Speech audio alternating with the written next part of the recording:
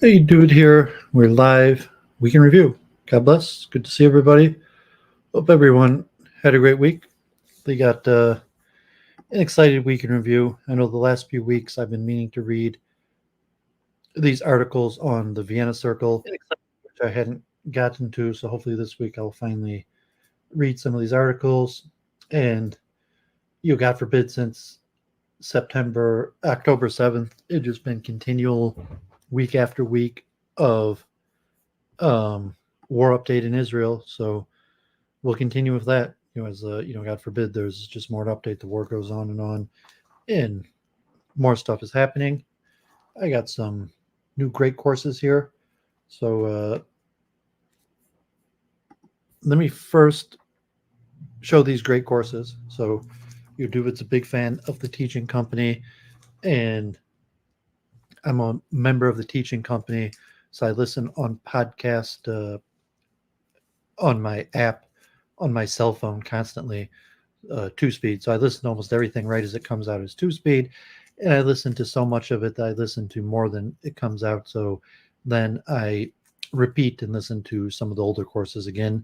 So constantly lifelong education, and one of the best sources of lifelong education is the great courses now, Wondrium.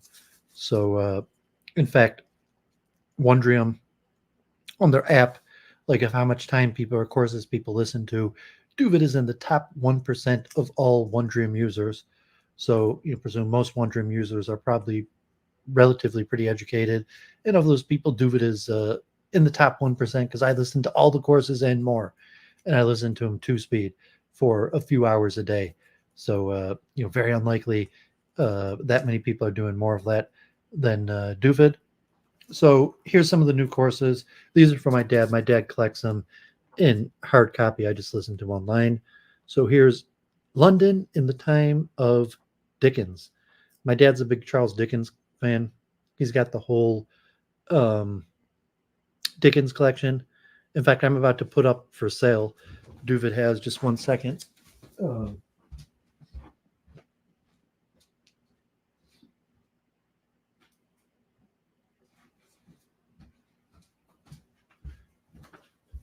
The Oxford Illustrated. So I actually have a vintage Oxford Illustrated, 21 volumes of Dickens, the Oxford Illustrated version.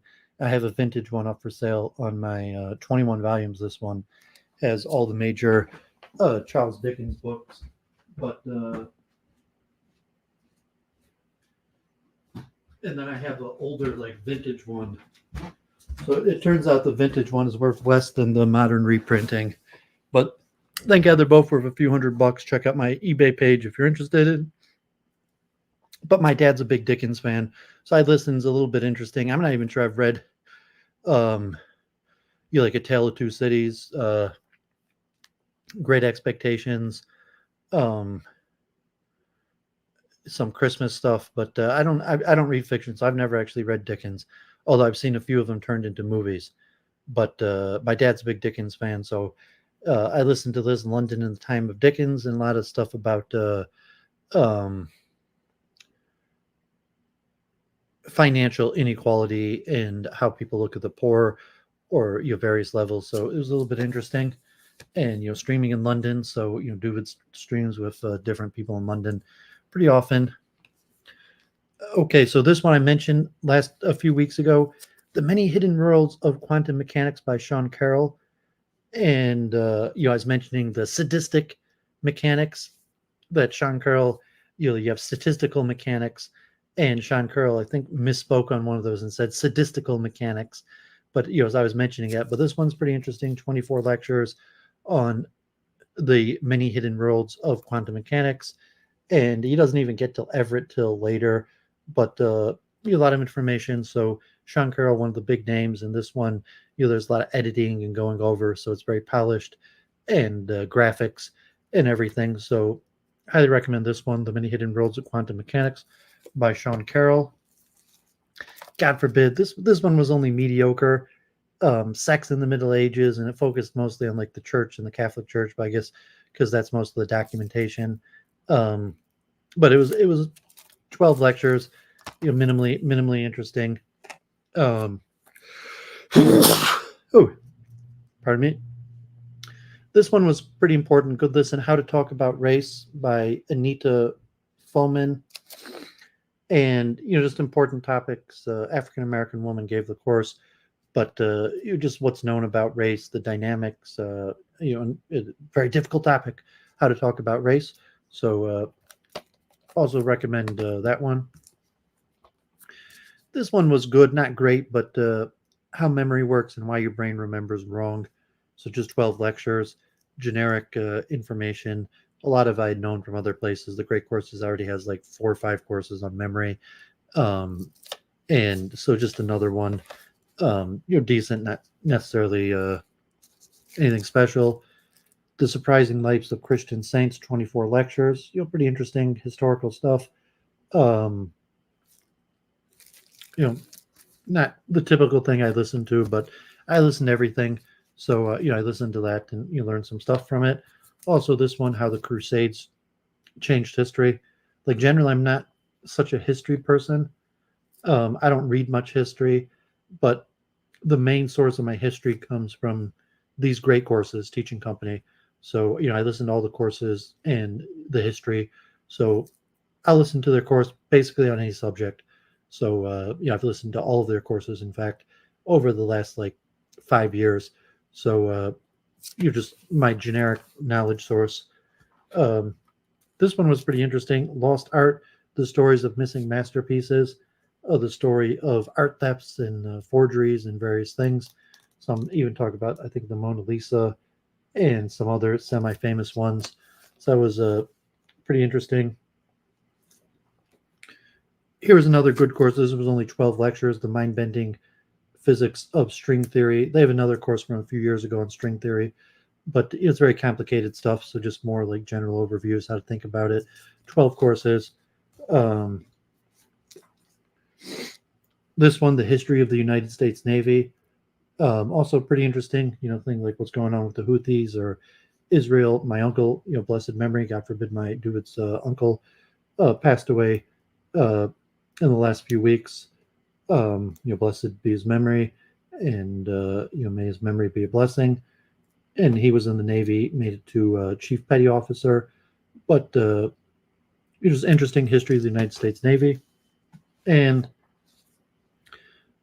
this one was only 12 lectures. The Navy one was a full 24 lectures. The Field Guide to North American Wildlife.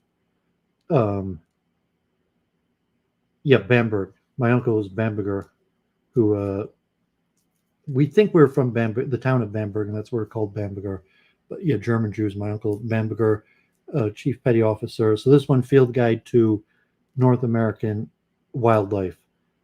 It was pretty interesting. She had 12 different animals with like a little story. Interesting stuff. So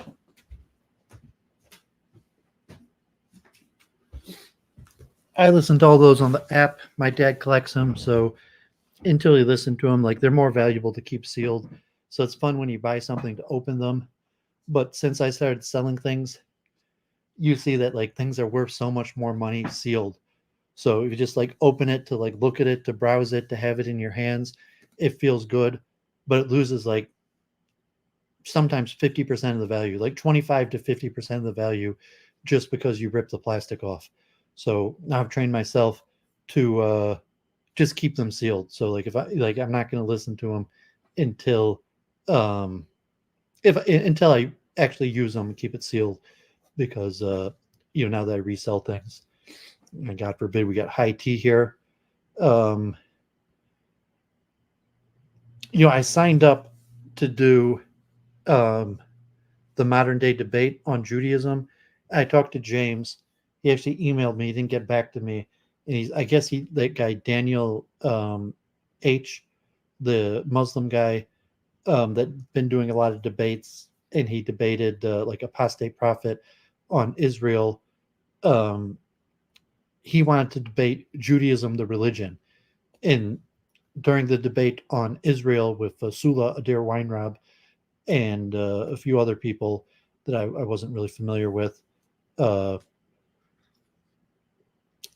James mentioned that he was looking for a pro-Jewish debater, and that would be the religion, not like the JQ, not Zionism, but actually the religion itself.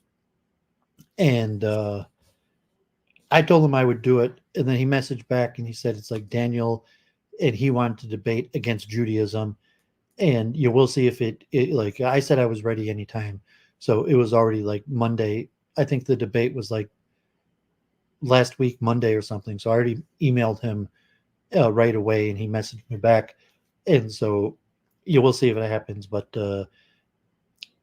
if I did a presentation on Judaism itself, just the religion itself, like I would focus on the principles of Judaism, why Judaism makes you a better person, the fundamental tenets. Like I, usually say, what is Judaism? Is Judaism what Jews do, or what the religion teaches? So I would defend what the religion teaches. So Pilleater, God bless, good to see you too. So I would have been happy to defend what the religion itself teaches. And I would mention like who is Duvid. So my grandfather's grandfather, Rabbi Bamberger, came to America in the late 1880s, and then was brought to Chicago to be a rabbi for the Workmen's Circle. And my granddad's granddad ended up representing Jews as a rabbi. He wasn't one of the main speakers, but at the 1893 Parliament of World Religion in Chicago. So I've mentioned that in the past. I've even read my grandfather's speech that he gave on education from the Parliament of World Religions. But yeah, so if I did a presentation, if it happens, like I'll give my background. But I was actually looking for and thinking about that, how I'd go about doing it. And I thought I'd try to give like a non-denominational defense of Judaism, and I try to be more explanatory, where like explaining the different views of Judaism, but focus on the religion, and then I might make some like JQ controversial points at the end, like Zionism, dualistic philosophy. So looks like we got Pilleater here. We had him a few months ago. Our friend from the Babcast, who is now in San Francisco raising a family. So you there, Pill? Yes. Good evening, David. How are you? Thank God. Good to see you. Well, one thing I could say about Judaism is about more than a decade ago, when I was at Temple University, I took a class with Elliot Ratzman titled Race and Judaism. And when I was doing that, I was in this kind of phase where I was taking Asian studies and being religious, open-minded, and I was the type of person learning Satire at 15. But long story short, Satire, you said? Satire, yeah. With I would play Satire and get a callus on my finger. My point was to get into Berklee School of Music, and I was this whole world cosmopolitan guy, so I was doing all this new age stuff. Did you get into Berklee School of Music? Well, I actually turned it down in favor of a different opportunity because they weren't offering the scholarship I wanted to. They had a few courses at one point on edX. Like edX for a period was free, and they put a few courses up on a Berklee School of Music on edX. I actually had ambition to go to the Spain campus. I don't know if it's still there anymore, but long story short, just going back on Ratzman's class, when I was in that classroom, he actually talked about a big name named Kevin B. McDonald, and that was the culture of critique, saying how you could say evolutionary strategy, but what about religion? And he made this big argument, kind of. What year was this, you said? This was 2013 at Temple University. I mean, so it's before the alt-right. Mm-hmm. The professor was Elliot Ratzman. He's like an editor at Religious Socialism. He talks about Jewish issues and whatnot. And so I'm just looking at that's after Kevin McDonald was already involved with Amren, after he had already. This is pretty early. I mean, this is like right in the prime. Before the rise of the alt-right, so he was already like minimal controversial, but very minimal controversial before like 2016 in the alt-right. But I think at that point he was already involved with like American Renaissance. I mean, now you have Nathan Kaufis kind of trying to rebuke him now, and that's what I've been tuning into and reading his papers on his website. But it was more than 10 years ago. Yeah, that's interesting that you're saying like a university course, and you're saying even a Jewish professor would have you mentioned. And I like McDonald, even though I disagree with him, but I think just the frame to look at it as an evolutionary strategy, because we also watched I remember in that same semester, we watched a documentary, Defamation, about where the Israeli journalist goes to the ADL, makes a liberal argument about how the Holocaust is used to like brainwash and to be, and that kind of got big too. And that was making its rounds. And at that time, it was kind of accepted by the liberal sect that, the ADL was using, Zionist propaganda and whatnot to do that. But I thought that was also another, I wouldn't say it's kind of mid-eye-opening level, but I actually remember just taking that course. I was just more interested in the whole Judaism stuff and whatnot. And well, I was kind of excited if this debate happens. I don't think I have ever had the chance to present Judaism. Like I've debated the JQ like probably 100 times now, and like even like Keith Woods and a lot of stuff, the interviews or questions about Judaism, it's almost always against counter-Semitic people, and it's never been in a formal debate where I got to open up with a presentation, even if I was debating this like Daniel Habitku or whatever the. But I've had a close friend. I don't know if you know Alex Goldstein. Oh yeah, I think he added me on Facebook. Yes, he was into Kabbalah, and when we would hang out, he would just talk to me. I make the point that I've never actually been able to just debate Judaism, because in all, even the things I've been in, like people, Judaism comes up, but it's always like, defend the state in the Talmud, or like all these like supposedly egregious things. But I've never just been able to present Judaism separate of Zionism or Jewish culture or a defense of the Jews. So I would kind of excited if I would have that opportunity just to give a positive presentation of Judaism, the religion separate from any of the other stuff, something I've never been able to do. In modern day debate against that guy Daniel is pretty big. You would probably maybe have over 1,500 live viewers, and tens of thousands of people would watch it. So I would be kind of excited if that came up.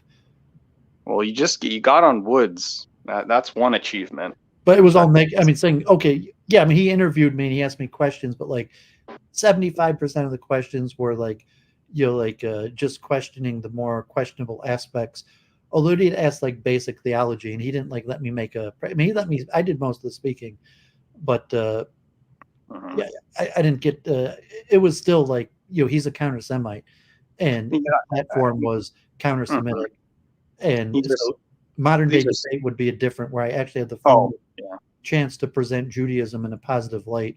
It would be the first time I would have ever able to do that. Are you going to be on modern day debate soon? It's maybe, like, it's not confirmed. Yeah, because Alex Goldstein would talk to me about the same subjects, about real Judaism and whatnot, Kabbalah. When I was hanging out with them during this time, last time I hung out with him was just literally last year. I'm in Philadelphia right now, so I don't know if I have time to hang out with him soon enough. But you're not talking to me all anymore.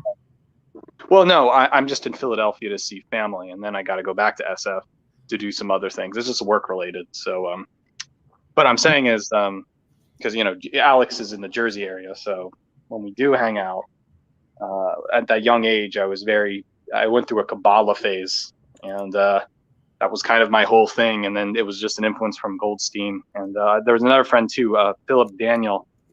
He also does classical music. And you might see him around in the chat sometimes. Sometimes he'll tune into Luke Ford, but not really. He's from the Babcast old days. Like, I remember Daniel.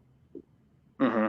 Yeah, like Phil Dan, we hang out too, and he is always showing me classical records. But that was kind of a little circuit too, because there was a period where, if you remember, when Luke Ford was starting, there was the Jewish alternative right, and that piped my interest as well, because I liked the contradiction ideals, and I was learning. So even before I got onto Luke Ford, I was listening to other people like Josh. He's on Instagram right now. I forget his name, but it's been some time. What was your affiliation with the alt-right, though? Weren't you like caught up with like did you actually have affiliation with alt-right, or are you always just a commentator?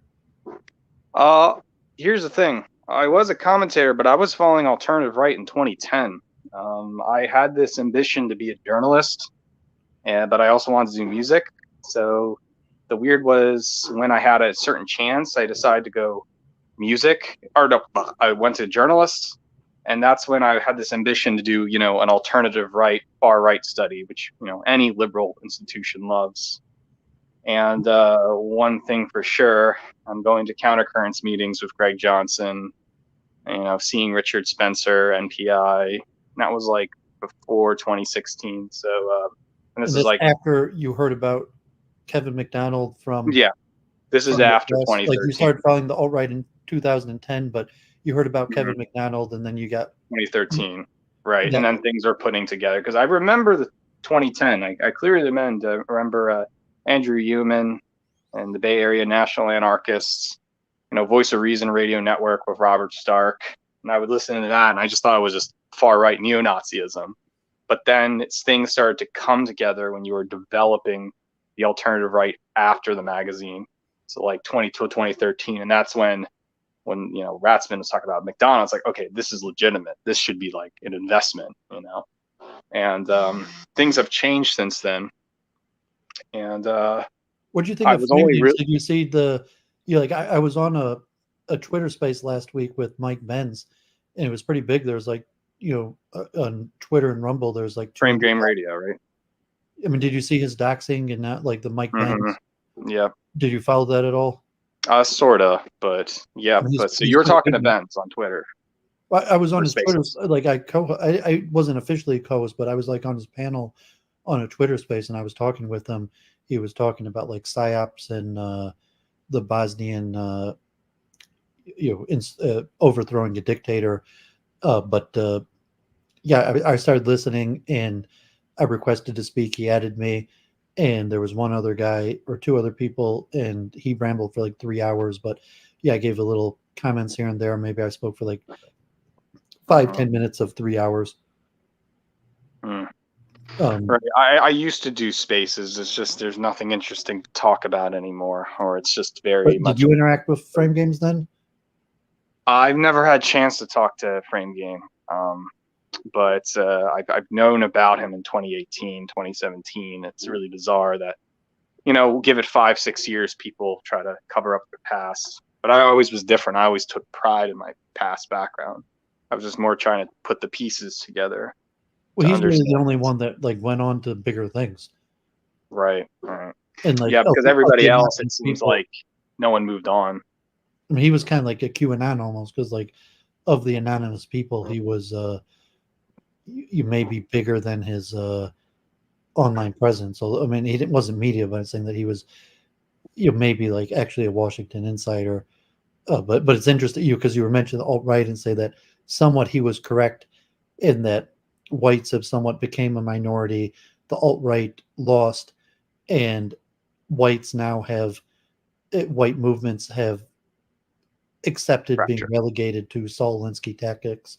If you remember listening to him, that's what he was trying to sell white people on, like Saul Alinsky tactics.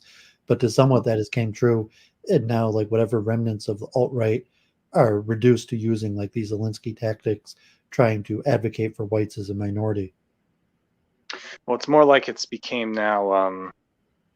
It's this obsession now that because there's Spencer even went away himself, it's dissident right obsession. All of a sudden, after 2019, everybody started to use the word dissident right, a term John Derbyshire was using just to promote his own work in VDARE. And there's so many people now that don't even know it's connected to Derbyshire or VDARE, and they just say anything is DR, which is far right. And Well, like you're there was saying, legitimate fear in 2016 that like whites would take the nation back in like yeah, America. Clinton. Yeah, And Clinton had a speech on that. yeah, and saying like at this point, like there's really no fear of that. Like you might think, okay, like these people are dangerous. God forbid someone could shoot up a synagogue or do some hate crime. But the fear was like Trump could lead the God forbid from the government, that the government would actively enact policy, like the Muslim ban that would start taking the country back for white people. God forbid, and it's like and that was probably drummed up and completely like fear mongering and inaccurate even then in 2016. But at this point, like 2024, like nobody's saying that. Nobody thinks like whites are like overly power in America, or that there's any chance that whites could take back America. Like that, 8 years has made a huge difference like that. I think There's it's still like white privilege in the various things, but like no one thinks that like whites stand any chance to take America back like they did in 2016. I think it was just the death of liberalism, or the ideal that in the Biden government, as of now, it was a culture shock in 2016, so that's why they were saying, imagine if power structures was change. But now when you have it, you kind of create more paranoia of it, where the Biden government represents that end of boomer Gen X generation of the political correct society. Because given another decade, I think things are going to be more radical, or at least the radical becomes normalized. And if there's any victory to far right or far left activity, it's that it sounds cliche as it sounds, maybe the window has shifted in that people are now asking for, a right to be what they are. I want to be white. I don't want to be, this, even though that's kind of became a buzzword for, and it is still like that, but at Well, the that's what I same meant time, frame games. That it's like that at this point that it's whites advocating as a minority. mhm.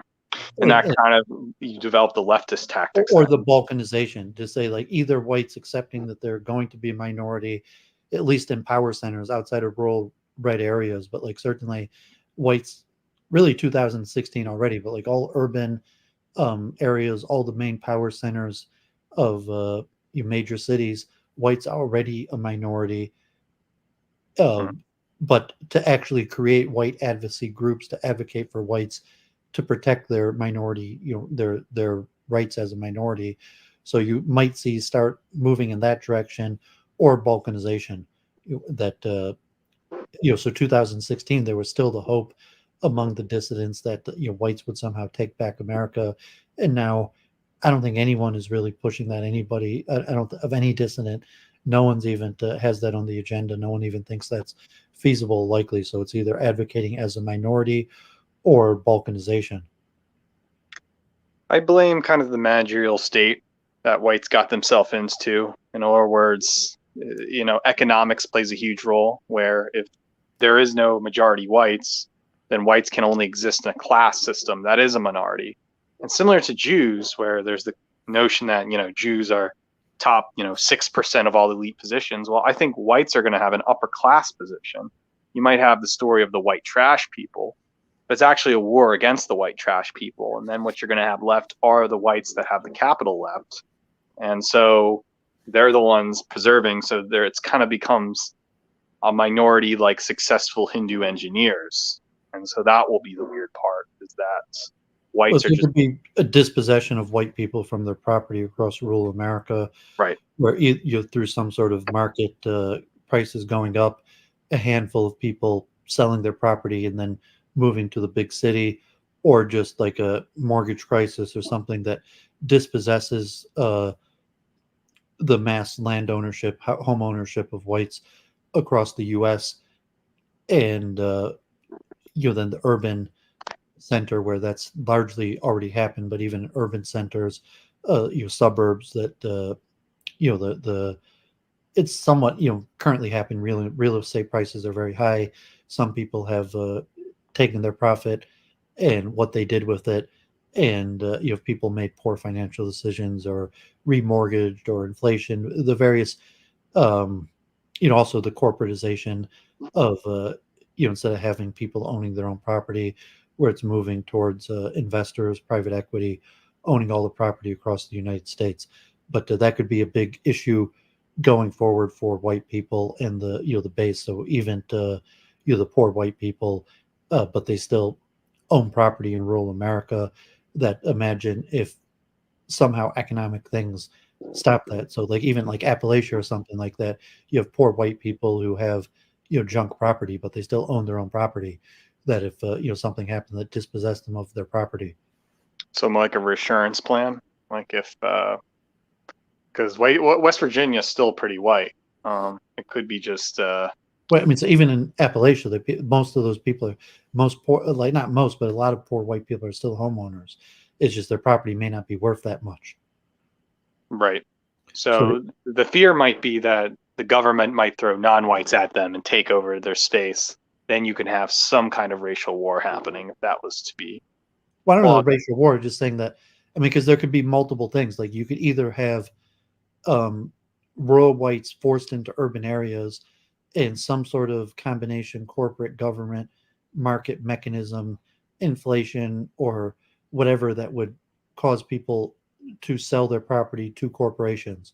So, like in Appalachia, if I mean, there's multiple market governmental uh, programs that could cause it, but I mean, we could discuss it. If I'm not sure how long you have or how interested you are, but whatever Yeah. that would happen, that eventually private equity would buy up large amounts of that territory, force the rural population out or into urban areas, and then repurpose the land for something different. If it's not necessarily like multiculturalism, it could be resource extraction or something else. But you're just saying that from a larger corporate interest of a new multicultural America, presumably one of the things that the new America will do is dispossess poor white people of their land that they own. I remember a New York Times article coming out in, I think, 2018, 2017. It was about white congregation, that if whites were to lose their territory, where would they go? And if I recall correctly, the journalist made this point and said that whites are kind of like what Black Americans are today. If you look at a map of racial segregation, all Black Americans are in major cities. Well, like you said, if you were to get all the whites from West Virginia and tell them to move to Pittsburgh, then you'll have this kind of new segregation state where possibly now blacks are all in the West Virginia area. It could be Indian, it could be something else. And then whites are only existing in major cities, hence white congregation. And then you're just going to have a class version of that where the poorer whites are going to be congregated in Cleveland, while the high class whites are going to be congregated in Brooklyn. You might have these white topias here, but they were created as a reverse gentrification process or something. Yeah, but I don't think you're going to have.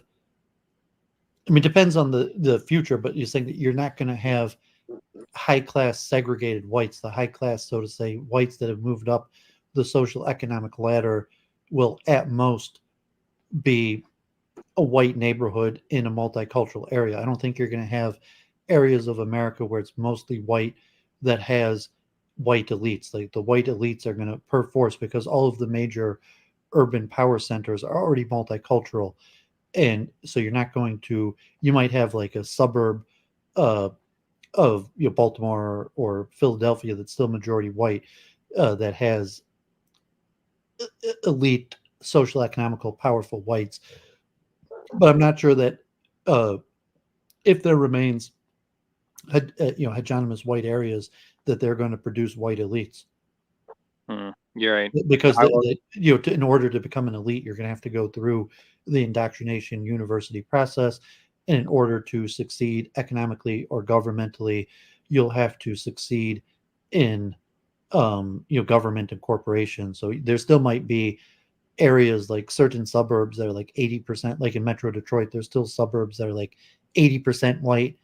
But even within those, there's going to be diversity. I mean, I don't even know today if there's like, maybe some places like Maine or Vermont, but even in like, well, even in like New York, California, Washington D.C., Chicago, Florida, I don't think there's like elite white neighborhoods.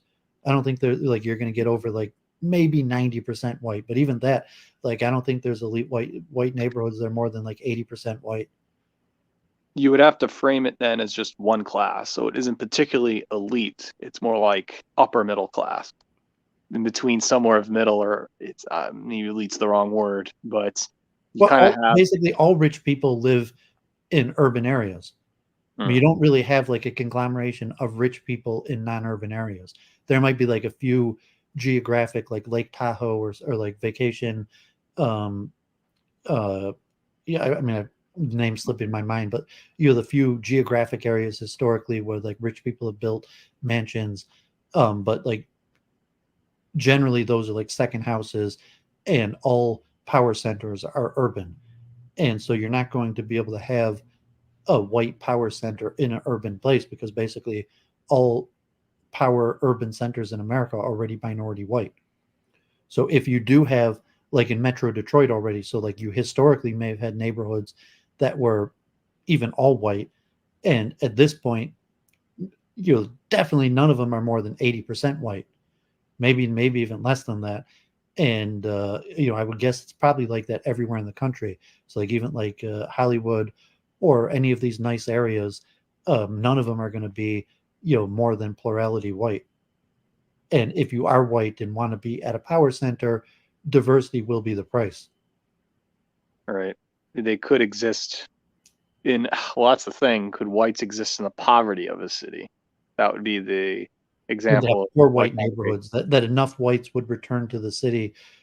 I mean, because you don't really have poor white urban areas. Most poor white people are in the suburbs, that whites already moved out into the suburbs. So it's very rare to have poor white urban areas as opposed to poor white suburban and poor white rural, that there'd be enough whites being dispossessed from the countryside that they would move to a city where you would have poor white dominated urban areas.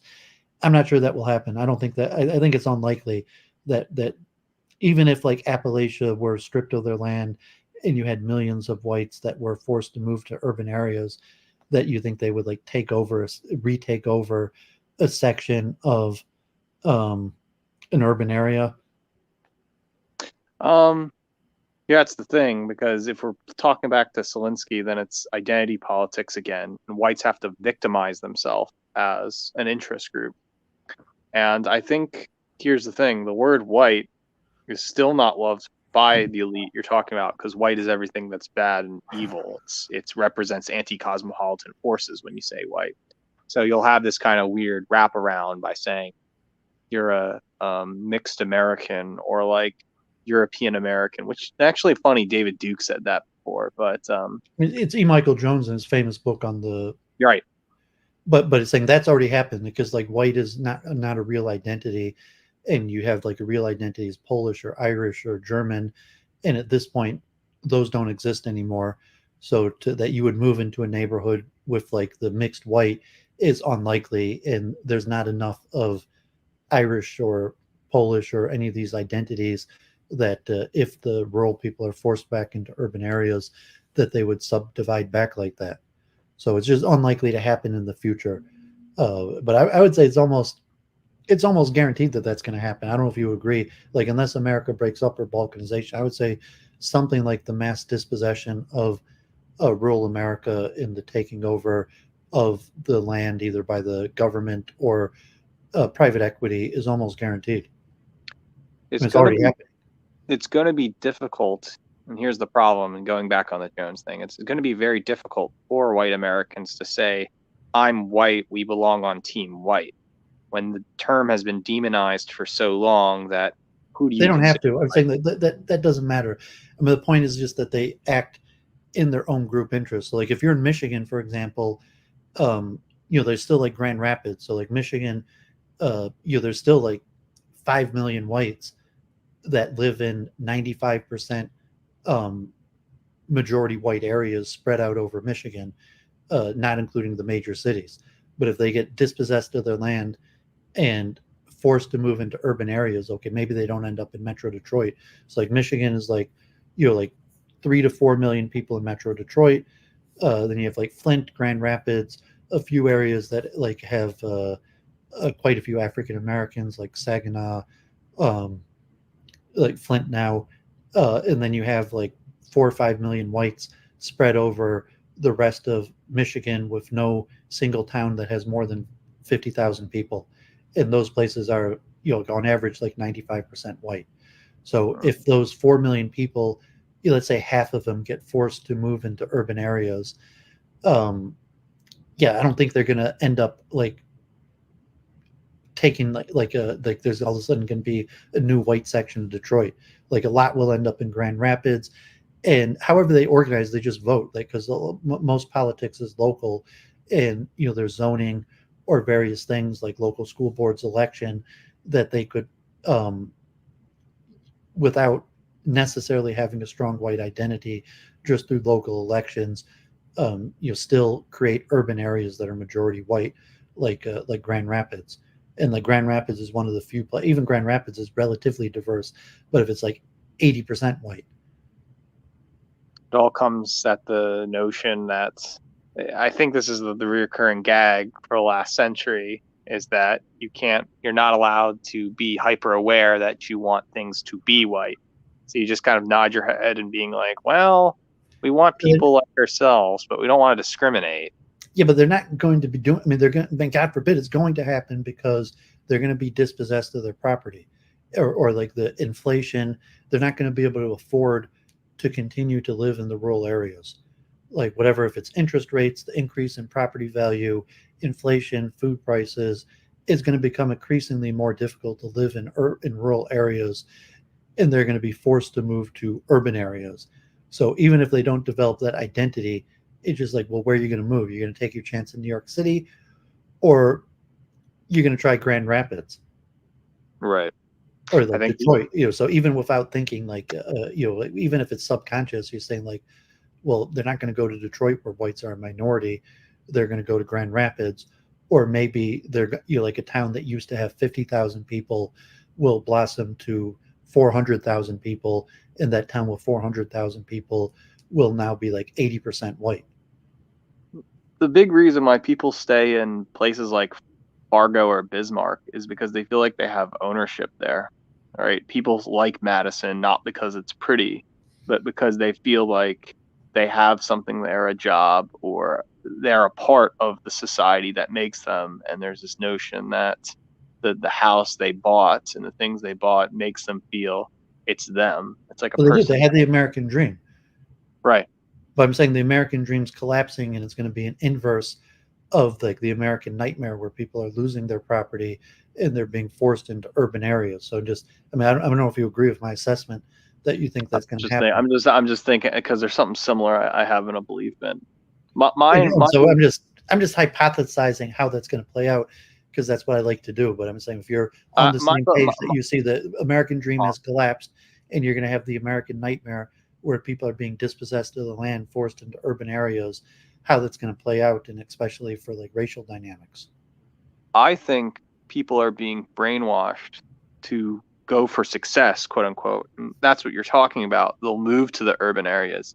But I also think they're going to be very biased and move only to New York, LA, Chicago, Houston, because that's where everything's congregated. Meanwhile, you'll still have cities like Cincinnati or Cleveland go to the side, because then you'll have a white faction that says, oh, that's boring. Why would you go there? And so only like you're now developing a one answer solution. There's only one market and it can exist only in this city. And so that's what I think is happening, is because you tell millennials or Z that if you want to be successful, there's still the glut of empire. Like, it's not going to be boring. It's going to be dire economic. And I don't disagree, like Gunnar in the chat saying like, yeah, Grand Rapids is rapidly declining in the percent white it is, but there could be other areas like Grand Rapids that, but like, no, I don't think people are going to be doing it because they're boring. I think they're going to be, God forbid, facing extreme economic hardships of unemployment and increased inflation, decline of America. So it's not going to be like boring. They're going for entertainment. They're literally going to be moving for survival. Like, God forbid, if you think like, I don't know, it's probably not going to be like the Dust Bowl or whatever, like the great migrations of the past. But I do think it's going to be extreme economic hardship, and so it's not going to be like people going where it's exciting. They're going to be literally trying to survive economic downturn.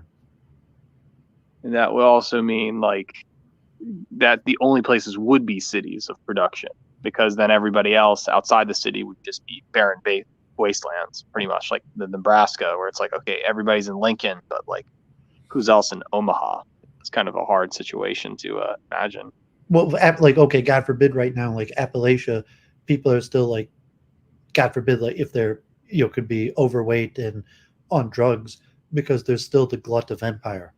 But if you had rapid inflation, that it could reverse, where you can't just be poor in Appalachia and you live in your rundown house apartment and get fat, like rapid inflation would force you to leave to the city, to avoid starvation, God forbid. So I'm thinking like on that level, where like what's going to cause people to leave Appalachia for the city is going to have to be like starvation level inflation, or some sort of government corporate programs that makes it impossible for people to pay rent or inflate the prices, like some sort of probably inflation, or economic thing that would just force people to leave like Appalachia because of dire economic, not just dire economics where they're poor and fat, where like they're poor and starving. It's kind of like the situation of being in Ohio or parts of Pennsylvania where places like Altoona or Youngstown are too spread out. So you need a car to go anywhere. And of course, you're probably going to go to the city because it's likely a walkable community where you can At this walk. point, you could still do that right now. Like you could still be poor and fat basically anywhere. Like, because cars are not that expensive, and food is not that expensive, and gas is not that expensive. But it would not take much of something like rapid inflation or economic changes where that would not be enough. Where like cars could be, the prices of cars have went up a boatload. Like they're 50% more expensive. Car repairs, they could force like electric vehicles, so no longer you can do, and gas prices could go up, and food prices could go up to just the point where it's untenable to survive, and you per force of starvation, survival, people would have to move to urban areas. So that's kind of like the dire circumstances I could foresee happening even in the next 10 years. I think You don't think it's that bad, or you think that's well, unrealistic? I'm thinking for the white situation, going back on the white part, because I remember there was talk when the Ukrainian war was starting, and here's was actually the worry that if there were Ukrainian refugees, the refugees would go to New York City or something like that, or anywhere. And suppose you put the Ukrainian refugees against Mexican refugees, there would be an instant racial war where the unapologetic white, Ukrainians would get upset at the Mexicans and then vie for, territory controls, kind of like what happened in Coney Island and Russians. And so instead of thinking that these refugees, like Ukrainians, are trying to survive an evil war against Russia, when you put them in the United States, they'll immediately carve out a piece of territory, and it would just cause more problems to a multicultural society that's trying to be anything but white, or quote unquote. I Yeah, mean, but again, the demographics. Jones thing. Yeah, I mean, I'm one thing probably going back on the Jones refugees thing. that, like, because of the mandatory military service, and that the main demographic that would have done that wasn't allowed to leave. So like like working age men or it's illegal for them to leave Ukraine. So that's not going to happen with just women, children, and old people. And the demographics is that like none. There's just not that many. Even like Ukrainians, there's just not that many Ukrainians compared to Hispanics. Like at some point, like all the Ukrainians have already left, but there's still like potentially like tens and tens of millions of Hispanics that could still come. Like it's just an endless wave. So I don't think that's likely. That there's not going to be like an immigration. Yeah, I mean, this was talked about like 2 years ago. even rural red state whites being dispossessed of the land and forced into urban places. I still don't think that's not going to turn urban places majority white. Like even with that happening, your whites will still probably you'll be a minority. Like even if 500,000, I mean, like Philadelphia, like Pennsylvania, like Amish, I'm not sure, but like even if like 500,000 people came into Philadelphia, like whites from red states, I don't think that would make Philadelphia like majority white. I mean, maybe like 2 million. I mean, how many whites would have to come to Philadelphia? Like 2 million for even whites to be a majority again. I think it goes back by saying that then the jobs that all these whites are going to have in the cities will probably be managerial jobs of They're not telling going these to be jobs. masses. I mean, God forbid, it's going to be a disaster. It's going to be like a welfare state. So I mean, Right. like the unlikely the whites are going to, because the economics has changed, the American dream is dead, and like they're really not needed. There's not the economic niches to follow. Right. So Like, what jobs would they? And I always think to myself, the only They won't. job they I mean, could make. unfortunately, they won't. There's not going to be jobs there for them, so it's just going to be a mass disaster. It could be even comparable to like the Far East, or where Well, we're going. it makes me think when the George Floyd riots happened in Philadelphia, there was the left of the white, Italian Fishtown people who went in a group of like 20 people and got their baseball bats out to make sure that the neighborhood was protected against blacks that were rioting. So if we had a situation that was pure chaos, all the whites are unemployed, they have no managerial positions, it would probably be something like the George Floyd riots where there'd be a Mad Max situation where whites would look out for themselves, or at least know that this is our religious neighborhood of sorts, and hire or at least create black market jobs or sorts, or maybe like a little militia or something. Yeah, I'm not sure. I mean, like Armageddon, like I mean, yeah, I mean that might happen where you have. That's why I say like you have um, but it'd be very difficult for even if like over the next 20 years, 2 million white people from red Pennsylvania surrounding areas move back into Philadelphia, it would be very difficult for them to retake neighborhoods. But if that did happen, that it might be. I'm not sure it'll be dire in terms of, but yeah, I mean, it could be a dire in terms of increase in crime. Like there's two options. One would be like Armageddon, and the other would be more like the corporate welfare, like Andrew Yang's type style, like UBI, and everybody just waiting for their monthly UBI to get like Amazon care packages. And if you really wanted to, you could try to work your way through the system and raise through the corporate ladder. There'll be some jobs in the trades like manufacture and construction if you're a hard worker, but they'll mostly be mass poverty and governmental welfare state that is probably more ran by like Amazon than the government.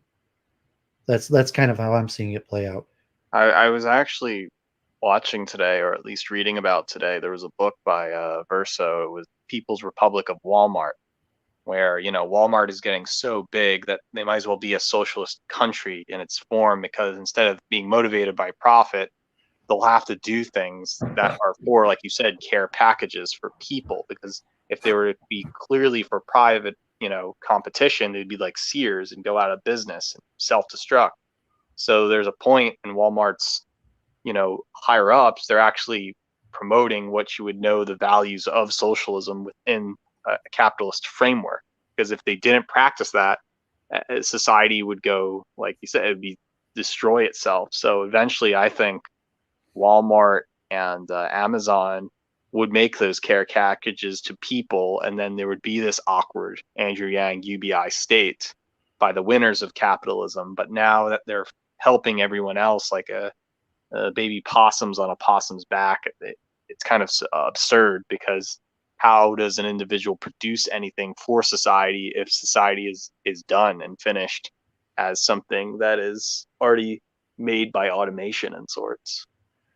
I used to, I mean, me and John Wolf in the chat like did like a map tube for a while, and so I picture like Detroit, and he was there in Louisiana and New Orleans, and likely you would have like we talked about the last time you're on, and from the Babscast, where you would have inverse ghettos. You would have like ghettos for rich people, but you would have certain areas of the city for the people that worked for the corporation or ran the government that would have private security or very strong security that were very safe.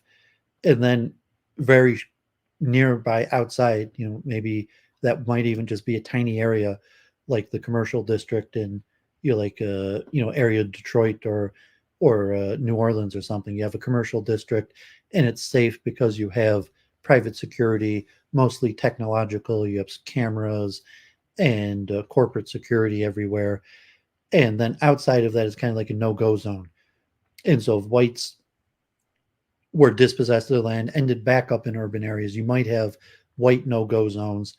And then it could also kind of be like Japan or something like that, where you have starting to see smaller apartments, like pods or something. So if you wanted the safety of, you could get like a low entry job at Amazon, and that would be enough to like start you in like a pod in like the urban area where you can have like a like a Japanese style like 4 by like whatever tiny room, and that you could work your way up, and there might still be some level of the American dream to like eventually have like your own house.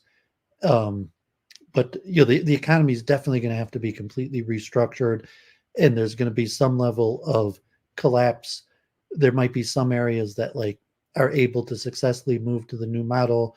There might be some places that are devastated and rebuilt. There might be other places that are just devastated and never rebuilt.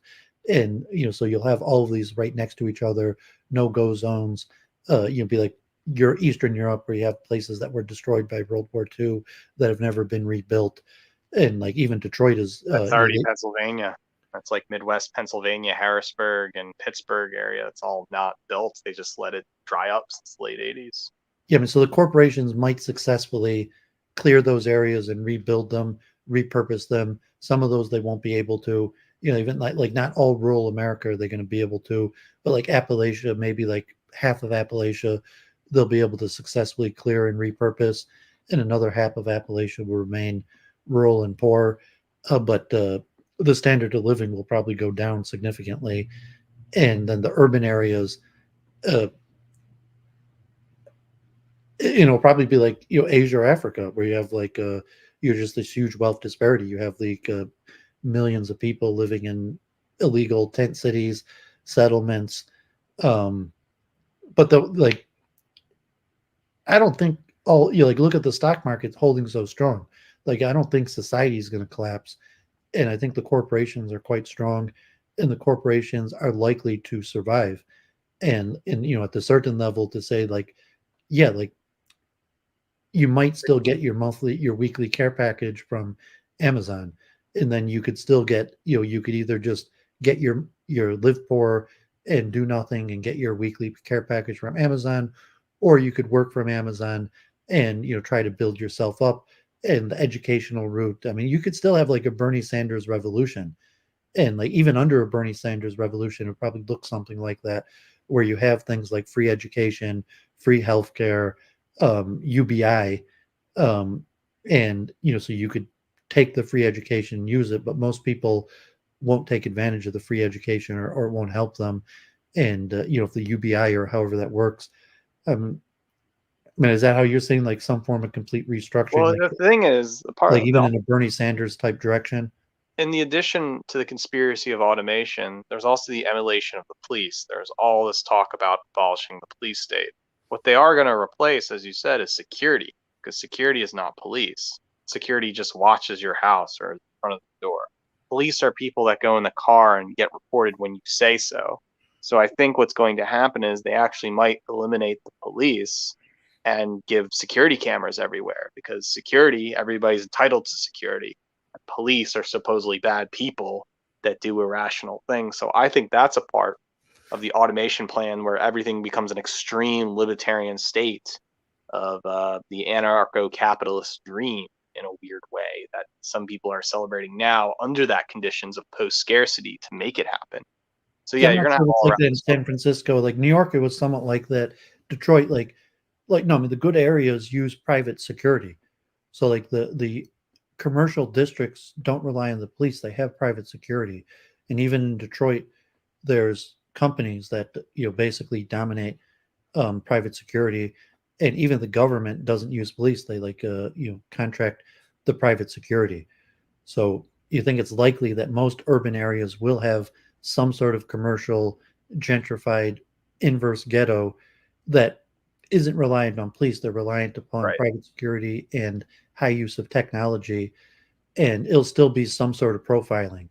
That's And yep. you're basically, once you come to the securitized uh, inverse ghetto, um, you'll be instantly profiled, and there'll instantly be some form of security services, and but it's just going to be this tiny inverse ghetto that's safe like that in the It's like the commercial. robots can be racist, but because there's nobody anymore, it's less. It's just a part of the plan to get rid of police, I think. Because once you get rid of police, we're having this hypothetical future here.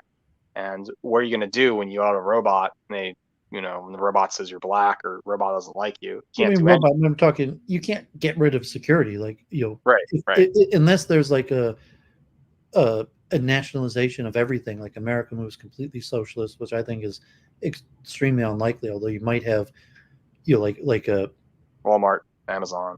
yeah, I'm saying that the corporations, that the government would nationalize healthcare, but they would nationalize it by outsourcing it to the corporations, and then there would be a corporate security firms. So like you would, but they're not going to be able to keep safe the whole city.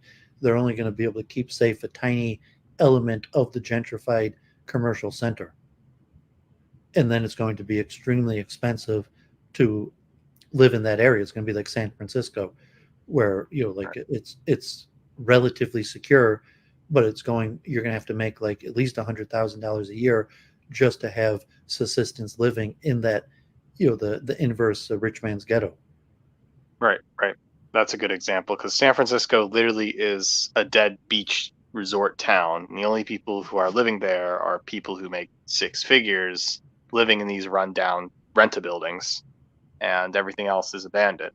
But that's what makes Does it San strange. Francisco have private security, like, or they don't Yes, even have yes, it that? does. I mean, the apartment I live at, it's all just cameras and fingerprinting and all that stuff, and everything else is dead quiet outside. So it's a peculiar interest because you would think it'd be like Miami or something, where everything looks good, everything's good. But yeah, I don't know. San Francisco is the opposite. It feels like it's a rent-a-city. Like if you drive a red sports car, there's no warranty if you damage it or so. It's just like drive at your own risk. And I think that's kind of goes antithetical to the culture that an elite or wealthy person would have. They'd rather be at Epstein's Island or something. So there is this awkward position now, I think, with the elite existing in San Francisco, where it's like, well, everything sucks outside, but I'm only in this building for social clout, and that I have this pet. So it is like you're saying, rich man's ghetto. So what do you do at that point? I think what's going to happen is they just move to LA or New York when things get too quiet. Yeah, but in New York and LA are going to be the worst. And even if you think like it was already like that when I was in New York, where like you think like Upper East Side, um, once you leave the safety of your neighborhood, you tear towards modest dress, like your lower middle class.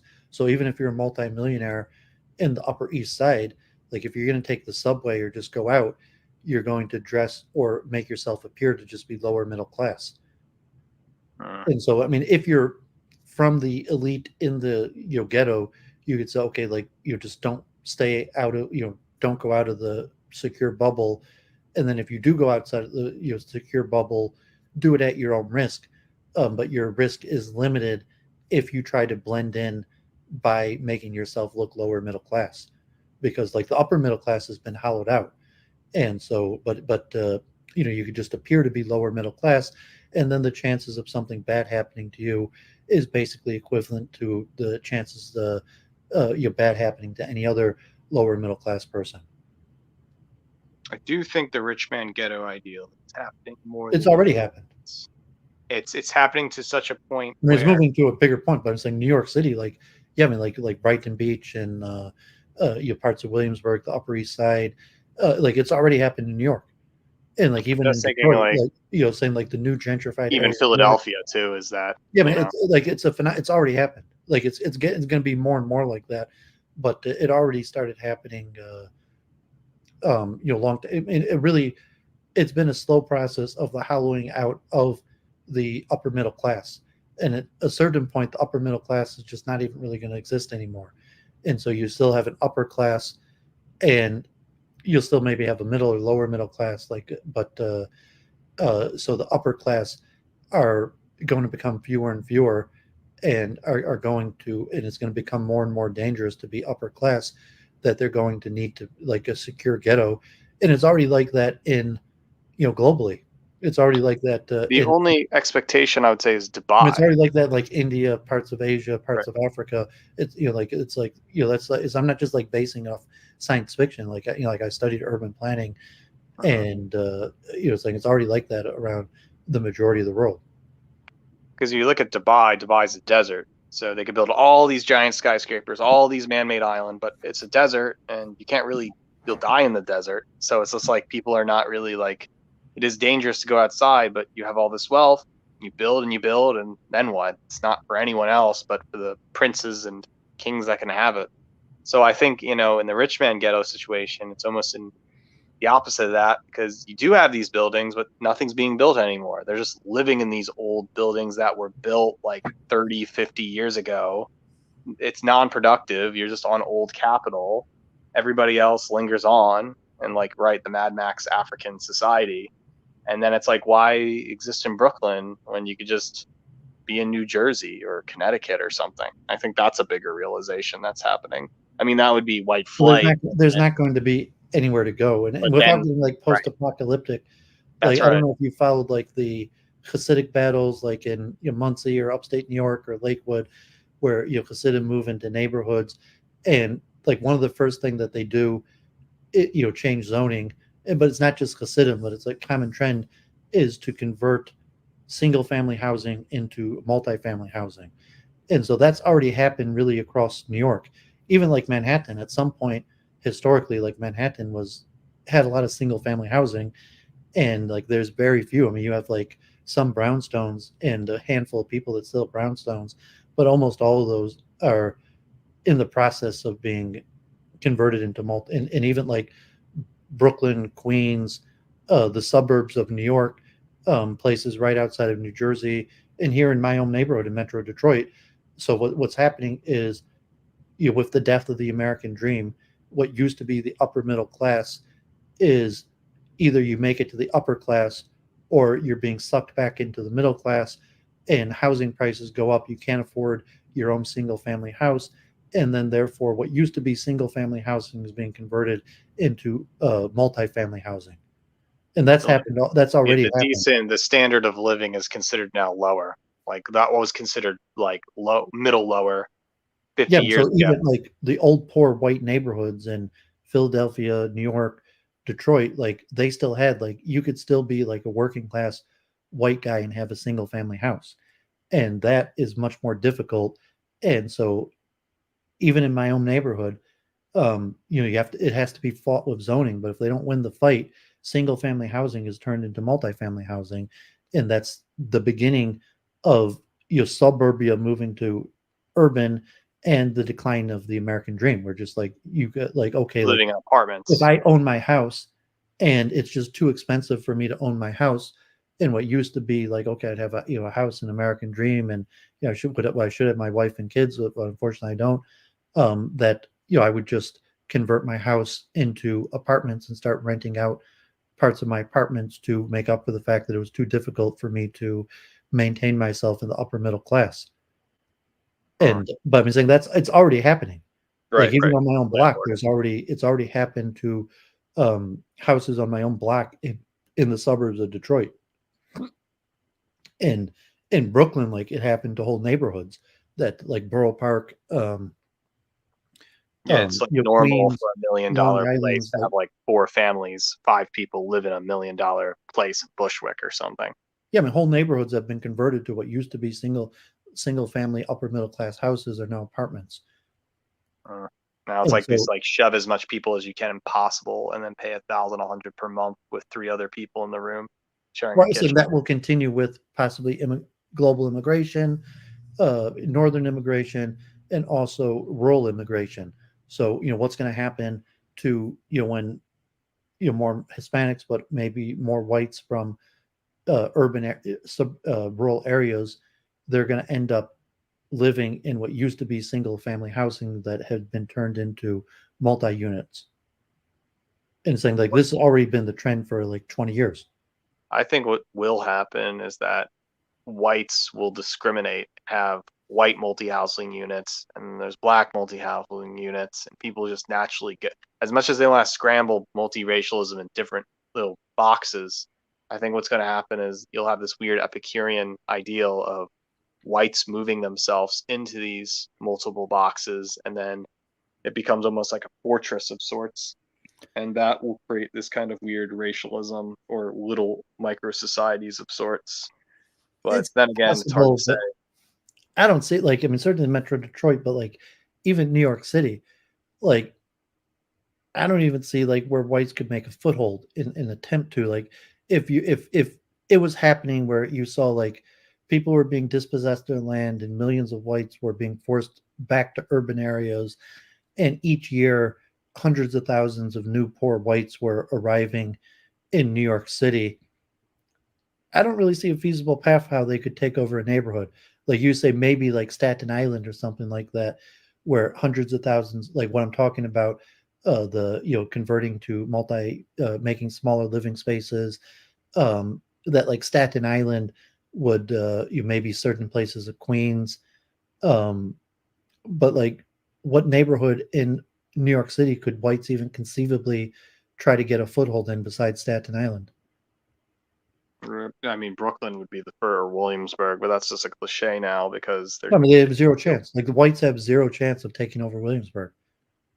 Even if like 2 million whites from rural America and like 300,000 Ukrainians, like I don't see how whites take over Williamsburg.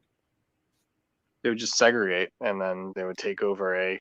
It's not. It's like the power structure needs it to be multiracial, so it's more like how much. And this is like a white nationalist thing. There's no mechanism saying like within like elections, purchasing property, like no one's going to sell their property. Like it's not like going to be like if a handful of rural whites end up like you know have enough property that they're willing to get that they could even get $1 million cash out. So if you're like a lucky person in Appalachia and you got bought out of your property and now you're moving to New York with $1 million, that's still not going to be enough to like buy you property in Williamsburg. Right, because the money would like be triple to like 5 million or something ridiculous. Yeah, I mean, you're not going to get like an apartment building or a like that. Like that $1 million in Williamsburg is just going to get you like a 3-bedroom apartment. It's not enough for the size in between what is. And to say if whites tried to pull together to like start buying buildings, it's going to be too much competition. Like the property is already owned, so like they're not going to like whites are not going to be able to come in to a neighborhood and like force out the non-whites, buy the property, and turn it into a white neighborhood. There's not going to be a mechanism for it. So what likely will happen. You're saying that the whites will end up going to the few places where white people still are. So it's like Staten Island could go from. I think it only has like I don't remember if it's like half a million for a single house. But I mean, how many people live in Staten Island? Is it over 1 million people in Staten Island? Over a million. But I mean, like if Staten Island balloons to like 4 million people or something, like yeah, it's like Chicago on an island. Yeah, or something even like like the areas of Chicago or something like the white areas that the whites might be more likely, but you're not going to be able to have upper class white areas if that happens. So even the whites might want to. Yeah, I don't see it as necessarily apocalyptic or catastrophic. Like it's going to be some difficult circumstances, and there'll always be the chance to get ahead. And it could be that you could have like a Bernie Sanders social net, and it could be the dispossession and retaking over of rural land could over like the next 30, 50 years be repurposed into something positive that would take America back. But I think it's unlikely that you will be able to pull together as a nation. So you might have balkanization. Again, whites could be asking for institutions by saying, I'm a minority, I need a grant or a scholarship to work here or study here. And because I'm a minority and it makes me special, and then again, going back to the Zelensky thing, that would be the only bizarre tactics of what is happening. And it's kind of a weird self-defeat thing because so many people are against whites. That's so unlikely that whites are going to get a special handout. I mean, that's where you have to move in the Bernie Sanders direction of everybody. That like whites are not going to get the handout unless everybody gets it, and that's why you could have UBI socialist ideal. Yeah, that's why people are critical of capitalism today. That gets because of the American system that would be administered through the corporations. so that like when whites start demanding healthcare and welfare and food, care packages, then either everybody will get it or nobody. But the whites could organize on a local area for things like school boards or zoning to have. I think it's going to be difficult for whites to take back a single major urban center in America. I mean, but they could negotiate. Right. It's like, what's Portland? It's kind of hard to say if Portland has that power anymore. Portland is kind of just the way of the buffalo, or what was left of Seattle. Yeah, I mean, maybe like Portland or Grand Rapids. There might be a few where that, and then like within, like Staten Island could negotiate for white interest as, but like it's unlikely that like Staten, like you're gonna have a mayor from Staten Island that's going to come to lead New York, because I mean, the demographics have already shifted so much, and the only place where whites are, and relatively the birth rates are low in rural areas, so it's not going to change the demographics that much, even if you have like half of the people in rural red state America forced into urban places, and not going to change the demographics enough. And then probably like immigration, like if like it's unclear whether they're going to get immigration under control. Look how quickly like 100,000 Mexico, like how quickly like people are coming from Mexico, or even said like Haiti or something. Like something could happen, and like all of a sudden you could have like 10 million people from Haiti in America. Again, it assumes like if whites ask for a handout and everyone gets a handout, it's the assumption that whites innately are the United States or are the managerial elite as a whole. I know it's the bias, they're not. But the thing is, this is what everyone else believes, because the non-white eye, America is kind of this welfare state for their own success, only then to go back to their own country or to take some property as an escape plan, like it's an island. So I think that's kind of the priority of the United States. It's this thing for everyone else but the people who run it. And if anything was to change, it would require it would like you're saying, the balkanize, I call it managerialize, but it's like, but if they don't have jobs anymore and whites just exist as socialism for me but not for thee, and they're just having these non-white kids, then it's just this bizarre culture of just this Athenian class ready for a Spartan class to overtake them. Well, I'm saying if America balkanized and you had like a new nation of like, however it worked out, where if America, like the former Soviet Union, if America broke into like 10 nation states, people might move around. So if like Michigan, Ohio, Indiana, or become a new nation state, or different areas. Republic of Texas, state successionist movement. But I mean, so if you're saying like, how is it going to be like the former Soviet Union, where America would dissolve into like, that would first then it'd be a socialist ideal. It would be a planned economy, and there would be a Politburo. And what I'm saying would be if there's like 10 new nation states, former United States nation states, they would likely move in different directions, and it might drastically move in different directions, and then people will probably still have familial connections. And over like, I was talking on Defense Politics Asia about balkanization, and it's like, that's ridiculous, it could happen. Like, but now with like the Trump election, I could see paths towards like balkanization any day. Like, because like Trump, big Republican nominee, he could be arrested or something happen, and a state could refuse to enforce the law, and there could be like a state succession. Like, it could happen this election. It was close with Texas trying to control people coming into their state. Okay, like 2016, when I was having these arguments on the Babscast with like Norvin or Rodney about like hypothetical secession, like now there's like multiple paths where that could happen like instantly. Like it could happen tomorrow, like Texas secedes.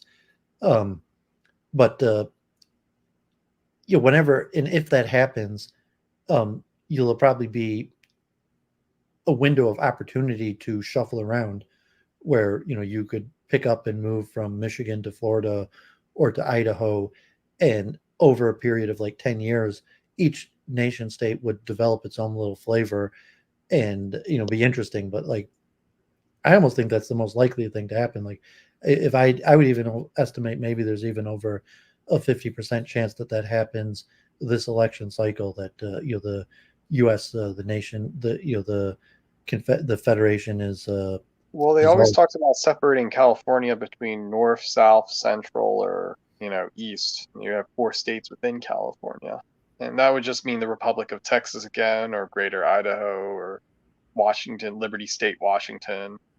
It's all plausible. I think it's just a matter whether like a Trump family member or somebody in the oligarch that wants it, demands it, it will happen, and it's just a domino effect, because that would just be a form of stability. And I think, if it took 300 years for the kingdom of Siberia to break up, then America is almost at the 300-year limit. You could say on average by the year 360, it can break up, or it will, because most nations are not knowing to hold that for very long. So we might be at the cusp of it. Yeah, I mean, that's why, like, focus on education, make yourself useful, be prepared. Hope that you'll be useful no matter what happens, and like the things that became. It looks like pill drop. We'll see it comes back, but yeah, things have become so rigged where meritocracy has basically died out. It's very difficult to get ahead in life, and the system needs to be purged, and that means the people in leadership need to lose leadership. And the problem is leadership becomes corrupt, and leadership focuses on picking winners and losers. So like, we're in the situation now where it's almost completely rigged. There's very limited power. There's more and more people fighting over a smaller portion of the pie. It is more and more rigged, where the people in power are concerned with corruptly choosing the next leadership in order to continue corrupt things. So meritocracy is dying out, and some sort of purge could. Well, I think I was just catching a bit. I think the Biden government is kind of like the last hurrah of the old style boomer liberalism or Gen X liberalism, because I think Trump is ushering in an era where the anti-liberal forces, or at least the direct planned economy ideals, are going to become fashionable. And so you will see probably Democrat-leaning people, more Sanders types, enter the Democratic Party in the future, who are just going to say straight up, I'm socialist.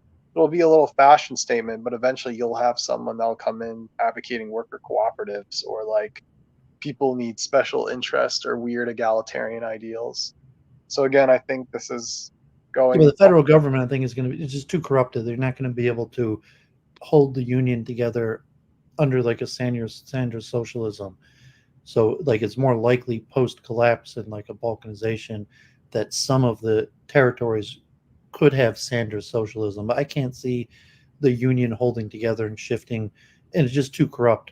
Like, even like, I like Bernie Sanders and some of the things, but like, he just, you can't trust the guy with money. He's not competent, and just how he blew, like, he had 200 million or whatever he had his campaign funds, and he blew it on nonsense. He was like paying like entertainers to make stupid campaign videos that nobody watched, and just like, there's no way that like a Bernie Sanders could competently run a socialist welfare state. Like, the corporations might be able to, but like, if Bernie Sanders nationalized it, it would just be completely incompetent, and society would collapse. So it's more going to be direct in the right leaning.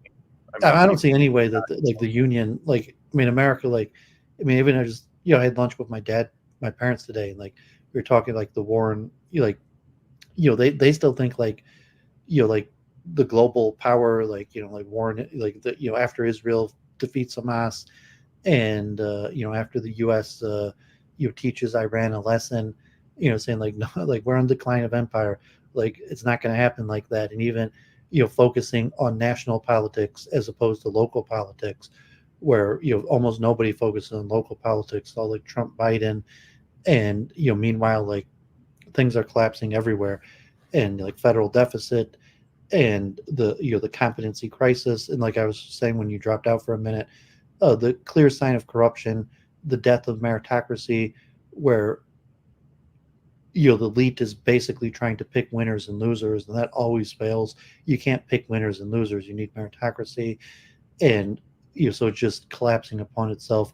Where because the system's so corrupt, you have to pick winners so that the winners could understand the current corruption and maintain it, and it's just going to collapse under its own weight, and there's going to be incompetence to not able to maintain it.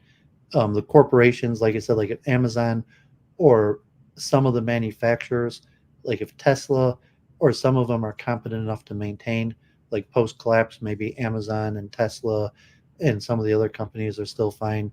Microsoft, they're like globalized and they're competent, and whatever happens post the collapse, they'll be able to move right in and keep on pumping out. That wouldn't surprise me. Or there could be a complete collapse, like where even like Amazon and Microsoft. Again, that's why we're having Trump. I mean, well, here's the thing. It's hard to say if Trump's going to get back into office. It's going to be interesting if he doesn't get back into office, because if he doesn't get back into office, that means the state, our deep state, is actually kind of afraid of him. So it's going to be really hard to have the old system, the Biden government, or was the Bush era stuff keep running, Clinton era stuff keep running anymore. It's just eventually you're going to have more Trump people coming in. I mean, just like Biden, he's more concerned with defeating Iran than the southern border. And it's like a Bush time 20 years ago. Well, I mean, we're going to lose on both fronts. We're going to lose in Iran. And, even Israel might just, lose. You want to cover the war update. Like, even Israel is unlikely to be able to defeat Hamas or Hezbollah. And the southern border, like, we may never be able to fix the southern border. Like it's likely that could lead to the balkanization, starting with Texas, where it's just the southern border crisis won't be solved, and Washington's just inept. And meanwhile, Washington's using the last of our power to try to like take down Iran with us. That sounds about right. Having an unnecessary imperialist war in the Middle East to generate last minute money. I mean, it won't. It's not going to help anything. We'll probably lose the war even. Right. That's another thing. Or at least create weird propaganda because it's like Ukraine and Russia going on right now. It's kind of like America was supporting that war all last year, and then they kind of dipped out and pretend it's not existent anymore. And I think it has to do with the losing mentality. If you win, you make it a big deal and a celebration. But if you lose, you don't want to celebrate that. So you just, like the Korean War, pretend it didn't exist or call it a forgotten war. But it's just clown world, because they're just going to declare victory, and even though we lost, so they could be stubborn and say, "Oh, we won the war," but that was a lie, to insinuate that. But really, America is losing the war, and that's the worst case scenario, and it's happened before in other countries. Well, it's basically what happened. I mean, like in Ukraine, and it's even possibly going to happen in Israel. And that's where you see like Israel getting to the point where they're just going to declare victory. But what are they going to do after they declare victory? Like at best, they're just going to try to like rebuild the wall and go back to the status quo. People declare victory as an ideological statement to tell the dumb people everything's okay. So if America says, "Oh, we have victory over Russia, take that," but then that's not true. What are they? It shows you that the war is fake, or that it's about controlling people rather than the state. But going out, say, yeah, this is clown world stuff. It's not that big of a 4D chess, but it is the absurdity of it all. Yeah, but that's what I'm saying. Like, the union is going to collapse. Like, there is no path forward to maintain the union. Like, there is no honest conversation that Trump or Biden is going to have with the nation. They're both just going to lose and declare victory until the union collapses, and like, because the corruption is too much, and they're both going to try to pick winners and losers. They're not going to be able to institute some form of meritocracy. And I take like some like biblical eschatology, but like we have free will. It doesn't have to be Armageddon, but the system has to collapse. And whether there's going to be mass violence and a bloodletting, that's up to us. But like the corruption of the system has to collapse. And at this point, it's so. I'm an accelerationist myself, and I believe pretty much the same thing. I'm thinking more in terms that when it does collapse, things like white nationalism or nationalism in general will be very much of a popular thing, like socialism was before Lenin, the Lenin government was formed. But where? Yeah, I mean that could be, but like where? Not where like me or you live. Right. So that's why I think what's going to happen is And there that's why might I be always this tell kind of Jews, like, no matter how it plays out, Jews are going to be on the blue side, on the non-white side of the divide. I mean, if there is a revolution, like, like 75% of Jews live in just California, Chicago, New York City, Miami, and Baltimore. 75% of all Jews in America are in those 5 areas. None of those places are going to be red. None of those places are going to be majority white. And right. even if you get to like 95% of Jews, like in the 20 That'll more put them in a cities, worse situation because then, what are you supposed to do? Leave the country or diaspora or become the bad guy? It kind of puts you in a wrong position there. well, I mean, Jews are all in on multiculturalism. I'm just saying, like, if that does happen, like, I'm not going to be on the white side of the divide. Mm-hmm. So like in relatively like Jews, like, so like that, yeah, that might happen. I'm following it, like, still, like, I have these internet conversations, but like that's on day to day. Like, no, like I still live in Metro Detroit. Like, whites are a minority. There's not going to be like a white, like, even like Oakland County. It's too diverse. There's not going to be like a white takeover in Oakland County. What will happen is there's going to be more of this open discussion about nationalism or ethnic nationalism or the right to segregate. It's kind of a post-libertarian ideal that when the state does fall, people have to draw lines again and say, what is a nation? I Well, I think mean, you that, can talk like I mean, God forbid, like the union collapses, there might be two schools. Like, one will be, we have to remake the union, and then you have the other people like, okay, the union's collapsing, we just have to push forward in our own directions. And so yeah, I mean, certainly there'll be probably, even in the, if the union collapses, like Texas secedes, and already next year things start falling apart, the majority of people will be focusing on a new vision to remake the union. Although I'm pessimistic that will happen. And so, more likely, like the fall of the Soviet Union, eventually people are just going to start going their own way. And so for that, you're looking like, okay, like you had your chance, like you saw this coming. If you wanted to be in a red area, you should have already made the move. And it's going to become much more difficult once the process starts. But once the process starts, also, you'll have certain people that will be like, oh, like, the union fell, this is our chance to regain power. But I don't buy it. Like, Rome's not going to collapse, and then some new force is going to come back and retake control of Rome, and then all of a sudden have power over everybody else. Like, that's not going to happen. The union is going to collapse, and no force is going to be able to like reestablish the union and be in power. I mean, do you see any path anybody could do that? you just be more anarchy. It would just be like an anarchist type. I don't know about libertarianism, but I guess there would be more of a Chinese-like state in mind where you Well, have. control. I mean, no, I'm saying balkanization in some places could relatively remain stable. Like, I mean, because I know this as like as a Jew, I grew up knowing so many former Soviets that moved to America, and many of the people, it made very little change. Like, the Soviet Union collapsed, and depending on which country they were in, um, it made almost no difference in their life that the Soviet Union collapsed, and then eventually they formed a new state. Although some people, it was disastrous, then they entered poverty, and that's why they escaped to America. But many of those places, their lives even ended up better. So I mean, I could see that in America also, like saying like some places, like, I'm a libertarian, like the government shutdown, like I don't think it'd make any difference at all if the federal government shut down. You're saying, will the federal government shutdown lead to a local collapse?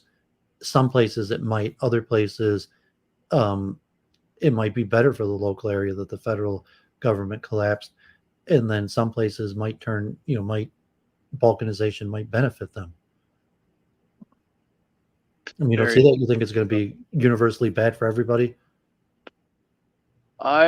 Well, here's the thing. If you have money and you still have left over in a broken economy, you still have, like you said, property is one thing. But yeah, other people, it'll definitely be more of a riot. and there'll definitely be more reformations and new parties. But I do think it'll be this post-America where you still have people trying to reform the union, or at least money could become worthless. So it may be diversified, and so like like if you have stocks or so okay, like so if you have investments and like I mean, God forbid, like World War II and the Holocaust, like nothing's guaranteed. Like a lot of people lost everything, a lot of people lost their life. There's no way to to ensure being safe to survive Armageddon or the downfall, but you'd be diversified. So if you have money, the dollar could collapse, become worthless. You could have stock, you could have real estate. There could be a collapse and a new formulation of the government, or like law and order, and you could lose your property. The new form of government doesn't recognize your ownership of property. Like the question of Amazon, like if you have investment funds and cryptocurrency or like Amazon stock, maybe you're safe. Maybe Amazon stock survives the apocalypse, and you're safe if you still own stock in Amazon or different corporations. So I mean, it could play out anyway. You can't. I was actually on a space last week with the Politically Provoked and Richard Spencer, and saying like, but it's saying you can't know what's going to happen. It's going to be chaos. You could try your best with the situation, but it's going to be quite chaotic. And some places nothing happens. Like it collapsed, and I have my same job, my same house, and nothing happened. Like I just I think that's already happening right now. We went through multiple collapses, but the government power structure is really good at hiding it, and that's the curious part that people want to know. So the corporations are keeping the federal government on life support. Mm-hmm. But I mean, if the federal government collapsed, and like someone's going to eventually charge taxes, and so if there's balkanization and a new structure that sets up, there's going to be but I mean, it doesn't necessarily, like the federal government could collapse and your local police station, police force might disband, or it might not. It might remain stable. You might still have your local government and taxes, and people could pull together, or new leaders could arise and pull things together. And some of it will be racial, but I think most of it will be more technocratic. That people who are just competent might rise to safe and secure things. It's really good talk, but I gotta go right now. It's the hour. I have to get back to work. But as always, David, it's nice talking to you. I'll be sure to come on. Yeah, God bless. God bless, and I'll talk to you soon. Okay. Okay, so appreciate Pilleater coming on. So, David, some post-apocalyptical ranting about my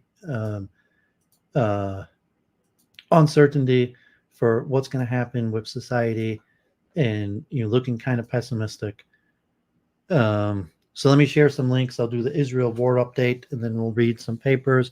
The links in the chat, so 20 people are watching. So anyone else, I wasn't following the chat that much. I'll try to look back, but Lambie, Affluent, so Mr. Boston, John Wolf, Jenny, Lucy, appreciate you being there. So you do it if it's something important, or if you want to step forward and grab the link, go for it. So yeah, this video is a few years old, but my dad often has like the TV in the background. And so I was at my dad's house the other day, and he was watching A Few Good Men again. And like occasionally on my YouTube feed will be like clips from A Few Good Men.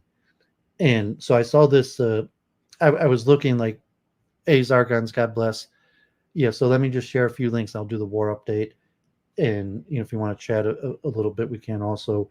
But, thinking like debates, spaces, like A Few Good Men for like a final battle. So if you're the good guy and the bad guy, and then the final got you line.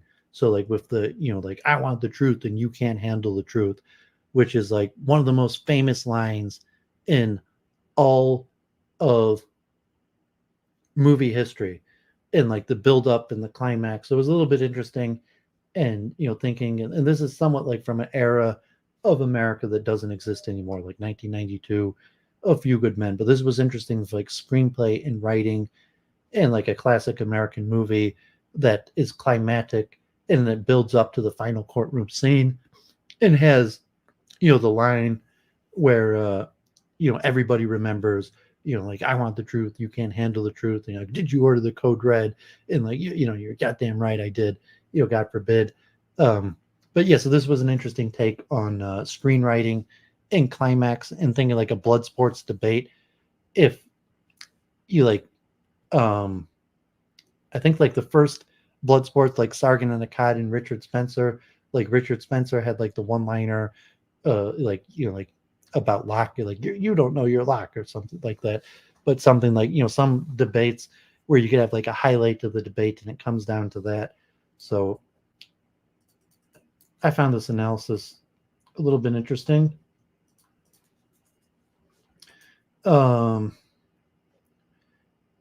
Asymmetry. So I used to stream with Church of Entropy. I'm forgetting the name of the guy that was in the chat that was like an engineer from New Zealand. And he had mentioned these like Nimristas, which is a form of like microchip where it doesn't use voltage and it like takes the shape of the voltage center. So it's kind of like modeled somewhat like neurons, and it's called the Nimrista, or there's a Memrista and a Nimrista. Anders, I think Enders was his name. And he even showed us like his lab once on Week in Review. He came on and like showed us his like equipment. So asymmetry, it was an interesting, good thing. And saying like, yeah, I think the federal government's going to collapse, but society may not collapse. And even manufacture, production, large parts of the economy may still move forward. And even saying like even if the government collapses, like it's possible that like there still could be like a UBI in your Amazon Care package in automation. Like that's just the direction of technology. Things are still moving in that direction. So like still keep up with like chips and processors and AI. This was big news this week, semi related to the war, but I've been reading a lot from the Wall Street Journal. The Wall Street Journal has had these like sources from Israel, and they've been coming out very right wing pro Israel, and they've been releasing information from like inside sources relating to the war. So they had this big article about Dearborn, Michigan, Jihad Central, because one of the biggest Arab American communities, and now the Arab neighbor. So like Dearborn's on high police alert because the Wall Street Journal's and racist anti-Arab opinion piece. So just interesting. And I actually have I have him on my YouTube channel, like from like 8 years ago at like an event when he was just a state congressman or something, the current mayor of Dearborn. I have him at like a local fighting hate event in like as a speaker. I put like on my old like cell phone, I recorded and posted Dearborn Mayor Hamoud when he was a state congressperson at like a local fighting hate event related to Trump. So it was actually when Trump got into office and like the Muslim ban, and I went to a fighting hate event, and he was one of the speakers. So now he's risen up the ranks. So Hans Niemann back in the news. So he had a good chess performance this week. He drew Magnus Carlsen. Hans Niemann ends up playing Magnus Carlsen and gets a draw against him in an uneventful game. And then he beats Nakamura and wins Title Tuesday. And, streaming. So we'll see if that's, interesting, if, Hans Niemann's on the rise or not. Perpetual Chess Podcast. So my dad's alumni of Michigan Medical School. So here it was a non-chess book. This guy's a chess player, but a recurring guest talking about Make It Stick on expertise. It's a book called Make It Stick. So reviewing that with a chess player who I guess has some expertise in the topic. So just talking about some of the things I'm talked about related to the science of expertise. Esoterica. So Justin Sledge, local Detroiter, interviewed. I guess he went to this like one school in the Netherlands that offers like a degree in esoterica. And he's Dr. Sledge. He's got his like PhD from the school in the Netherlands in like esoteric subjects. And someone he went to school with is revamping Aleister Crowley, Jimmy Page's house, and they raised a bunch of money and reconstructed Jimmy Page's house. So interesting conversation about Aleister Crowley. One of these guys is expert on Freemasonry, and another in Aleister Crowley, and they've actually raised up the money and reconstructed part of Aleister Crowley's house, which I think is in Scotland. Another esoterica. This was also kind of interesting on the Demiurge, part 1. What is the Demiurge? How the god Yahweh became a demon. So he's talking from the archaeological historical account, where if the Exodus is fiction, mythology, that the Jews leaving Egypt didn't actually happen, and it's mythological, and people think that the myth originates about 300 BC, that the origin story of the Jewish people, that the Jewish people, the Exodus part of the narrative likely was canonized about 400 BC, and in return, which is largely anti-Egyptian narrative. So if it's not true that the Jews did not actually come from Egypt, but the Jews create this origin myth that is anti-Egyptian, that in return the Egyptians created a counter myth that the god of the Jews is actually a demon, and starting with like Seth, the donkey god, which eventually becomes the Platonic demiurge, and you have like Marcionian theology. So a little bit interesting, and we'll see part 2. And he has another interview with a Gnostic. So props to Justin Sledge on his research. Ben Shapiro was on Jordan Peterson, and I had some commentary on this, but we'll move straight into the war. But some of these thoughts, like Ben Shapiro, his rap video, and his pop culture, and Ben Shapiro talking about the Western tradition. And it's like, well, is Ben Shapiro part of the Western tradition, or is he fighting against the Western tradition? I saw him like trying to quote Kant, and like, I don't think Ben Shapiro really knows his Kant. And like, I read the articles, I read even the introduction on Week in Review in the summer. I even read out, and some Jews know their Kant, like even Professor Wolf, Patrick Wolf, the famous chess player, father was a professor who specialized in Kant, and I even watched his online course on Kant's Critique of Pure Reason. And I mean, so like, just because you're Jewish doesn't mean you don't understand Kant. But I don't think Ben Shapiro really understands Kant and the Western tradition. And when he's separating, it's like, Barry Weiss defending the Western tradition. It's like, nah, he's really defending Judaism and like even Judeo-Christianity. When he defends Judeo-Christianity, he's really just defending Judeo. And Jordan Peterson, I'm not, so it was a little bit interesting. I watched this. There's some takeaways, but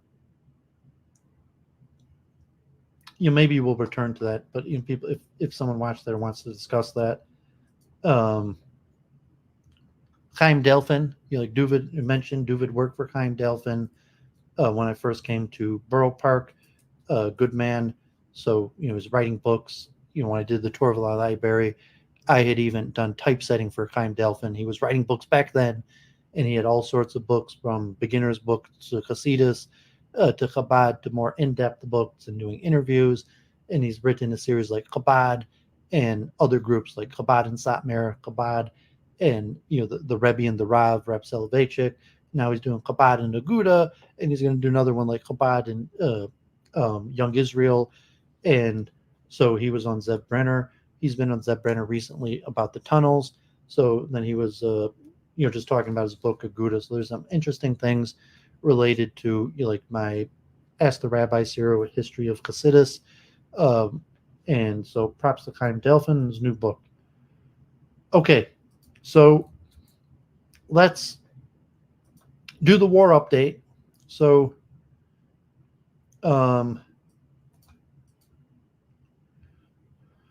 okay, so Israel war update. Lex Friedman had on Omar Suleiman on his channel, and Lex Friedman let Suleiman do like 90% of the talking, and he didn't push back at all. He was just kind of like, let Suleiman talk about the plight of the Palestinians, and so he laid it out pretty good. And so props to Lex to giving the platform. Omar Suleiman's became one of the big voices for Palestinian Americans. He was one of the keynote speakers at the big march in Washington. And so, people want a Palestinian perspective. You could check that out. It's over 2 hours. And Lex Friedman does almost none of the talking. So he basically just gave his platform to Suleiman to express the Palestinian perspective. Here's the 90-second why. And Thomas Kaplan, Israel and Iran, is war inevitable? So here you get more the deep state Israeli perspective that basically I like Adam King is talking about like Saudi Arabia but like the Talmud and Avodah Zarah and in other places largely gives out the eschatology at the end of days. It's going to be Rome versus Iran. These kind of like the king of the north, the king of the south, Esau and Ishmael, that the head of the east is going to be Ishmael and it's going to be based in Iran. And the head of the west, it's unclear. It's going to be Rome. It's going to be Esau, although where it's going to be based is more disputed. That whether it's going to be based in England or Rome or the United States, there's more dispute among the sages. However, the sages saying that at the end of the day, Armageddon time, and the world is going to come into three forces of Esau, Ishmael, and Israel. That Ishmael will be based in Iran. But he doesn't talk about the biblical stuff. So just diplomatically, where he's saying Iran is the foe, Iran, the Shah, like the Islamic Revolution, the Khomeini, that America, Israel, in order to have stability, has to overthrow Iran, has to do regime change. So there's the strong deep state and Zionist position that the main force that has rejected Zionism is Iran. And you might, even if you had the Abraham Accords, eventually Iran needs to be overthrown. There needs to be a regime change there. And so he's kind of giving like the straightforward neocon deep state Zionist Israeli perspective on geopolitical affairs and the significance of Iran. And then you see, this week with, the U.S. stepping up its bombing, possibly war, and the push of Israel, the pro-Zionist, the people in the Biden campaign, administration, the Republicans, where okay, now you're going to bomb Iran.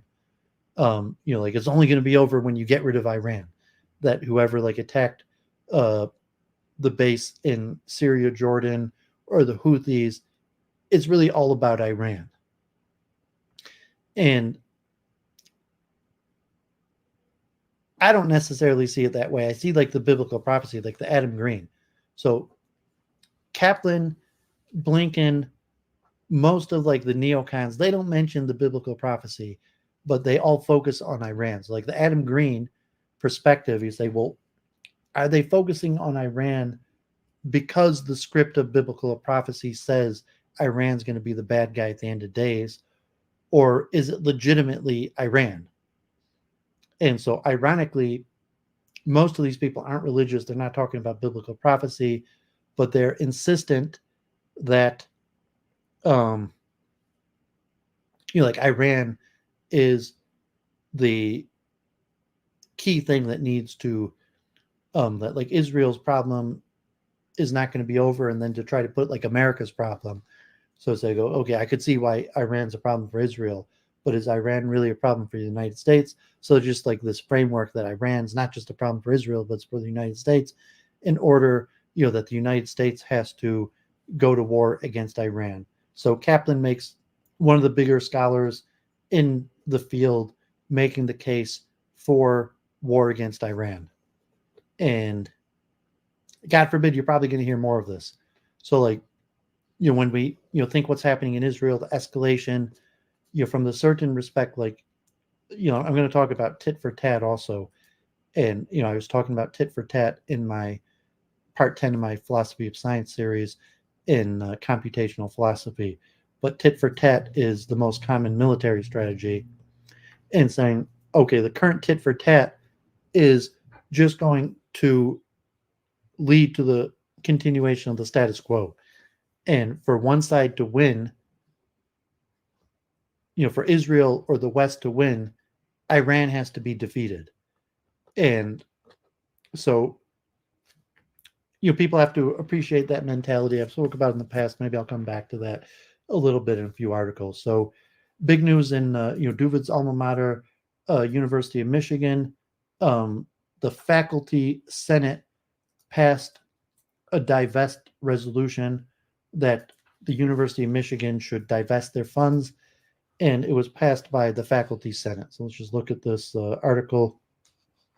University of Michigan faculty calls for college to divest from Israeli companies.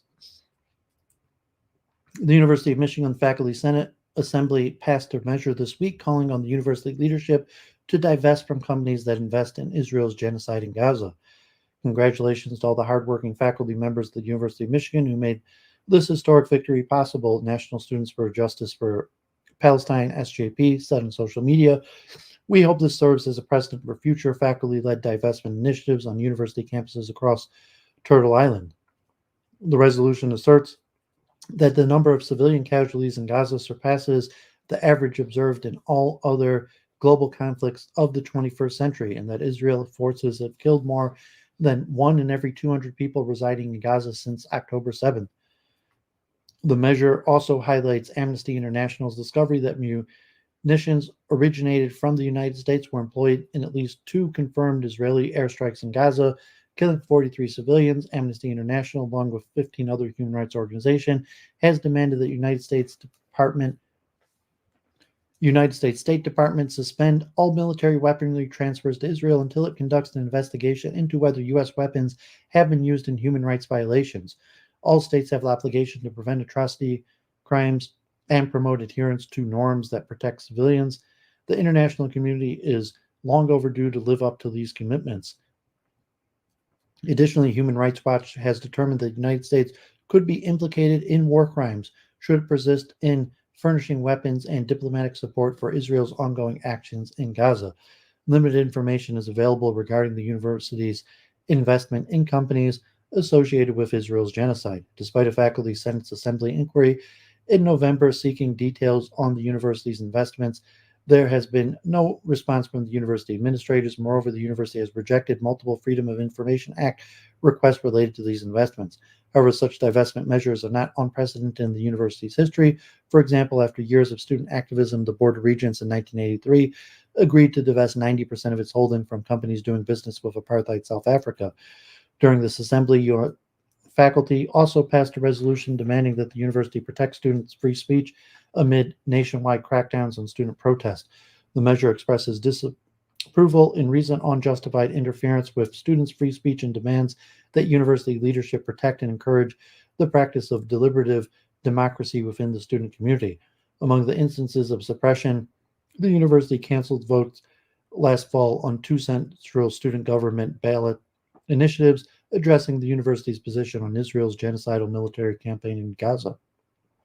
The cancellation of these votes sends an alarming message, in my view, about free speech at the university, said Derek Peterson, History and African Studies professor and sponsor of the Free Speech Resolution.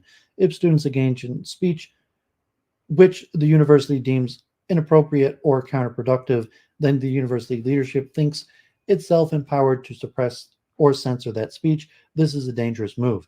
U of M students have consistently organized for justice in Palestine and showed up to support faculty resolutions. In fact, the Tahrir, a coalition of 60-plus student organizations united for Palestine liberation, organized a silent protest at the Senate Assembly meeting in support of the measures. Our peers are inside, flooding the room to send our message. On our behalf here today at the specific faculty senate, Zainab El-Kaloli, a Students Allied for Freedom and Equity, director of the activism, told the Michigan Daily, it is a huge pull in the administration and affirmation that their calling for divestment would be a huge benefit to the cause. The passage of these measures by the U of M faculty Senate Assembly reflects a growing movement among faculty members spurred by student advocacy to call for universities to divest from companies that benefit from the Gaza genocide. In December, 60 faculty members at Amherst College sent a letter to the college's president and members of the board of trustees demanding that the university divest from companies profiting from the ongoing Israeli military operation. They're laying Gazan life and society to waste. Faculty at Princeton University, Brown University, and Harvard University have also called on the university to cut ties with Israeli companies and U.S. corporations selling weapons to Israel. So, there you have it, University of Michigan stepping up and saying America, the Biden administration, is pushing in the opposite direction as opposed to pulling out of the war, trying to de-escalate the war. Currently, America is much more likely to escalate the war and considering expanding the war to Iran, where now the U.S. is bombing. And even the question we'll look into, are the U.S.'s bases in Syria and Iraq illegal according to international law? So this question, is it in Americans' interest? Is America being dragged into war with Iran on behalf of Israel? Is it even beneficial to Israel? So God forbid we will continue to look at these issues. So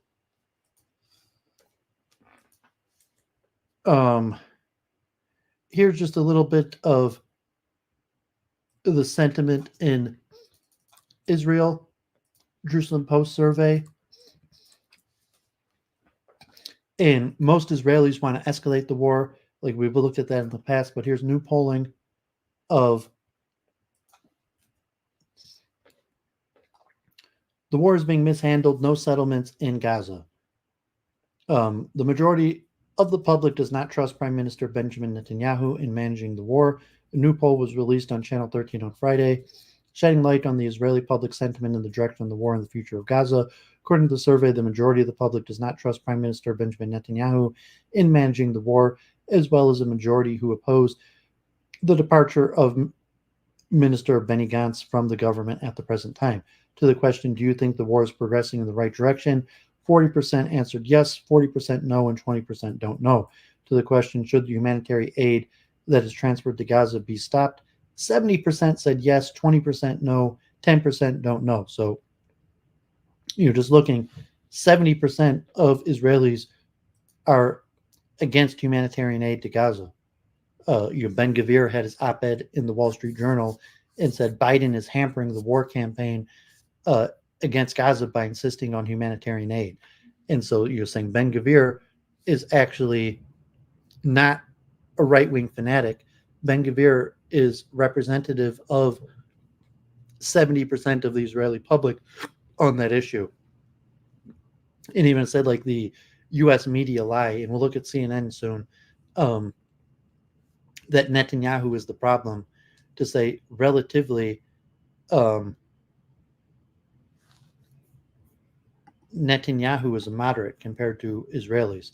Lambie, I do not have a banned word list. So That's just Google itself. So if you're putting comments in the chat and it's not showing up, it's not my doing. That's just generic YouTube Google policy, not mine. The poll then asked about individuals in the government. To the question, do you trust Prime Minister Netanyahu in managing the war? 58% said no, 30% yes, and 12% didn't know. To the question, should Minister Benny Gantz resign from the government this time? 49% no, 24% yes, and 27% don't know. In addition, after the tumultuous discourse and the conference that happened this week regarding resettlement in the Gaza Strip, respondents were asked in the survey, are you in favor of establishing renewed settlements in Gaza? To the question, 51% answered no, 31% answered yes, 18% don't know. The poll comes not just in wake of the ongoing war, but a series of flip-flop hostage deals over the past few weeks. So, Ben-Gvir was given a positive interview in the Wall Street Journal this week, and you see that Ben-Gvir's position on settlements in Gaza actually is not fringe. Over 30% of Israelis, and on stopping humanitarian aid to Gaza, over 70% of Israelis. So Ben-Gvir is not necessarily fringe on these issues. Okay, so the big thing last week with the ICJ. So it happened. What happens next? And just in terms of if Israelis actually care, which according to the polling, most Israelis don't care. But from the point of view, if you do care, what does Israel need to do to comply with ICJ genocide decision? Provisional measures ordered by the court that Israel alleviate the humanitarian situation in Gaza and prevent incitement to genocide will be key to demonstrating compliance. The International Court of Justice decision on Friday finding that it is at least plausible that Israel violated some of the terms of the Genocide Convention during its war against Hamas in Gaza was something of a mixed bag for Jerusalem. On the one hand, the very nature of that finding does severe reputational damage to Israel and further weakens its international standing. On the other, the provisional measures the court ordered were also relatively mild. The ICJ said very generally and vaguely that Israel must do everything in its power to prevent acts of genocide, but since it did not tell Israel to desist from such acts or even halt its military campaign in Gaza, there's little Israel needs to do to demonstrate compliance with that particular order. The court did, however, issue other measures that will require more active steps by Israel in order to comply with the ICJ's orders, measures to be adopted. In total, the court issued 6 specific provisional measures Israel needs to comply with. The first order instructs Israel to take all measures within its power to prevent the commission of genocidal acts, and the second states that Israel must ensure with immediate effect that the army isn't carrying out genocidal acts. Since Israel already insists that it is not carrying out genocidal acts against the Palestinians in Gaza and explained this position at length both in oral arguments at The Hague and in material submitted to the court, there's little it can practically do to show further compliance with these orders. Dr. Ziv Borer, a senior lecturer for the International Law at Bar-Ilan University, Faculty of Law, and a researcher at the Begin Sadat Center for Strategic Israeli Studies, said, however, that the IDF could re-emphasize to soldiers and commanders that they must abide by the laws of armed conflict and include details of the instructions in the report, in the ICJ ordered it to submit on the measures it has taken to comply with the provisional measures. The fifth order instructs Israel to prevent the destruction and ensure the preservation of evidence pertaining to the allegations of genocide, which will also require much practically of Israel, will not require much practically of Israel. And the sixth tells Israel to file a report to the court 1 month from the ruling detailing the measure it has taken. In the third and fourth orders, where Israel will need to demonstrate that it has taken real action to comply with the court order. The third order instructs Israel to do everything it can to prevent and punish the direct and public incitement to commit genocide, while the fourth order tells Israel to take immediate steps to enable the provision of urgently needed basic services and humanitarian assistance to address the adverse conditions of life faced by the Palestinians in the Gaza Strip. The adverse conditions of life faced by the Palestinians in the Gaza Strip. Boris said that the fourth order likely implies that Israel would need to show it is doing more than it currently is to enable the entry of humanitarian aid into Gaza. In theory, this is a measure that should be relatively straightforward to comply with. Tracks of humanitarian aid have been entering Gaza since October 21st, first through the Rafah crossing between Egypt and Gaza, and subsequently through the Karen Shalom crossing between Israel and Gaza since December 17th. An average of 149 trucks in humanitarian aid have entered the territory every day over the last 4 weeks up to January 25th, according to the UN's Office for the Coordination of Humanitarian Affairs, compared with 500 a day before the war began. It appears that since the ICJ's decision on Friday, significantly higher numbers of trucks are already passing into Gaza, with 186 trucks passing through the crossing this Sunday and Monday alone. According to the Defense Ministry's Coordination of Government Affairs in the territories, 197 trucks entered Gaza on Tuesday. Another issue is not only the entry of food, medicine, and other humanitarian supplies into the Strip, but also its effective distribution amid the ongoing hostilities, which has been a problem for UN agencies and aid groups on the ground. The IDF already institutes daily pauses and combat operations to allow humanitarian aid to be distributed, and has done so from the beginning of the conflict. The significance of the ICJ's concern regarding the level of humanitarian aid going into Gaza should not be underestimated. The court did not call on Israel to desist from acts of genocide, but did cite numerous officials from UN agencies and humanitarian organizations who have commented on the dire humanitarian situation in Gaza and the severe effect it is having and may yet have on the welfare of Palestinian civilians in the territory. It is possible, therefore, that the ICJ's principal concern with Israel's action in terms of the Genocide Convention is Article 2C of the treaty, which prohibits deliberately inflicting on a group conditions of life calculated to bring about its physical destruction in whole or part. The court quoted the World Health Organization and UN agencies regarding what they said was the extreme level of hunger in the territory and the potential for the spread of infectious disease, which could lead to massive loss of life. Ordering Israel to alleviate the humanitarian situation in the Gaza Strip is therefore likely intended to ensure that Israel does not violate Article 2C, and compliance with that provisional measure is therefore of critical concern for Israel. Speaking during a session of the UN Security Council on Wednesday, called to review the ICJ's provisional ruling, Brent Jonathan Miller, Israel's deputy permanent representative to the UN, insisted that Israel remains committed to mitigating civilian harm and to facilitating access to humanitarian aid according to the law despite all the challenges, noting that Hamas theft of such consignments is widespread. Hebrew media has reported that assessments given to Benny Gantz, a war cabinet minister, and Gadi Eisenkot, a war cabinet observer, have estimated that as much as 60% of the aid trucks entering Gaza are being hijacked by Hamas. Incitement to genocide. The third order to prevent and punish incitement to genocide will potentially be more difficult. Article 3C of the Genocide Convention states direct and public incitement to commit genocide is a punishable act. So here again, it is crucial that Israel comply with this provisional measure. The ICJ's decision cited the commands of 3 senior Israeli officials in relation to the allegations made by South Africa that Israel has failed to prevent and publish incitement to genocide. In particular, it quoted comments by Defense Minister Yoav Gallant, President Isaac Herzog, and Foreign Minister Israel Katz, at the time as Energy Minister. The ICJ's decision quoted Gallant as saying, "I have released all restraints. You saw what we are fighting against. We are fighting human animals.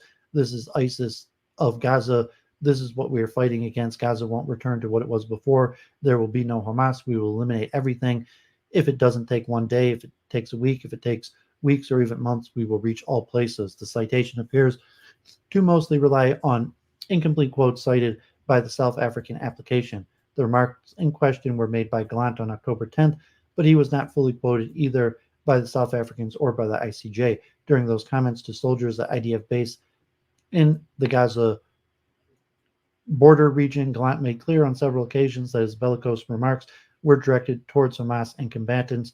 Part of Gallant's speech was not included by South Africa or the ICJ include, "We will eliminate Hamas, we will kill everyone who fought us, and Gaza will not return to what it was. Hamas won't exist." Herzog was quoted by the ICJ as saying, "It is an entire nation out there that is responsible. It is not true. This rhetoric about civilians not aware, not involved is absolutely not true. And that when a nation protects its home, it fights, and we will fight until we break their backbone. He made these remarks during a press conference on October 12th, but also repeated on 3 occasions during that event that Israel was operating and would operate according to international law, only one of which was cited by the ICJ. The court also cited a post by Katz, a post on X by Katz, who wrote on October 13th, "We will fight the terrorist organization Hamas and we will destroy it. All the civilian population in Gaza is ordered to leave immediately. We will win. They will not receive a drop of water or a single battery until they leave the world." The South African application included numerous other inflammatory comments made both by cabinet ministers and MKs, as well as musicians, journalists, former MKs, and former senior IDF officials, among others. To comply with the ICJ order, it would appear that the Attorney General Gali Bahrav Miara would have to open investigations and potentially prosecute those deemed to have engaged in incitement to genocide. The court noted that just days before the hearing in The Hague, the Attorney General's office issued a statement saying that several incidents of possible incitement to harm civilians were being examined by her office. Dr. Asaf Shapira of the Israeli Democracy Institute said he did not believe that any of the comments by government ministers made since October 7th actually amounted to calls for genocide.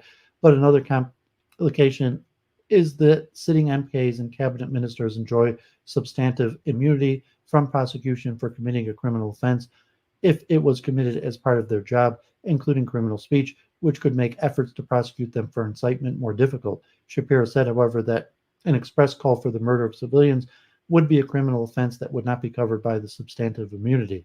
But Barlan Borer noted that although even incitement to genocide is not protected speech, where the line passes between incitement and free speech is not always clear. Bahrav Miara would also likely face a firestorm of criticism from the government if she opened an investigation into cabinet ministers, which might once again spark the kind of tension seen between her, the judiciary, and the government before October 7th atrocities and the outbreak of the war. Still, she is entirely independent in terms of the discretion she has to open criminal investigations of elected officials. Dr. Gail Levertov, a former director of the International Division of the State Attorney's Office, said it would be easier for the Attorney General to prosecute public personalities who expressed potential genocidal rhetoric than elected officials.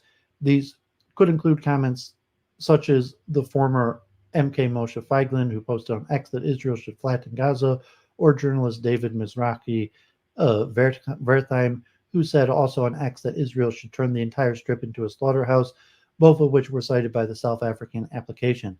But Levertov said that to prosecute only those who do not have immunity while failing to prosecute elected officials because their parliamentary immunity could be seen as especially unjust and problematic in terms of public legitimacy.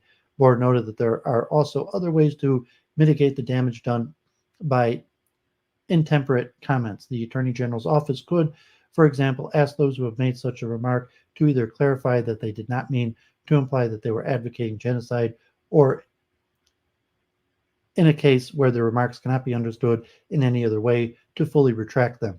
Following the publication of the ICJ orders on Friday, Herzog did issue some clarifying comments, although he also denounced the court and said he was disgusted by the way they twisted my words, using very, very partial and fragmented quotes. Herzog went on in his clarification that there are also innocent Palestinians in Gaza, and explained that his comments about broader responsibility by Palestinians related to the involvement of many residents of Gaza in the slaughter, in the looting, and in the riots of October 7th, and how the crowds in Gaza cheered at the sight of Israelis being slaughtered and their bodies mutilated. Levertov said that in order to be in compliance by the deadline for the report that the ICJ has requested, it would be sufficient for the Attorney General to demonstrate that she has merely opened investigations into possible incidents of incitement to genocide. Further down the line, if the court requests further reports, the Attorney General would likely have to detail the nature of the investigation and either point to any indictments arising from them as evidence that Israel is seeking to prevent and punish incitement to genocide, or if cases are closed without indictments, demonstrate that there was no room for prosecution. During the UN Security Council meeting on Wednesday, Miller insisted that Israel makes rigorous efforts to draw the line between permissible statements, even those that express pain and outrage in times of crisis, and those which go beyond the limits of free speech. He also pointed to the Attorney General's office statement that calling for international harm to civilians may amount to criminal offense, and that several cases are currently being examined by Israel's law enforcement authorities. The report, which is due by February 26th, will likely be written by the Justice Ministry and include input from the International Law Department of the Military Advocate General Corps in the IDF, along with Foreign Ministry and the defense team that represented Israel in the ICJ. Okay, so there you see, what does Israel have to do according to the ICJ? What's the next step?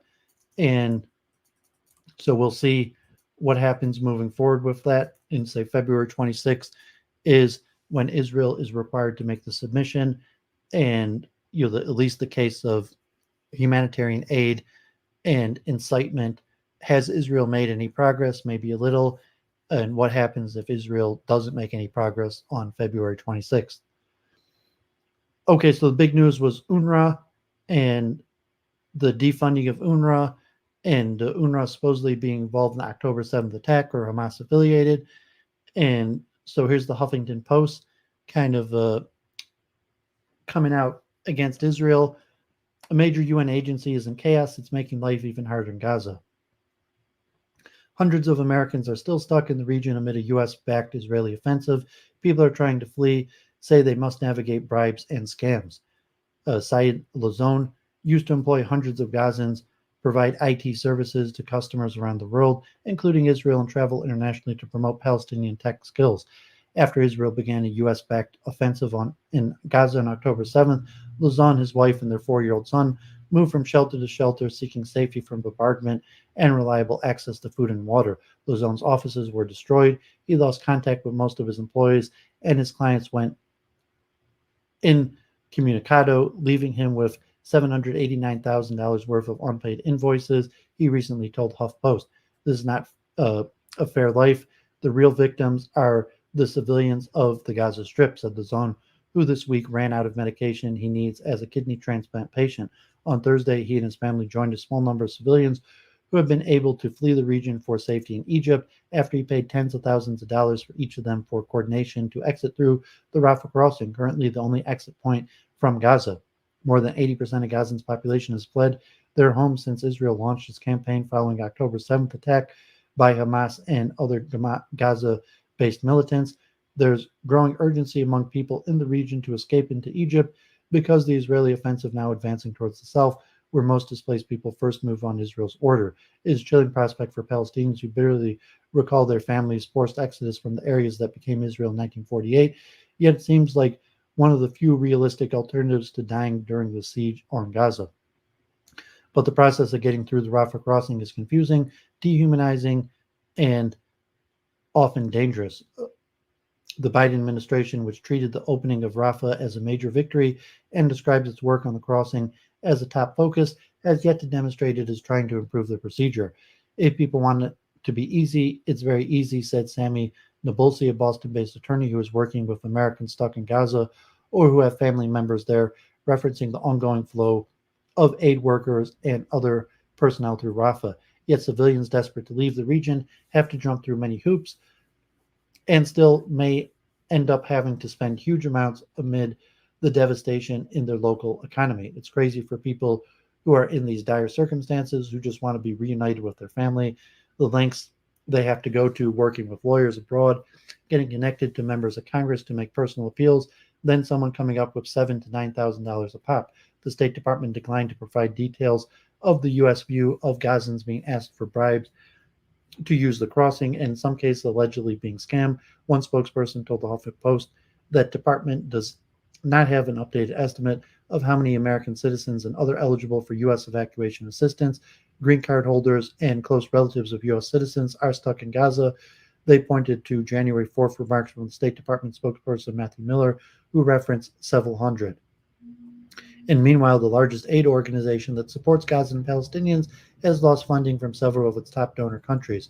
On Friday, the United Nations Relief and Works Agency said that it had fired 9 employees and that the UN's chief watchdog had launched an investigation after Israel accused 12 UNRWA staff members of being involved in the October 7th attacks. and the identities of 2 are being confirmed, according to the UN. One of the 12 is dead. The Biden administration suspended U.S. support for UNRWA that day, prompting other major donor states like Germany, Canada, Britain, Japan, Australia, and France to do so as well. It is the most irresponsible, most dangerous decision I can even imagine in this context, said Heather McPherson, a Canadian parliamentarian. She said Ottawa is completely following the U.S. administration with no critical analysis, no interest in adhering to international law, no interest in holding the Israeli government to any sort of accountability. Humanitarian experts say that the spiraling international debate over UNRWA ignores its irreplaceable ability to help Gaza survive and move forward, and to support Palestinians living in the occupied West Bank, Jordan, Lebanon, and Syria. Even governments that have halted funding say the allegations should not hurt UNRWA for good. White House spokesperson John Kirby said the claim shouldn't impugn the entire agency. They've helped literally save thousands of lives in Gaza and do important work. Some big donor governments, notably Norway, have firmly declined to join the trend of halting payments to the agency for now, though the agency has warned that it will cease operations this month unless funding resumes. The contrast between the deepening misery on the ground and the decisions by some of the world's richest countries underscores the harsh reality. 1 week after the so-called World Court, the UN International Court of Justice ruled that there is a plausible risk of genocide in Gaza and ordered an immediate increase in humanitarian support. Palestinian survival remains far from the world's priority. Magical thinking. A broad range of 8 experts say it's crucial to investigate the allegations against UNRWA, but it's unacceptable to hurt the agency while some of its primary beneficiaries are experiencing the worst suffering in decades. We're getting questions from donors saying, can other international NGOs backfill? We've been saying that it's really another level of magical thinking, said Janti Suripto, the president and CEO of Save the Children US. You're asking the humanitarian system to replace an agency that has been there for many decades, that has 13,000 staff. To replace that overnight is ludicrous, and it's really dangerous assumption that it could just happen because UNRWA is not just any other agency. The U.S., Israel, and other governments see a need for an off-ramp that involves accountability but doesn't hurt UNRWA in the long run, said Jeremy Kondinik, the president of Refugees International and a former senior USAID official. A German official told HuffPost, expect the UN to quickly present the results of its investigation and draw the necessary conclusions. UNRWA must make it clear that extremism, hatred, and violence will not be tolerated under any circumstance. It is good that UNRWA Secretary General Felipe Lazzarini has announced an additional independent review. The official said the European Union Commission is also planning an additional review by independent experts in light of the results of these investigations and the consequences drawn from them by the UN. We will coordinate with the other donor countries. Yet the agency has long had critics who argue its need wholesale reform or even to be eliminated, and the allegation from Israel have given that these skeptics. Opening this week, Republican lawmakers held a Capitol Hill hearing where they aired a host of outlandish claims about UNRWA being a terrorist front, and some more hawkish supporters of Israel have for years argued the agency's work should be performed by the UN High Commissioner for Refugees, an argument widely seen as trying to de-emphasize Palestinian rights and claim to Gaza and the West Bank. People argue for this because they think that the UN HCR does not recognize refugee descendants, and thus the Palestinian refugee issue would become extinct. This is not true. Elizabeth Campbell, a former UNRWA official, told reporter Samir Badawi in 2018. The second reason that people argue for the solution is that they believe that the UNHCR can resettle Palestinian refugees into third countries. Campbell now works with the Biden administration. She did not respond to a request for comment. Humanitarian officials now caught up in UNRWA-related arguments are simultaneously trying to oversee shipments of supplies to Gaza's most desperate people. A top concern is funneling medical materials, food, and other necessities into northern Gaza, where up to 300,000 people remain, and which is extremely challenging to access. Aid must first enter through Rafah or another access point for goods in the south. The Israeli-controlled Keren Shalom crossing, which Saripto said is not yet functioning at full capacity. Saripto said her group has tried to send trucks full of already cleared aid from southern Gaza to the north, but has on multiple occasions had them sent back by Israeli officials who control the area. Pressure cooker for desperate, besieged Gazans. Any chance of safety seems worth trying. Talk of purchasing a corrupt exit, including by getting on the daily list of people approved by Israel, Egypt, and other governments to travel to Egypt via the Rafah crossing, is now commonplace and in some instances seems justified. A person involved in helping Americans evacuate told HuffPost that they were aware of a case in which a family who paid a bribe appeared on the exit list a day or two later. The State Department declined to comment on this example. The person also mentioned the family paid $600 to broker claiming to help people leave and has seen no result 1 month later. The kind of story that has contributed to the widespread belief among people in Gaza that some of the purported options for leaving aren't real. A U.S.-based Palestinian recently told The Guardian he paid $9,000 to get his wife and children on the Rafah list, only to be told that day that they were supposed to leave Gaza that he owed $3,000 more for his kids. We are aware of these reports of bribery and working to gather more information, a State Department spokesperson told the HuffPost, without providing information on U.S. efforts to stop this corruption. Families attempting to use the officially mandated channels for securing an exit on the basis of their foreign nationalities of ties or ties to foreign countries describe that process as opaque, and figures involved in those efforts told HuffPost that they see a worrying trend, men being excluded from the exit list. Young men are disproportionately not being allowed to exit, said McPherson, who is working on cases of Canadians stuck in Gaza. Nabulsi, the U.S. attorney, said that he's helping 2 families who have submitted the names of both a mother and a father who need help leaving Gaza. In both cases, only the mother has appeared on the exit list so far. No men appeared on the U.S. government's exit list for Wednesday and Thursday. Men may be excluded because Israel, which plays a role in approving the list, is treating them as security risk. A person involved in evacuation said. State Department official spokesperson did not answer HuffPost's question about the alleged pattern of excluding men from exit list.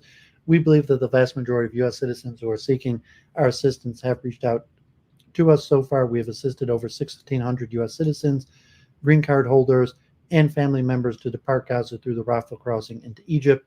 Spokesperson said, we expect those numbers will continue to grow as long as the crossing remains open. They continued a tacit admission of the Biden administration's reluctance to pressure Israel and Egypt, both American allies, to ensure that this is the case. The longer people stay in Gaza, the more risk they face. A friend described to me a WhatsApp group for Palestinian American citizens and nationals trapped in Gaza and their families here in the U.S. An analyst for the Atlantic Council think tank, Qataiba Idibi, wrote Thursday on X, a couple permits are issued periodically, but often when it's too late. Many have already been killed with their whole family, God forbid. Gazans who are stuck in makeshift accommodations in Rafah, close to the crossing, described a suffocating experience as they are crammed into a town now hosting hundreds of thousands of displaced people. If you walk in Rafah streets, you feel like it's a pressure cooker. Everything is overcrowded. The city's capacity do not meet the needs of the people. Gada Aladad of the charity Oxfam reported earlier this month. Still, the community has yet to succumb to the chaos, aid experts note. Saripto recalled speaking to a colleague who recently spent a day in Rafah and described orderly food distribution and displaced people helping each other. Some Gazans who left for Egypt and their children for safety and have skills they can deploy to serve others, like doctors and teachers, are trying to go back into the region as soon as they can. There's such an unbelievable humanity you see. We need to make sure there's enough political will to support that humanity. Okay, God forbid. So hemorrhaging my audience, but just reading through, get some of this important stuff out there. There's a lot of information. So let's look at the New York Times. God forbid, more bad news, more chaos. Israel's controlled demolitions are razing neighborhoods in Gaza.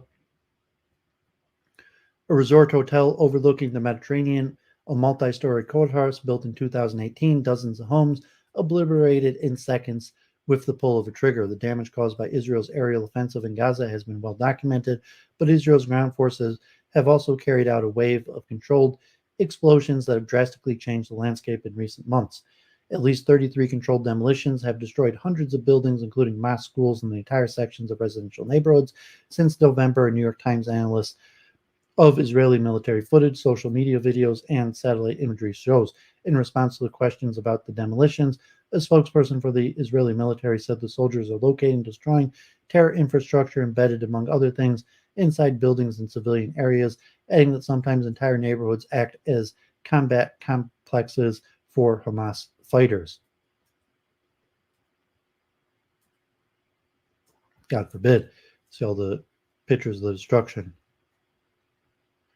Israel officials who spoke anonymously because they were not authorized to speak publicly about the issue said that Israel wanted to demolish Palestinian buildings close to the border as part of an effort to create a security buffer zone inside Gaza, making it harder for fighters to carry out cross-border attacks like the ones in southern Israel on October 7th. But most of the demolition locations identified by the Times occurred well outside of the so-called buffer zone, and a number of confirmed demolitions based on the availability of visual evidence may represent only a portion of the actual number carried out by Israel since the war began. Tinkle, God bless. Thanks for tuning in. So the red dots here are controlled demolitions. And like we talked, like the buffer zone, if Israel does pull out and just tries to go back to the status quo, that have like a little bit more of a buffer zone, but you can see the controlled demolitions are all over. To carry out these demolitions, soldiers enter the targeted structures to place mines and other explosives, and then leave to pull the trigger from a safe distance. In most cases, Israeli troops have cleared and secured surrounding areas, but in areas of active fighting, the demolitions are not without risk. 21 Israeli soldiers were killed last week as their unit prepared to detonate multiple buildings near the border in central Gaza. Palestinian fighters fired rocket-propelled grenade in their direction, triggering the explosive, Israeli officials said. The soldiers were clearing the area to allow residents of southern Israel to safely return to their homes, according to Rear Admiral Daniel Hagari, the chief spokesman for the Israeli military.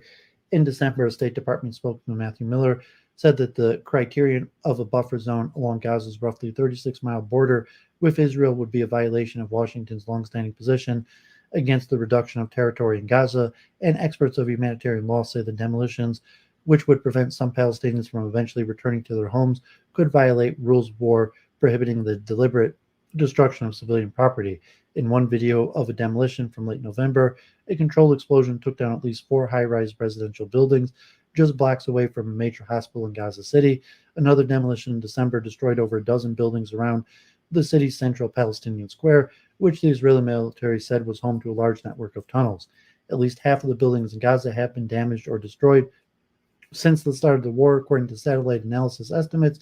While much of the damage is from airstrikes and fighting, the large controlled demolitions represent some of the single most destructive episodes. In the town of Kuza along the buffer zone to the east of Khan Yunis in southern Gaza, videos from early January show soldiers triggering several detonations, destroying nearly 200 homes.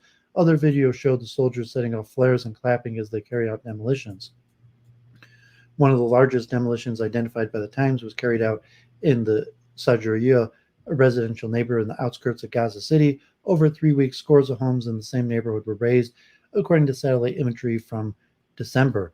In some videos, the demolition appears to be targeting underground infrastructure. Others capture the destruction of mosque, UN-affiliated schools, and university buildings, including the demolition of Isra University in mid-January, which drew widespread condemnation after the video was circulated online.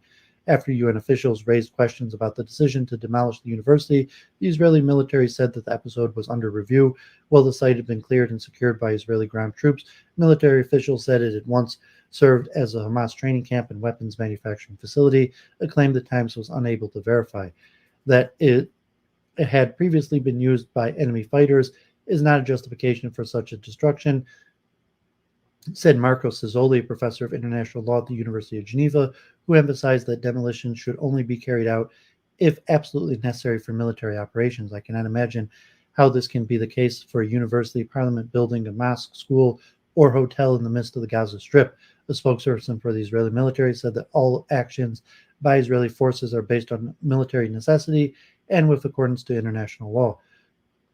For Palestinians, the demolitions are yet another symbol of loss and destruction in Gaza, raising questions about the territory's future after decades of displacement and war.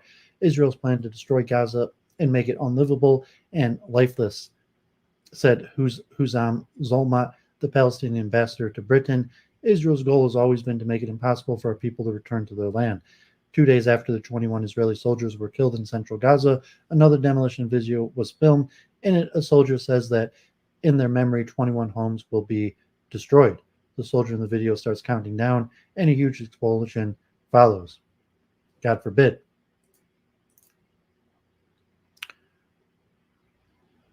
Okay, Jenny. I texted you. I'm not sure if I had the right number, but I did text you.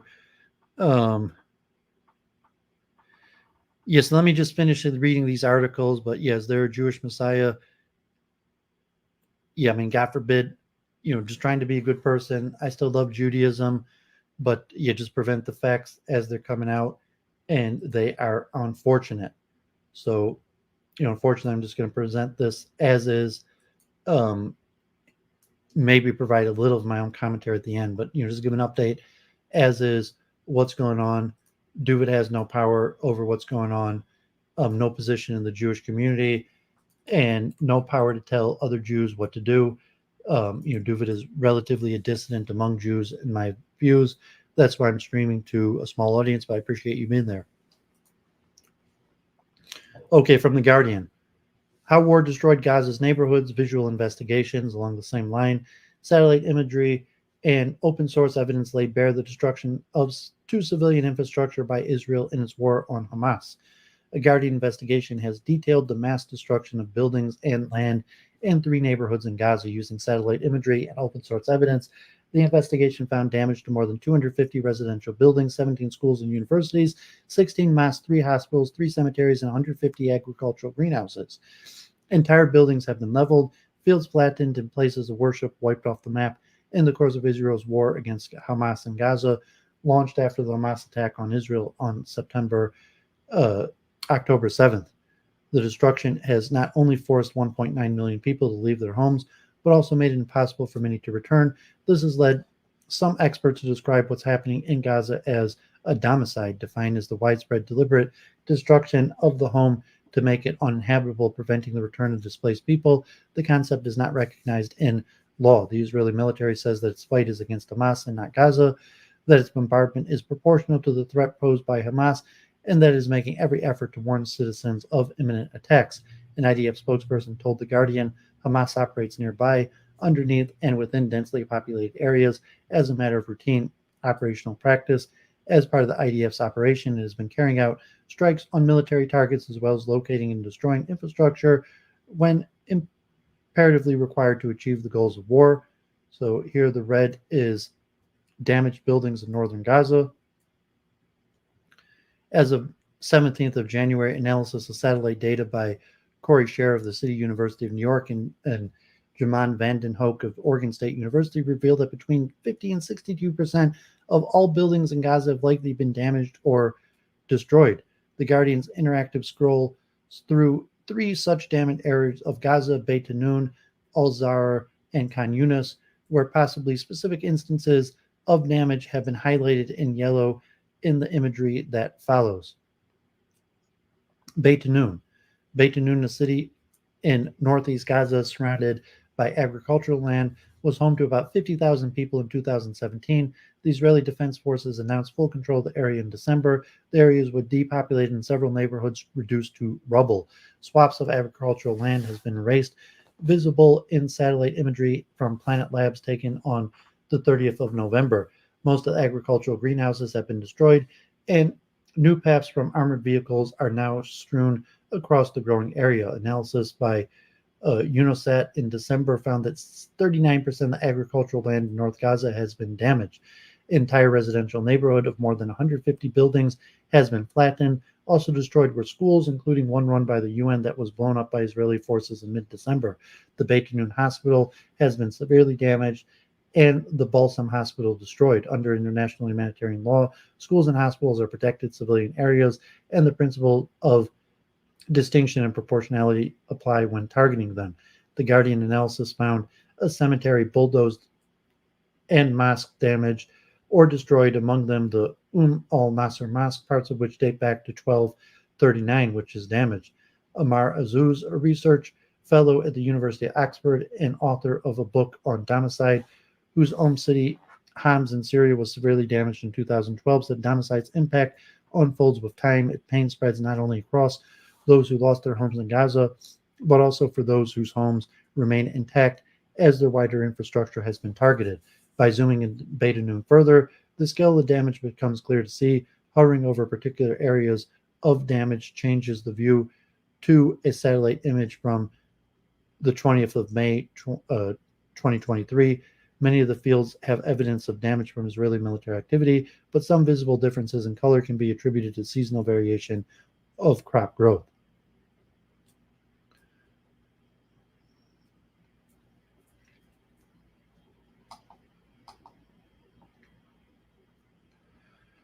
So a video released on the 12th of December after this satellite image was taken showed Israeli forces blowing up a school run by UNRWA, United Nations Relief and Works Agency for Palestinian Refugees.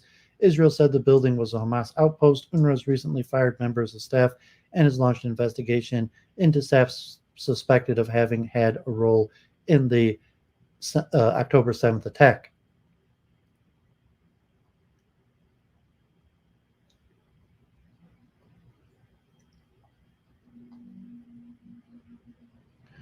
A video film from a car moving along a road on November 25th showed flattened and damaged buildings in the west of Beit Hanun.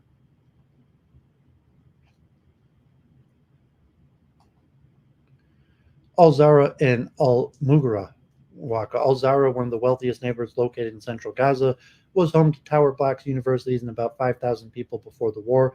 To the north is a large wastewater treatment plant surrounded by armored vehicle tracks, often over flattened farmland. New paths and fortifications carved out by Israeli forces have emerged over an older network of roads no longer recognizable. To the east, in the town of Al-Mughra, large crater is all that is left of one building, while the nearby school buildings have visible damage. Crater roads surrounded the Turkish-Palestinian Friendship Hospital. The hospital reported blast damage to 2 rooms and its oxygen and water supply.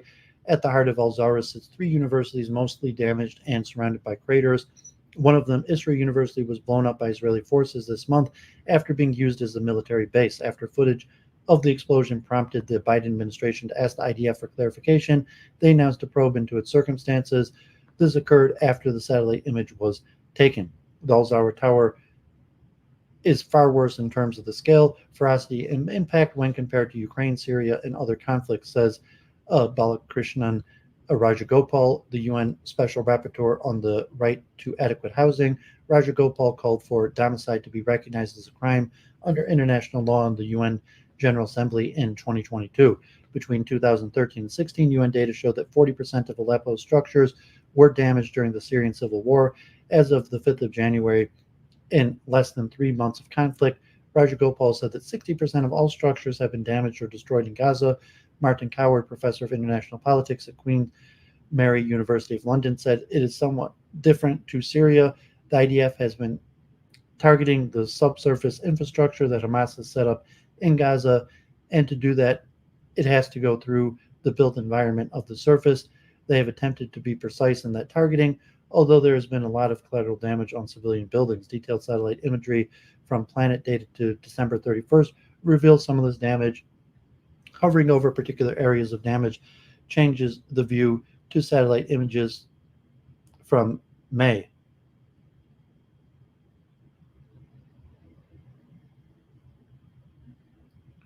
So people can click on the link if they want to play around with this themselves, but God forbid just to go through this. A video from October 30th showed fire and smoke rising from the courtyard of the Turkish-Palestinian Friendship Hospital.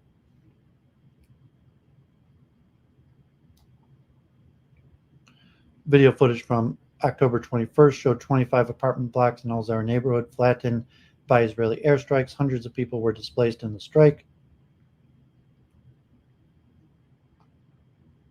Khan Yunis. Khan Yunis in southern Gaza sits at the edge of northern Gaza's former evacuation line. Initially considered a safe zone, the city took in fleeing and injured civilians when the war's focus was in the north, but has been relentlessly bombarded since December after the IDF expanded its campaign. The Guardian's analysis found multiple mosques destroyed beyond recognition alongside destroyed greenhouses and residential blocks. Another sports ground has been destroyed alongside an entire residential area with residential buildings and agricultural fields. Large craters and rubble remain where more than 100 greenhouses once stood. Pharmacies, supermarkets, schools, and kindergartens show signs of damage. Cratered roads surround Al-Bandar and Al-Sharqi Hospital. Khan Yunis refugee camp home to 41,000 people in 2017 was established after the 1948 Arab-Israeli War to accommodate Palestinian refugees expelled from their homes. The camp, which hosts several UN buildings, including an UNRWA school, took several hits and shows signs of damage. Azuz said one of the most pressing questions to emerge is how to give people a sense of home and belonging after enduring loss, how to remember that killed, and how to imagine a future where Gaza is rebuilt again. Panning through the satellite imagery below, taken on January 5th, reveals how wide swaths of Khan Yunis have been destroyed.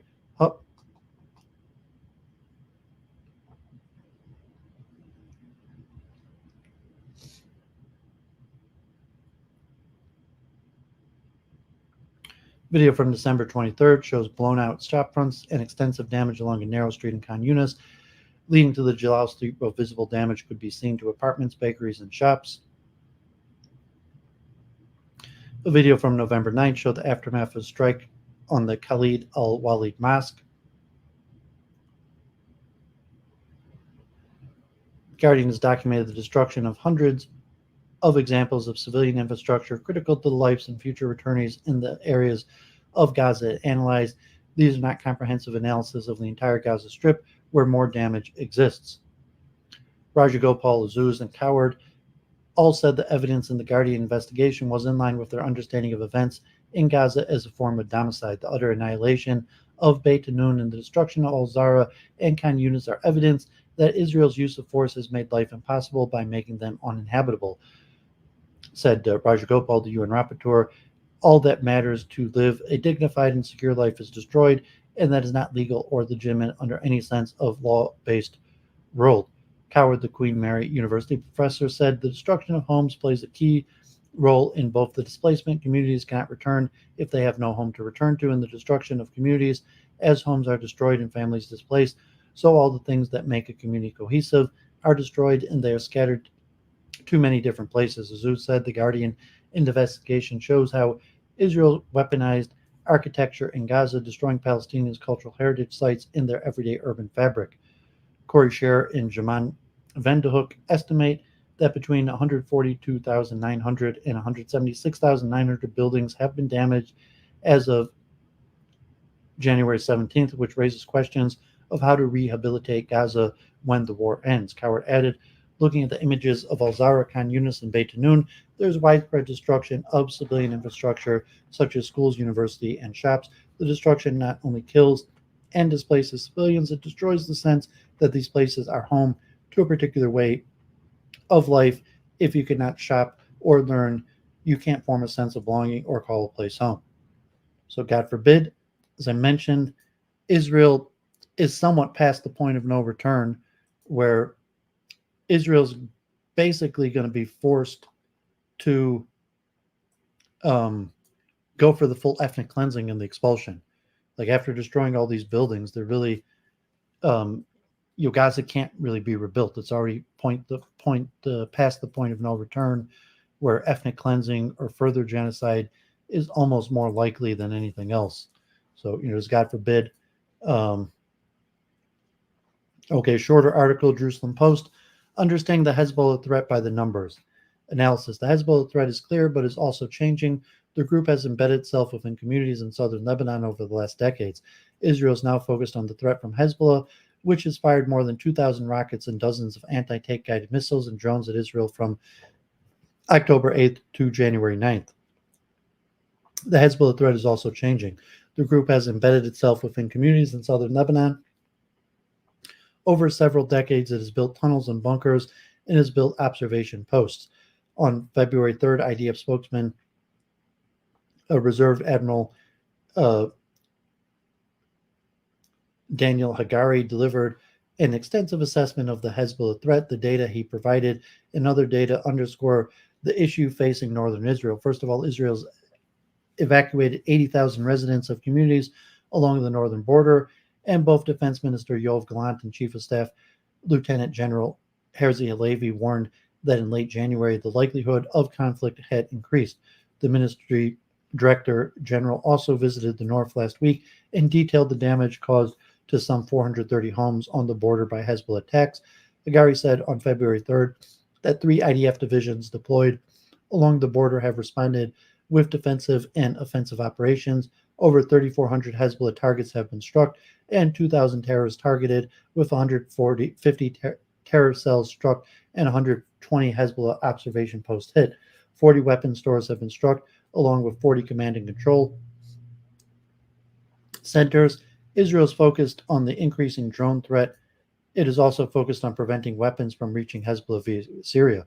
Much of the IDF campaign has been known through IDF statements about daily retaliatory strikes on Hezbollah. The real question now is how Hezbollah may shift forces, whether its capabilities have been degraded, and how it may respond. The Hezbollah threat was always believed to be much more serious than the underestimated Hamas threat before October 7th. After October 7th, this led to many questions about whether Hezbollah had been underestimated as well. It may be that Hamas was able to exploit an opportunity to achieve its brutal attack and the Hezbollah faces challenges Hamas did not face. For instance, the hilly terrain in northern Israel, which will prevent Hezbollah from launching the kind of human wave attack that Hamas did. Nevertheless, the Hezbollah threat is clear. It is carried out near daily attacks on Israel, but did not choose to join a total war in support of Hamas. Instead, it was operationalized by Iran to conduct smaller attacks and to normalize them. Prior to October 7th, Israel would never have permitted Hezbollah to fire 2,000 rockets at Israel without incurring a major conflict. However, the desire to focus on defeating Hamas provided some cover for Hezbollah to change the paradigm in the north. The goal is now to shift that paradigm back. The Hamas massacre has also changed the feeling people in Israel have about seeing Hezbollah on the border. Now it is understood that when terror groups openly parade on the border, it can be a prelude to the massacre. Hezbollah was already pushing the envelope in 2022 and 2023. It threatened Israel during the maritime negotiations between Israel and Lebanon, which took place on the eve of the last Israeli election in 2022. In addition, Hezbollah began to try to shift the border at Mount Dov, where it set up a tent. Hezbollah's provocation test Israel. This provocation was designed to see if it could create facts on the grounds to see how Israel would respond. In general, Hezbollah continued to provoke up until October 8th, when its attacks began. Its attacks had provided Israel a right to respond. There are several aspects of the Hezbollah threat that are now in focus. First, the Hezbollah drone threat has increased. The group has used an unprecedented number of drones since October 8th to threaten Israel. These have set off sirens to sound in numerous communities. Hezbollah has also sought to target sensitive sites in the north with drones or missiles. Hezbollah may have overreached. If it is not interested in larger war, then it has become too big to fail, in the sense that it has carpeted southern Lebanon with too much terrorist infrastructure, creating many potential targets and leaving itself exposed. The large number of targets Israel has struck is important, but it is unclear what percentage of the total they reflect. About 3,000 Hezbollah attacks are similar to the number of Israeli retaliatory strikes. Is this a new version of the Cold War concept of mutually assured destruction doctrine, where neither side wants to escalate too much? On the other hand, Hezbollah has changed the rules of engagement in the north since 2006. Israel, which already waged a decade-long campaign between the wars against Iranian enrichment in Syria and its support for Hezbollah, now faces diminishing returns in the cycle of conflict with Hezbollah. For instance, the first 3,400 targets struck may have been important, but what is the potential for the next 3,400?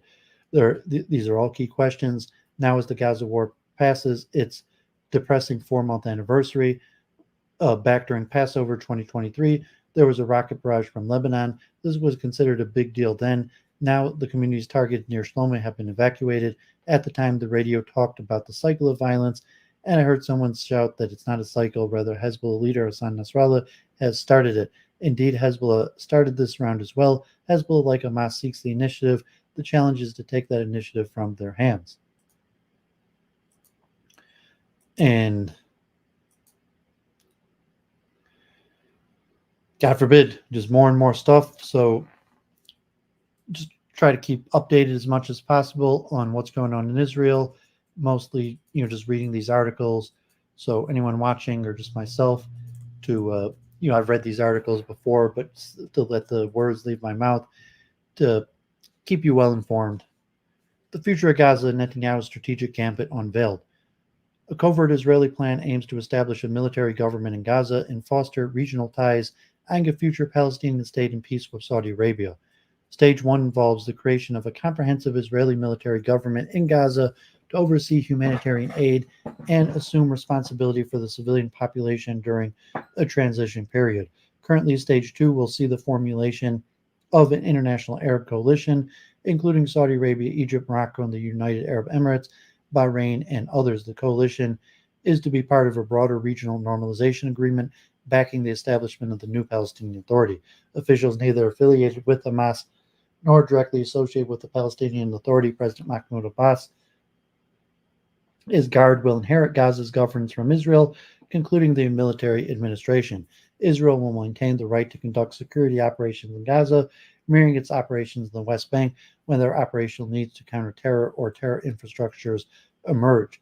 The subsequent phase, contingent upon Gaza's stabilization and the success of the new entity, entails extensive reforms in Judea and Samaria regarding the Palestinian Authority's functionality, educational content, and terror management. Potential future of a Palestinian state. Should this stage proceed smoothly with a predefined 2 to 4 year timeline, Israel will recognize a delineated Palestinian state within the Palestinian Authority territories and consider transferring additional non-settlement requiring lands to that state. This clandestine plan devised in Israel by what herein referred to as a group of businessmen was also shared with official American figures. Among these businessmen, several other are closely connected to Prime Minister Netanyahu, with one being especially close, representing Netanyahu's trial balloon. This initiative aligns with the American-led comprehensive Middle East settlement effort spanning Gaza, the Palestinian Authority, and Saudi Arabia.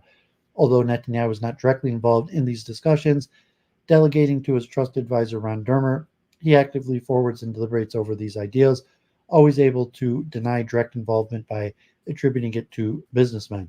It is crucial to note that this plan is part of Israel's broader strategy for the day after, alongside several other initiatives. Coordination is underway by Major General Rassan Elayan, the coordinator of government activities in the territories, with the IDF and the Shin Bet,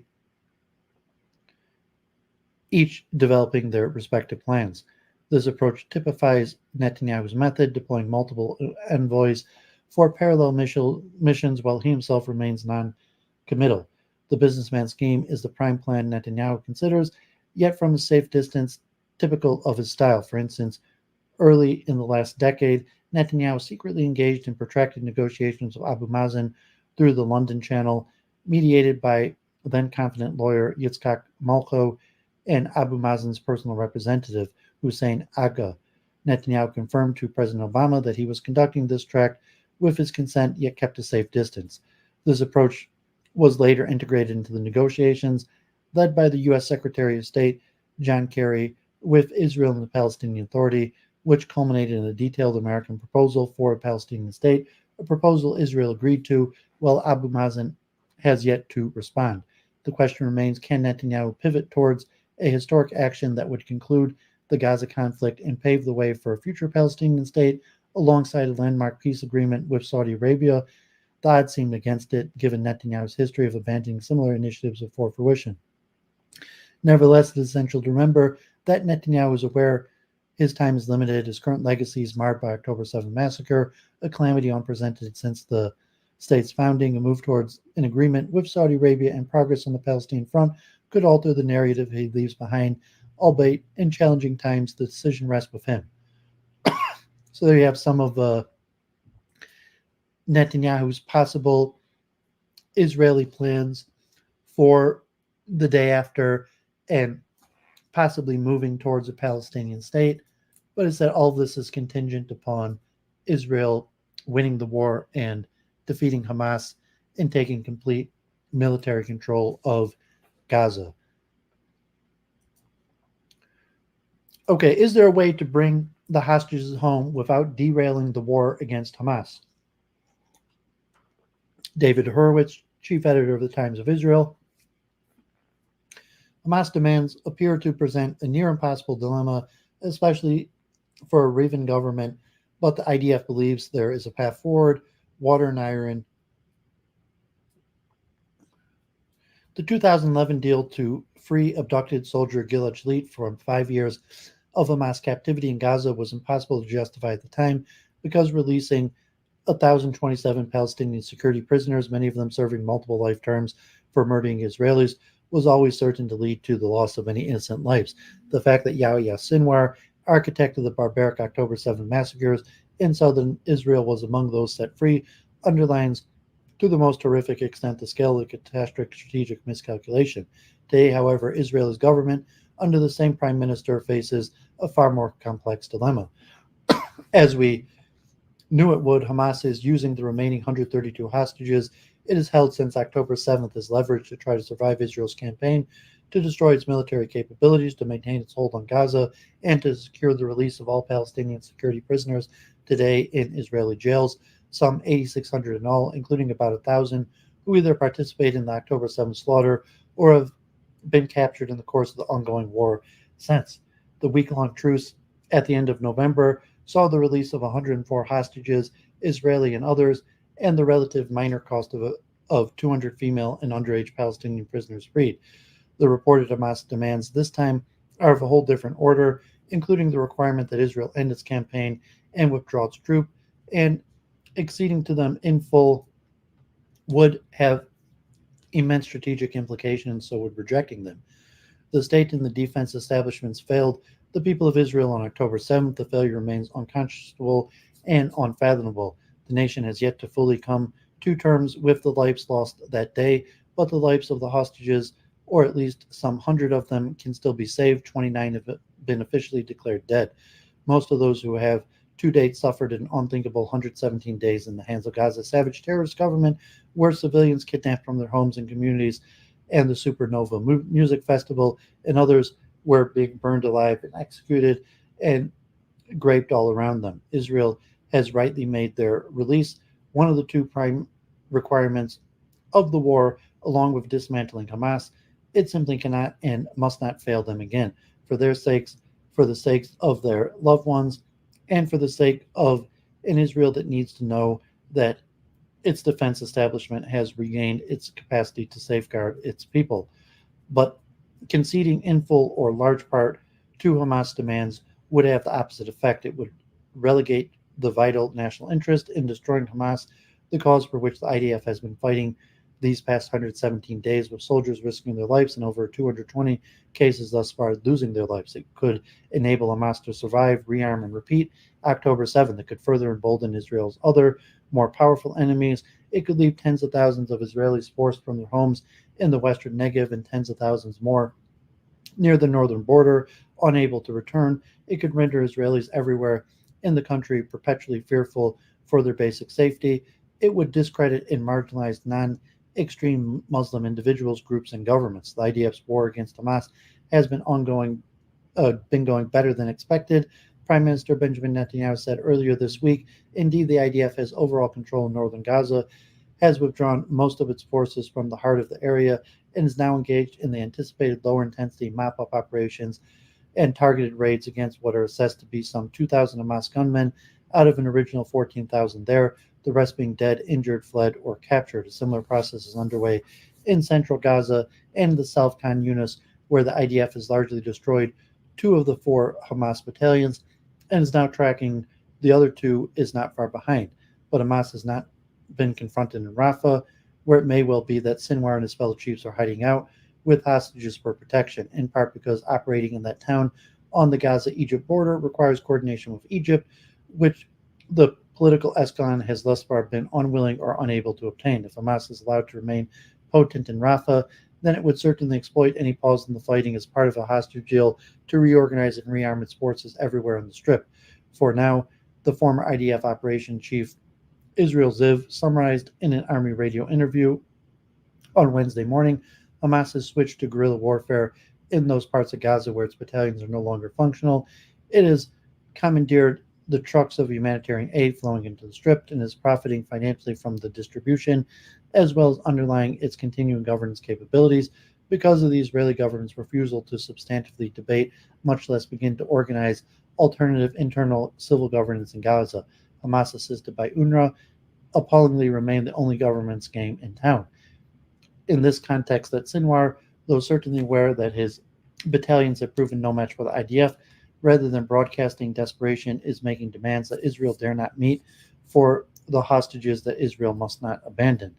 Riven at the top, 13 years after Netanyahu made the wrong decision with the Shalit deal, the dilemma facing the prime minister and his colleagues at this time is acute and unenviable. It also appears to be politically almost impossible. War Cabinet Minister Benny Gantz and the War Cabinet Overseer Observer Gadi Eisenkot argue that most hostages must take priority right now, and that Israel, in Gantz's words, must be fighting Hamas for an entire generation.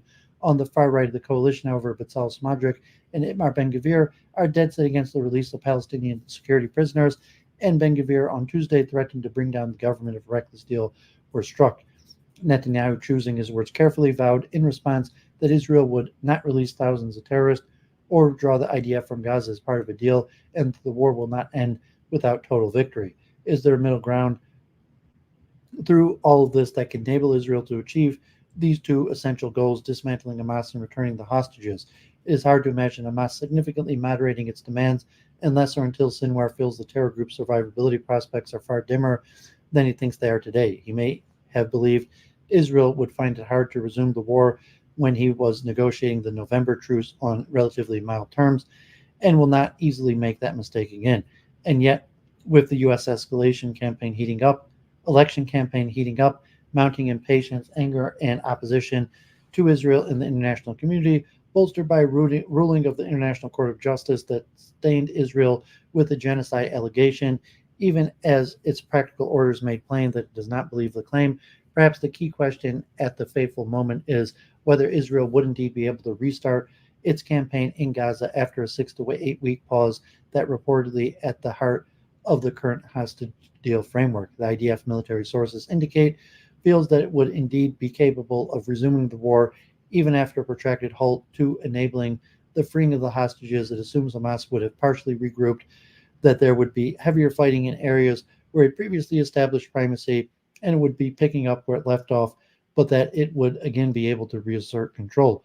But what of the international community, and especially the United States, without whose diplomatic and especially practical support Israel simply cannot fight for long? Water and iron. The IDF confirmed on Tuesday that it had been using seawater to flood Hamas tunnels in Gaza. The fact was an open secret for weeks, widely discussed and reported, though within the limits of military censorship. Military sources acknowledge, however, that the tactic is no magic formula. It has been used only to limited effect and mainly in smaller tunnels relatively close to the sea.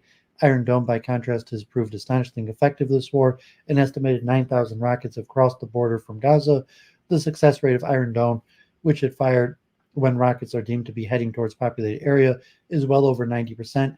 It is not a panacea. Shrapnel from interceptions can be deadly, and Hamas still has several thousand rockets by most estimates, but is thus far largely marginalized what would otherwise be a devastating Hamas weapon, and thus ironically has been a factor in turning the Hamas-Israel war into the Israel-Gaza war in the eyes of the many who don't bother to look too hard at what's going on here. Northern exposure. It remains impossible to see how the wider conflict sparked by October 7th can end without Hezbollah moving or being moved back from the northern border. Presumably, where Sheikh Hassan Nasrallah is seeking a war with Israel, he would have launched it a long time ago, but his forces remain close to the border, clashes are relentless, and the potential for escalation is high. The IDF has now had months to prepare for war in the north, and Defense Minister Yoav Gallant repeatedly indicates that if diplomacy won't shift Hezbollah back to beyond the Litani River, then military action will have to. If matters deteriorate further, Gallant warned on Tuesday, the situation in Haifa will not be good, but in Beirut the situation will be devastating. The situation in Haifa would indeed not be good, given that Hezbollah has a vast rocket arsenal capable of hitting the north, but it would not be good far deeper in Israel either, since Nasrallah is believed to have several thousand precision-guided missiles that can reach anywhere in the country. The IDF may be ready for an offensive, in other words, but not but the home front manifestly is not. Prime divider, fighting for his political life since October 7th, Netanyahu was doing everything he can to deflect personal blame for the disaster, finesse the history that preceded it, stave off the inevitable state commission of inquiry, hold his coalition together, and avoid the elections. To that end, he has consistently refused to acknowledge the simple, undeniable fact, as prime minister uniquely privy to all military intelligence, diplomatic, and other information. Ultimately, the buck stops with him. Over the weeks and months since October 7th, he has tried to cite the Oslo Accords as the original sin, highlighted his resignation ahead of the 2005 disengagement from Gaza, and in an interview this week attempted to assert that he never bought into the conception that Hamas could be paid off. Whatever the merits of these claims, and the last one is beyond disingenuous, the fact that Netanyahu has been in power for over 13 of the 16 and a half years that Hamas has ruled Gaza, nobody comes close to Netanyahu when it comes to directing the policy that governed Israel's interaction with the Strip's terrorist rulers. The prime minister has also become more combative as the weeks and months have passed, no longer giving joint press conferences with Gantz and Gallant, a dismal reflection of the toxic animus at the very top of government. Netanyahu nowadays gives solo performances that are increasingly divisive. In recent weeks, he has tried to make the argument that Hamas wants to see Israel plunge into elections mid-war and to see him gone, with the implicit message that to oppose his ongoing premiership is to oppose the war effort and, by extension, unpatriotic. At his most recent appearance on Saturday night, he urged the families of hostages to stop protesting on behalf of their loved ones, arguing that they were merely driving the Hamas bargaining price, and intimated that they were being manipulated by those who are organizing their activities. He also stepped up further his open hostility and contempt for Israeli media.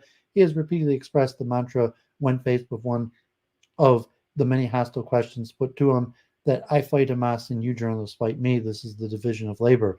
On Saturday, Yuval Said, a reporter from the economic outlet Calculist, asked him how people sending their loved ones to the IDF should feel about his government funding organizations that help some Israelis avoid army service, a reference to certain Haredi organizations. Said proceeded the question by noting that he had just returned from over 100 days of reserve service as a combat soldier. Netanyahu was unimpressed, rejecting the question as biased, unfounded, and inaccurate. He accused Said of trying to spread division in Israel. He then invoked the mantra, again, I deal with destroying Hamas and you run the war against me.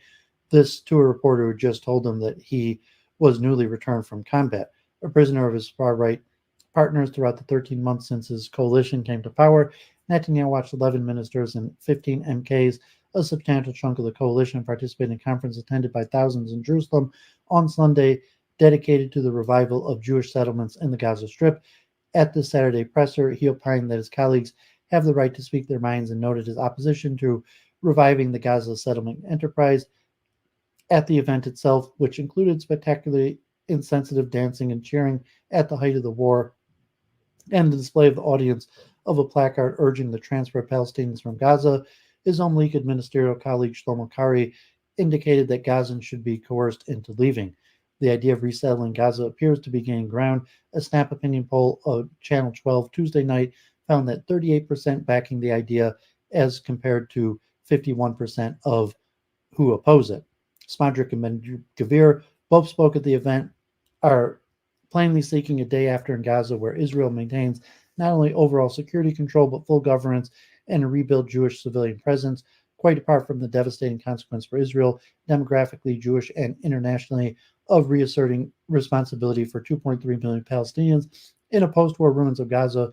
The security implications alone should be enough to give potential supporters pause. The IDF calamitously dysfunctional ahead of the October 7th, perpetually fully stretched and currently fighting on bracing on multiple fronts, would be incapable of taking the additional burden of securing the intended revived Gaza Jewish citizenry. But Netanyahu dares not make any of this clear sense, as in so many divisive spheres, he fears alienating the Ben-Gvirs and Smodriches, and thus another area of national friction opens up under his leadership. The war in Gaza is far from won. The government faces a near impossible dilemma about a potential hostage deal. We need to plan today for a day after in Gaza. We have empathetically not reached the day after in Israel. But that day must come because Israel must emerge successfully from this war, and then an essential process of national healing will begin in earnest. He quite obviously refuses to accept this, but it's impossible to see how the obsessively, instinctively divisive Netanyahu can be part of that process. Okay, yeah, God forbid, 3 more. A lot of information to cover.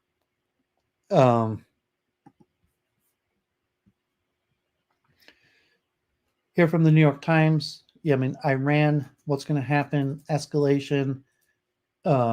Just this week, U.S. strike test Iran's will to escalate. American airstrikes hit Iran-linked targets in Syria and Iraq to retaliate for the recent killings of 3 U.S. soldiers in Jordan. As Iran and the United States assessed the damage done by American airstrikes in Syria and Iraq on Friday, the initiative suddenly shifted to Tehran and its pending decision whether to respond or to take the hit and de-escalate. The expectation in Washington and among its allies is that the Iranians will choose the latter course, seeing no benefit in getting into a shooting war with a far larger power, with all the risk that implies, but is not yet clear whether the varied proxy forces that have conducted scores of attacks on American bases and ships and that rely on Iran for money, arms, and intelligence will conclude that their interests too are served by backing off. The Houthis, an Iran-backed rebel group that controls part of Yemen, have continued to attack ships in the Red Sea despite a series of American strikes, including one on Saturday, meant to deter them. Friday's strikes were largely in retaliation for a drone attack by an Iran-backed militia that killed 3 American soldiers in Jordan on January 28th. The United States hit back at the group and several other Iran-backed militias with 85 targeted strikes. In the aftermath, American officials insisted there was no back-channel discussion with Tehran, no quiet agreement that the United States would not strike directly at Iran. There's been no communication with Iran since the attack. John Kirby, a spokesman for the National Security Council, told reporters on a call on Friday night after the retaliatory strikes were completed. But even without direct conversation, there's been plenty of signaling in both directions. President Biden is engaged in a military, diplomatic, and election year gamble that he can first restore some semblance of deterrence in the region, then help orchestrate a pause or ceasefire in Gaza to allow for hostage exchange with Israel, and then, in the biggest challenge of all, try to reshape the dynamics of the region. But it is all happening in an area of the world that he hoped just 5 months ago could be kept on the back burner while he focused on competition with China in the war in Ukraine, and in the middle of a campaign where his opponents, led by former President Donald Trump, will declare almost any move a sign of weakness. For their part, the Iranians have been broadcasting in public that they want to lower the temperature on the attacks, even on their quickly advancing nuclear program, though their ultimate objective to drive the U.S. out of the region once and for all remains unchanged. Their first response to the military strikes on Saturday morning was notably mild. The attack last night in Syria and Iraq is an adventurous action and another strategic mistake by the American government, which will have no result other than increasing tensions and destabilizing the region, said Nasser Kanani, a spokesman for Iran's foreign ministry. Until Friday night, every military action by the United States has been calibrated and cautious, the hallmark of Mr. Biden's approach. The deaths of the American soldiers forced his hand, though administration officials said he had to make clear that the United States would seek to dismantle many of the capabilities of the groups that call themselves the Axis of Resistance. That's a reference to the concept that unites the factious, often undisciplined group of militias opposed to Israel and their chief backer, the United States. And the strikes, Mr. Biden's advisors quickly concluded, had to aim at facilities used by Iran's Islamic Revolutionary Guard Corps. But the president made the decision to strike largely at facilities and command centers without aiming to decapitate the force leadership or threaten Iran directly. There was no serious consideration of striking inside Iran. One senior administration official said the first round of strikes were complete, and the telegraphing of the hit gave Iranians and their proxies time to evacuate senior commanders and other personnel from the bases and disperse them in safe houses. To Mr. Biden's critics, that is too much calibration, too much caution.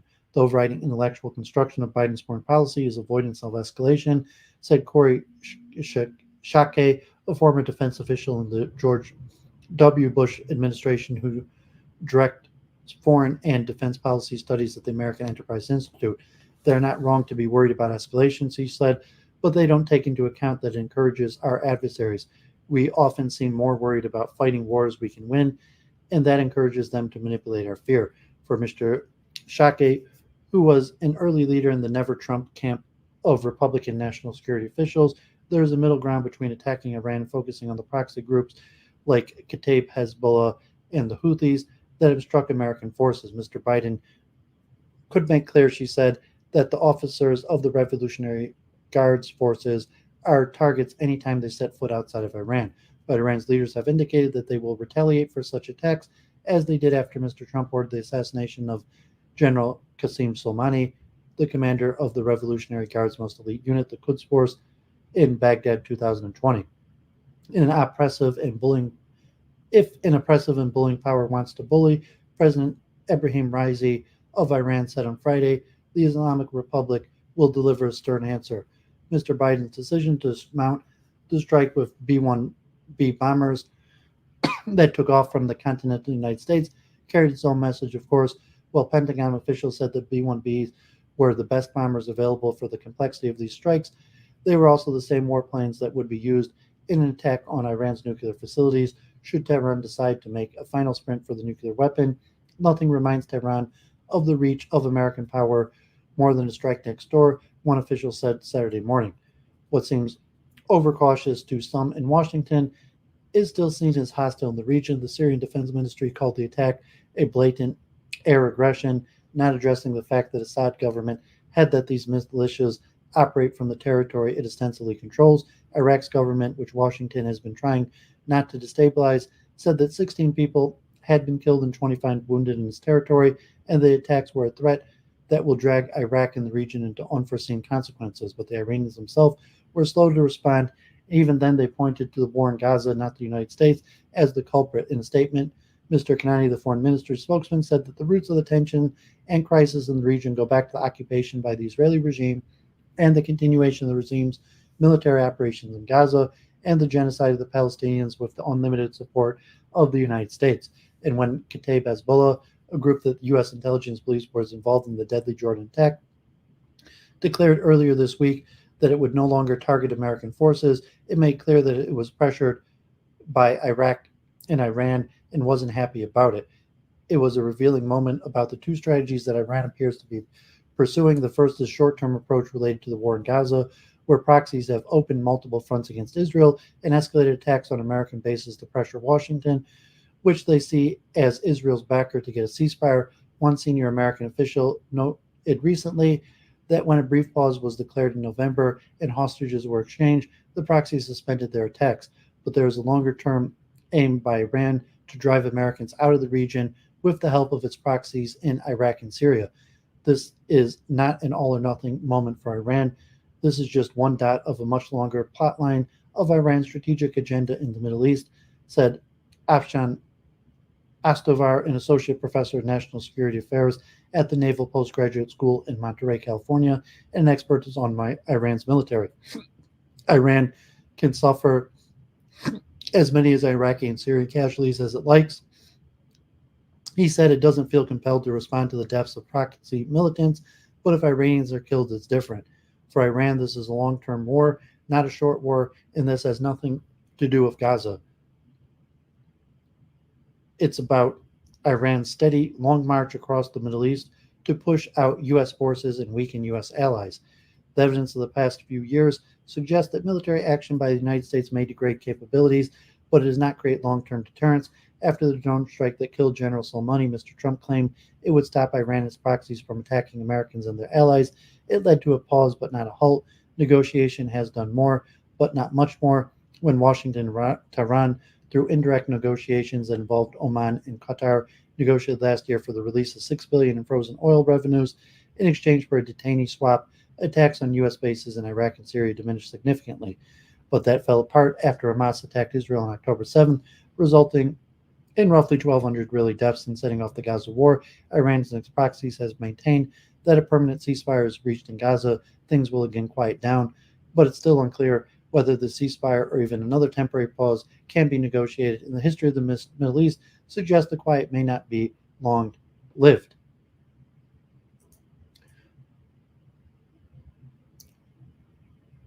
Okay, and the last one on CNN bias.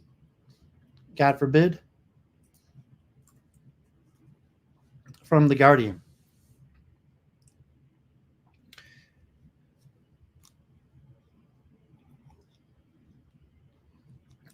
CNN staff says network pro-Israel slant accounts to journalistic malpractice. Insiders say pressure from the top results in credulous reporting of Israeli claims and silencing of Palestinian perspectives. CNN is facing a backlash from its own editorial policies they say has led to regurgitation of Israeli propaganda and the censoring of Palestinian perspectives from the network's coverage of the war in Gaza. Journalists in CNN newsrooms in the U.S. and overseas say broadcasts have been skewed by management edicts in a story approval process that has resulted in a highly partial coverage of the Hamas massacre on October 7th and Israel's retaliatory attack on Gaza. The majority of the news since the war began, regardless of how accurate the initial reporting, has been skewed by a systemic and institutional bias within the network towards Israel, said one CNN staffer. Ultimately, CNN's coverage of the Gaza-Israeli war amounts to journalistic malpractice, according to accounts from 6 CNN staffers in multiple newsrooms and more than a dozen internal memos and emails obtained by The Guardian. Daily news decisions are shaped by a flow of directives from the CNN headquarters in Atlanta that have set strict guidelines on coverage. They include tight restrictions on quoting Hamas and reporting other Palestinian perspectives, while Israeli government statements are taken at face value. In addition, every story in the conflict must be cleared by the Jerusalem Bureau before broadcast or publication. CNN journalists say the tone of coverage is set at the top by its new editor-in-chief CEO, Mark Thompson, who took up the post 2 days after the October 7th Hamas attack. Some staff are concerned about Thompson's willingness to withstand external attempts to influence coverage, given that in a formal role as the BBC's Director General, he was accused of bowing to Israeli government pressure on a number of occasions, including a demand to remove one of the corporation's most prominent correspondents from her post in Jerusalem in 2005. CNN insiders say that has resulted, particularly in the early weeks of the war, in a greater focus on Israeli suffering, and the Israeli narrative of the war is a hunt for Hamas and its tunnels, and an insufficient focus on the scale of Palestinian civilian deaths and destruction in Gaza. One journalist described a schism within the network over coverage they said was at times reminiscent of the cheerleading that followed 9/11. There's a lot of internal strife and dissent. Some people are looking to get out, they said. Another journalist in a different bureau said that they too saw pushback. Senior staffers who disagree with the status quo are butting heads with the executives giving orders, questioning how we can effectively tell the story with such restrictive directives in place, they said. Many have been pushing for more content from Gaza to be altered and aired, but the time these reports go through the Jerusalem and make it to TV or the homepage, critical changes from the introduction to imprecise language to an ignorance of crucial stories ensure that nearly every report, no matter how damning, relieves Israel of wrongdoing. CNN staff said that some journalists with experience in reporting the conflict and region have avoided assignments in Israel because they do not believe they will be free to tell the whole story. Others speculate that they are being kept away by senior editors. It is clear to some who don't belong are covering the war and some who do belong aren't, said one insider. Edicts from on high. As Thompson's first editorial meeting 2 days after the October 7th Hamas attack, the new network chief described by CNN's coverage of the rapidly moving story as basically great. Thompson then said he wanted viewers to understand what Hamas is, what it stands for, and what it's trying to achieve with the attack. Some of those listening thought that a laudable journalistic goal, but they said that in time it became clear he had a more specific expectation for how journalists should cover the group. In late October, as the Palestinian death toll rose sharply from Israeli bombing with more than 2,700 children killed, according to the Gaza Health Ministry, and as Israel prepared for its ground invasion, a set of guidelines landed in the CNN staff inboxes. A note at the top of the 2-page memo pointed to an instruction from Mark to pay attention to a particular paragraph under coverage guidance. The paragraph said, while CNN would report the human consequences of the Israeli assault and the historical context of the story, we must continue to remind our audience of the immediate cause of this current conflict, namely the Hamas attack and the mass murder and kidnap of civilians. CNN staff members said that the memo solidified a framework for stories in which the Hamas massacre was used to implicitly justify Israeli actions, and that other context or history was often unwelcome or marginalized. How is the editor going to read that other than as an instruction that no matter what the Israelis do, Hamas is ultimately to blame? Every action by Israel dropping massive bombs that wipe out entire streets, its obliteration of whole families, the coverage ends up massaged to create "they had it coming" narrative, said one staffer. The same memo said that any reference to casualty figures from the Gaza Health Ministry must say it is Hamas controlled, implying that reports of the deaths of thousands of children were unreliable, even though the World Health Organization and other international bodies have said that they are largely accurate. CNN staff said the edict was laid down by Thompson at an earlier editorial meeting. Broader oversight of the coverage from the CNN headquarters in Atlanta is directed by the triad of three CNN departments: News Standards and Practices, Legal and Fact Checking. David Lindsay, the Senior Director of News Standards and Practices, issued a directive in early November effectively barring the reporting of most Hamas statements, characterizing them as inflammatory rhetoric and propaganda. Most of it has been said many times before and is not newsworthy. We should be careful not to give it a platform, he wrote. Lindsay said that if a statement was deemed editorially relevant, we can use it if it is accompanied by greater context, preferably a package or digital right. Let's avoid running it as a standalone soundbite or quote. In contrast, one CNN staffer noted that the network repeatedly aired inflammatory rhetoric and propaganda from Israeli officials and American supporters, often without challenge in interviews. They noted that other channels have carried interviews with Hamas leaders, while CNN has not, including one in which the group spokesman Ghazi Hamad cut short questions from the BBC when he was challenged about the murder of Israeli citizens. One staffer said that there is a view among correspondents that is agony to get a Hamas interview past the triad.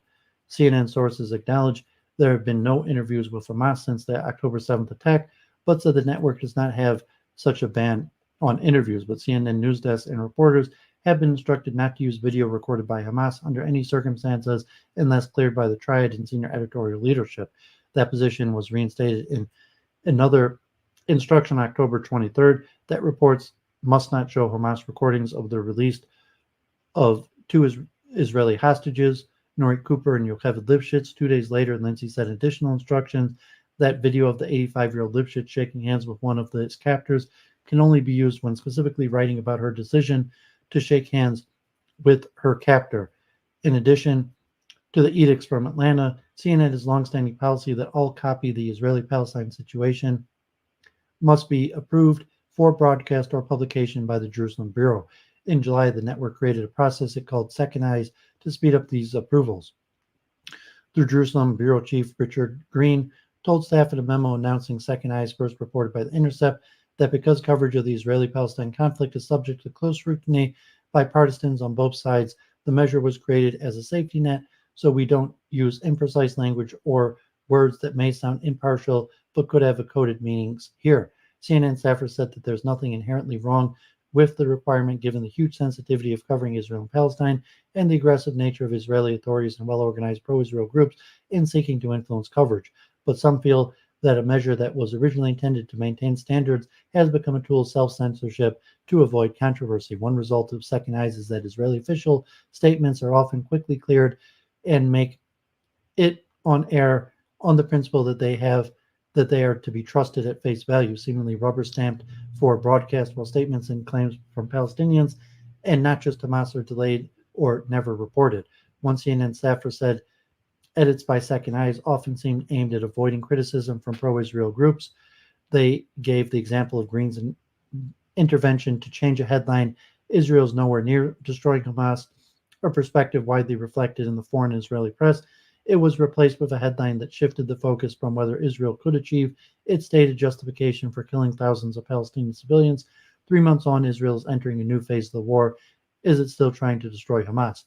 Some CNN staff fear that the result is a network acting as a surrogate censor on behalf of the Israeli government. The system results in chosen individuals editing and any and all reporting with institutionalized pro-Israel bias, often using passive language to absolve the Israeli Defense Forces of responsibility and playing down Palestinian deaths in Israeli attacks, said one of the network's journalists. CNN staff who spoke with The Guardian were quick to praise through thorough and hard-hitting reporting by correspondents on the ground.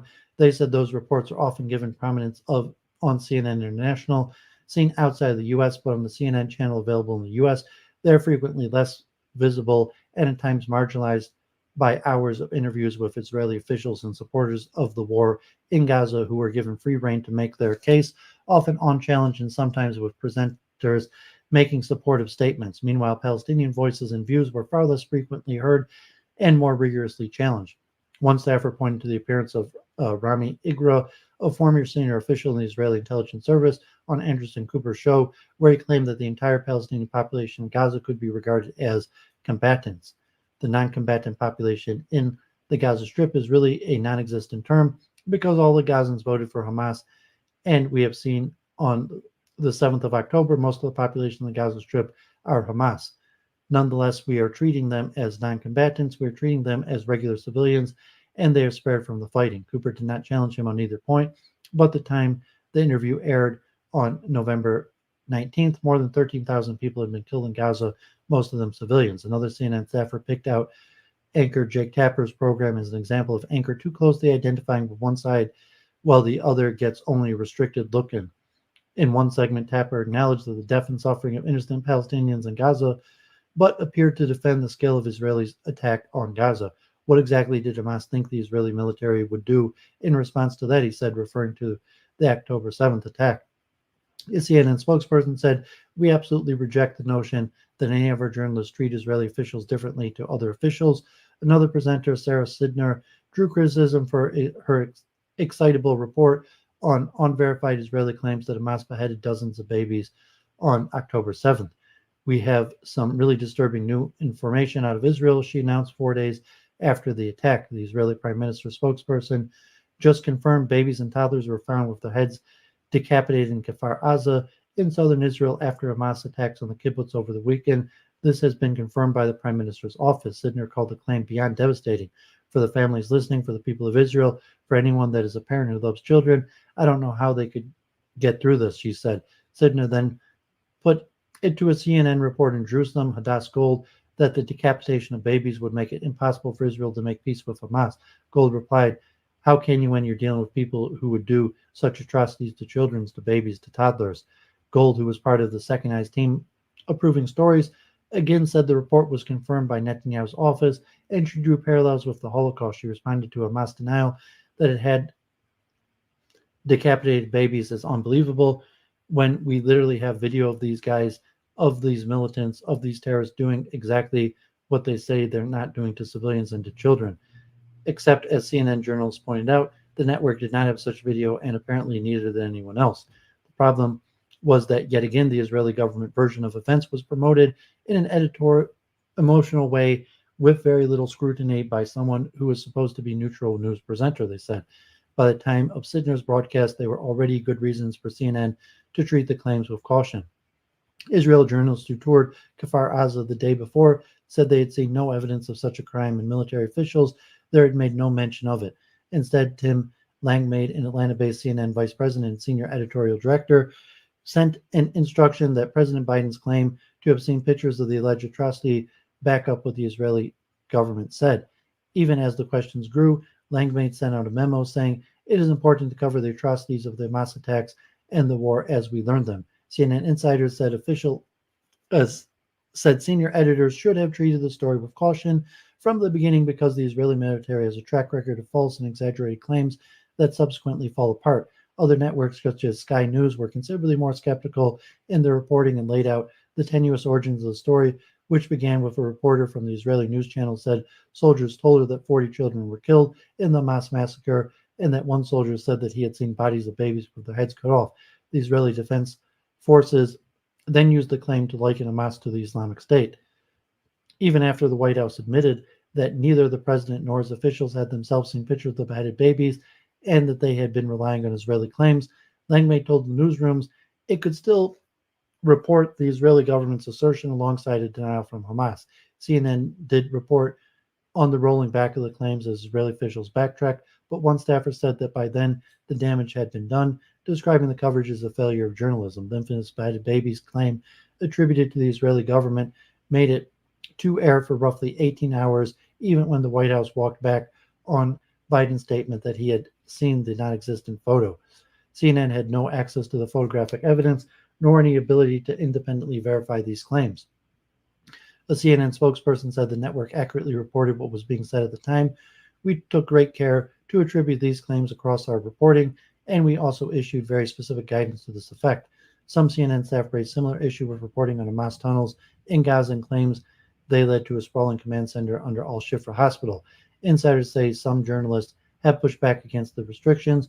One pointed to Jomana Kardashev, a London-based correspondent with a long history of reporting from the Middle East. Jomana has really pushed to shine a spotlight on the Palestinian victims of this war, and she has had some success. She's done some really important stories, putting a human face on it all and looking at Israeli action and intent, but I don't think it's been easy for her. These stories don't get to the prominence they deserve. The push for more balanced coverage has been complicated by Israel's block on foreign journalists entering Gaza except under IDF control and subject to censorship that has helped keep the full impact of the war on Palestinians off of CNN and other channels, while ensuring that there is a continued focus on the Israeli perspective. A CNN spokesperson rejected allegations of bias. Our reporting has confronted Israel's response to the attacks, including some of the most detailed and high-profile investigations, interviews, and reports.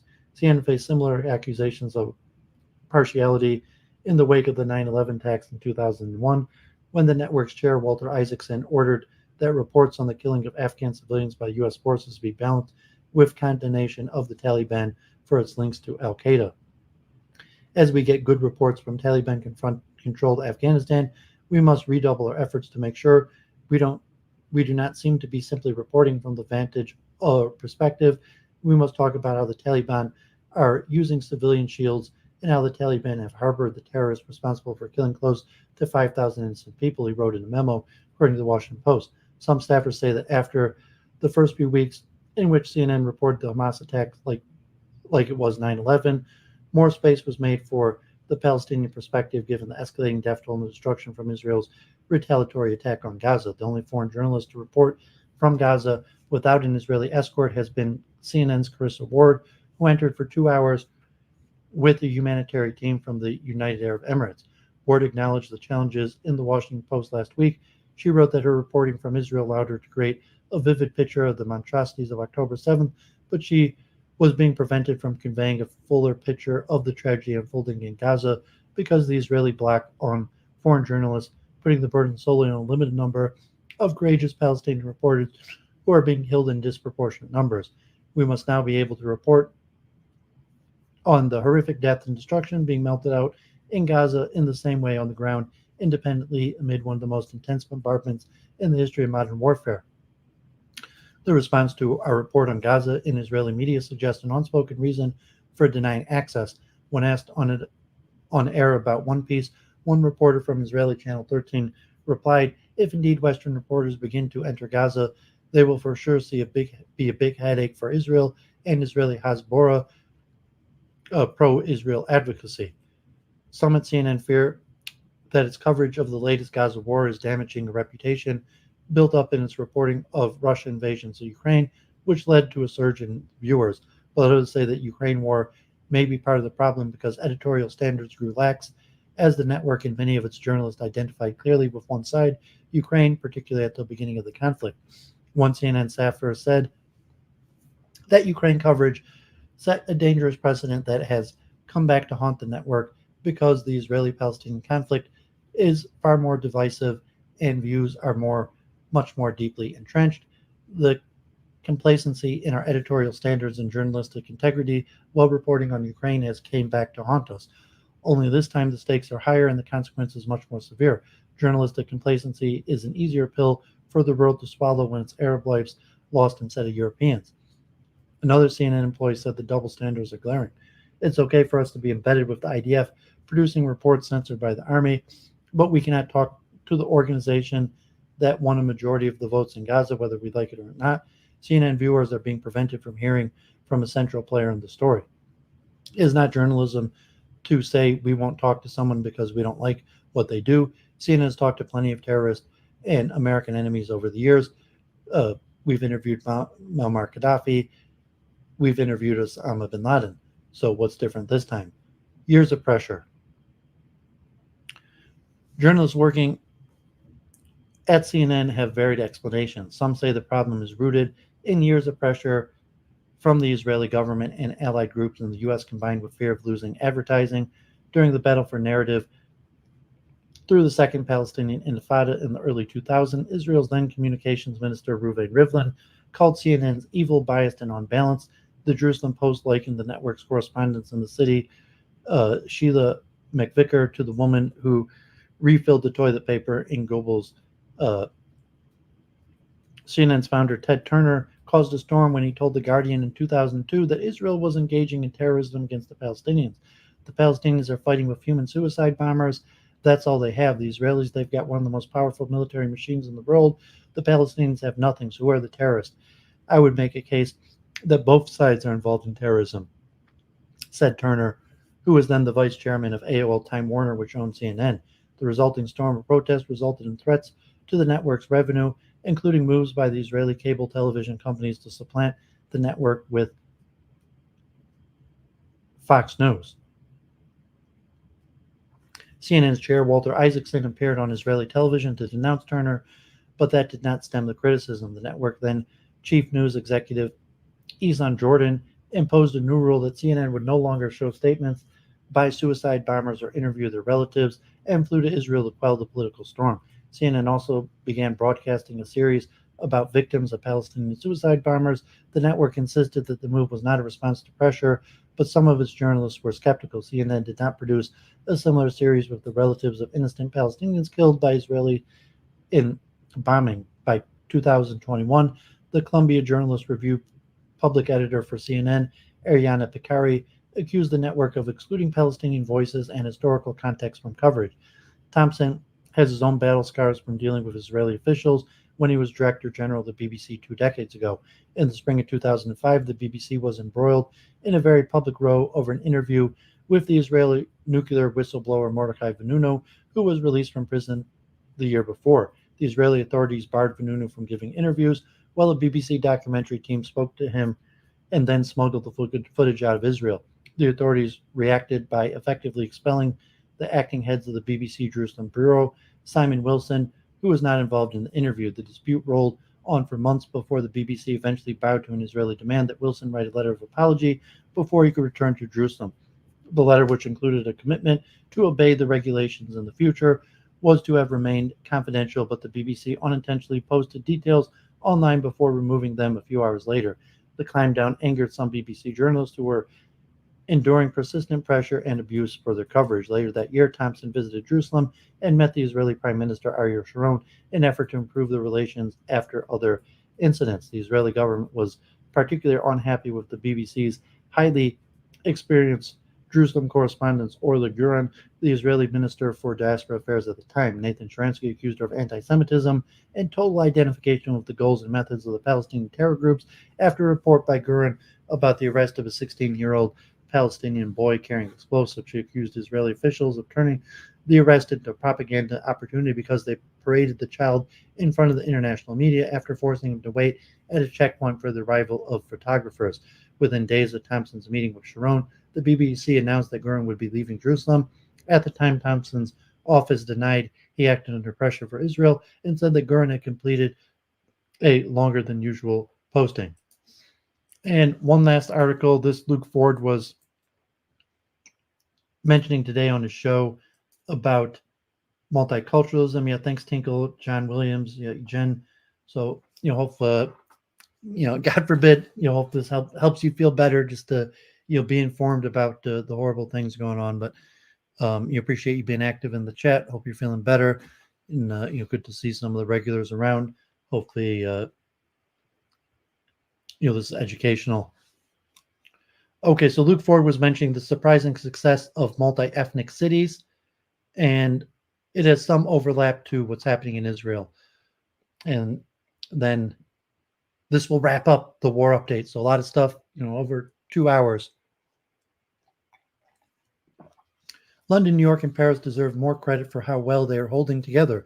Every day in these multi-ethnic cities, people of Muslim, Christian, Jewish origin share the streets, buses, and classrooms. Ever since the Israeli-Palestinian war began, we've been watching unprecedented graphic videos on social media of Muslims killing Jews and Jews killing Muslims. The wonder is not that there are tensions in Western City, but how calm things are.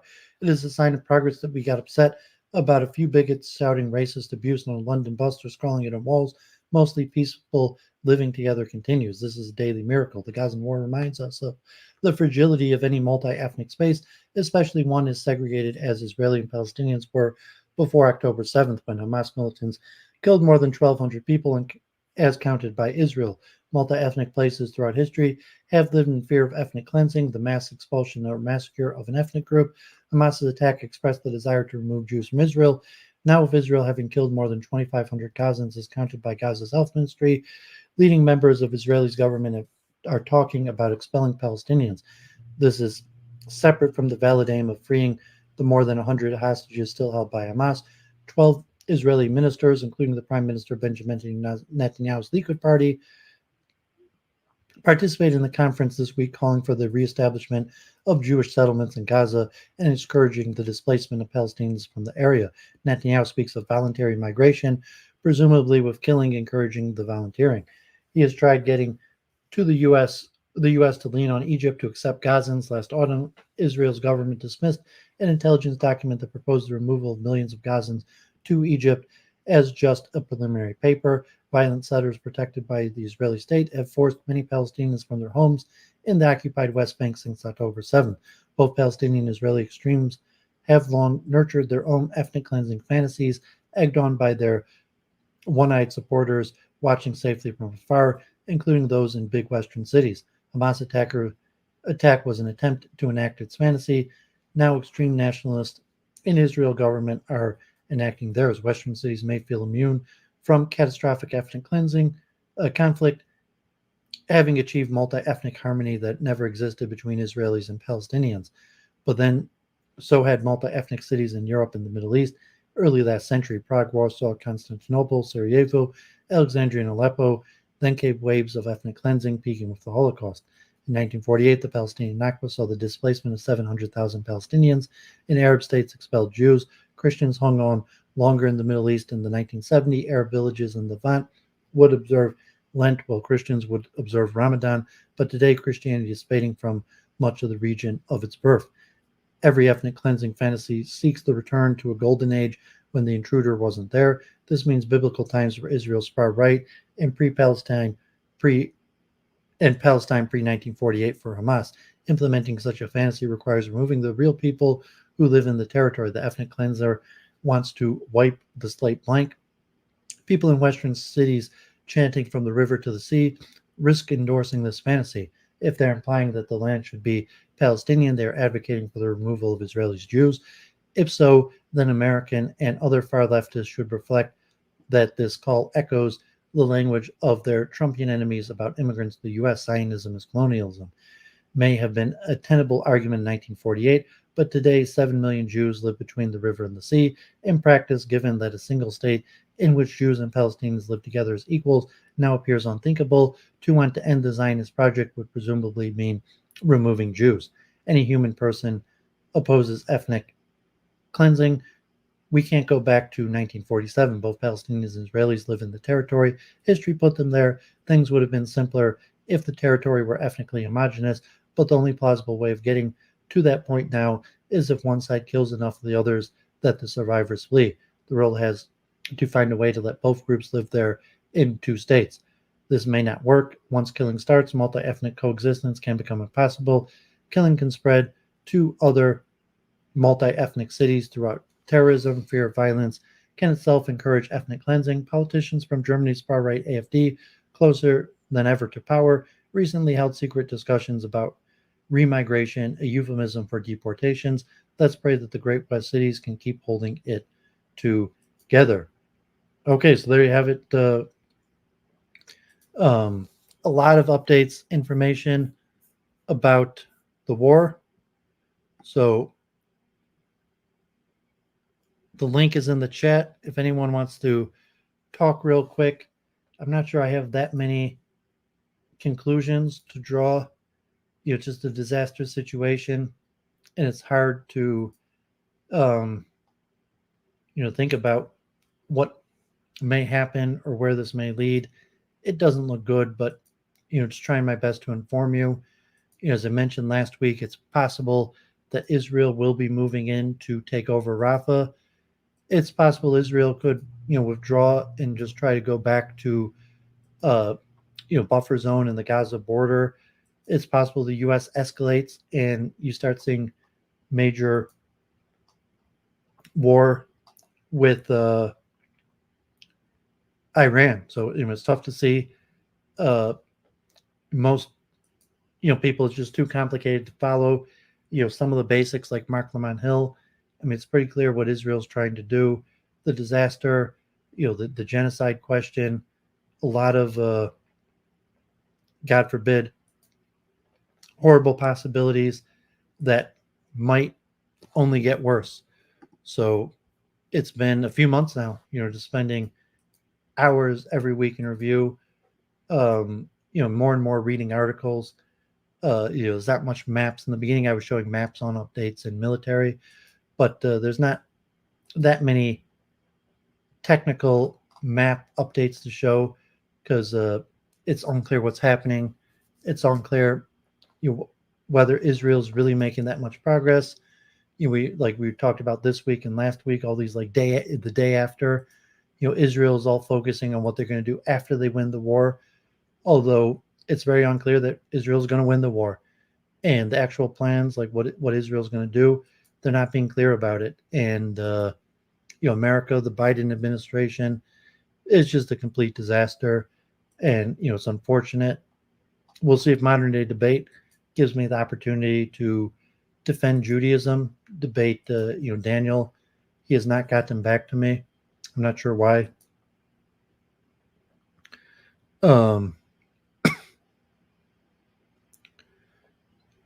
Yeah, appreciate you tuning in, Jenny.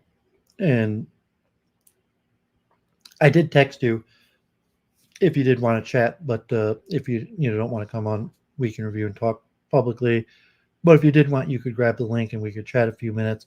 Otherwise, I'm about to go into my research, and Luke Ford gave me this book on Irony and Outrage, the Polarized Landscape of Rage, Fear, and Laughter in the United States. So I was going to read Luke Ford's notes on that. And I still have this stuff on the Vienna Circle. And I had two things from Wikipedia, just ideas from my end of my Philosophy of Science series. So I just finished my Philosophy of Science series and want to move into my new metaphysics series, although it doesn't look like it's going to happen this week. So hopefully next week will be the beginning of my new metaphysics series. And so I had a few things from this week's Philosophy of Science on tit for tat and Truthmaker Theory to try to tie things together. Judas, God bless. And some stuff on the Vienna Circle. We'll see how much energy I have. I might go for another 2-3 hours and try to pound through and do some research. So let me pour myself a tea. Still got this coffee from 4 hours ago.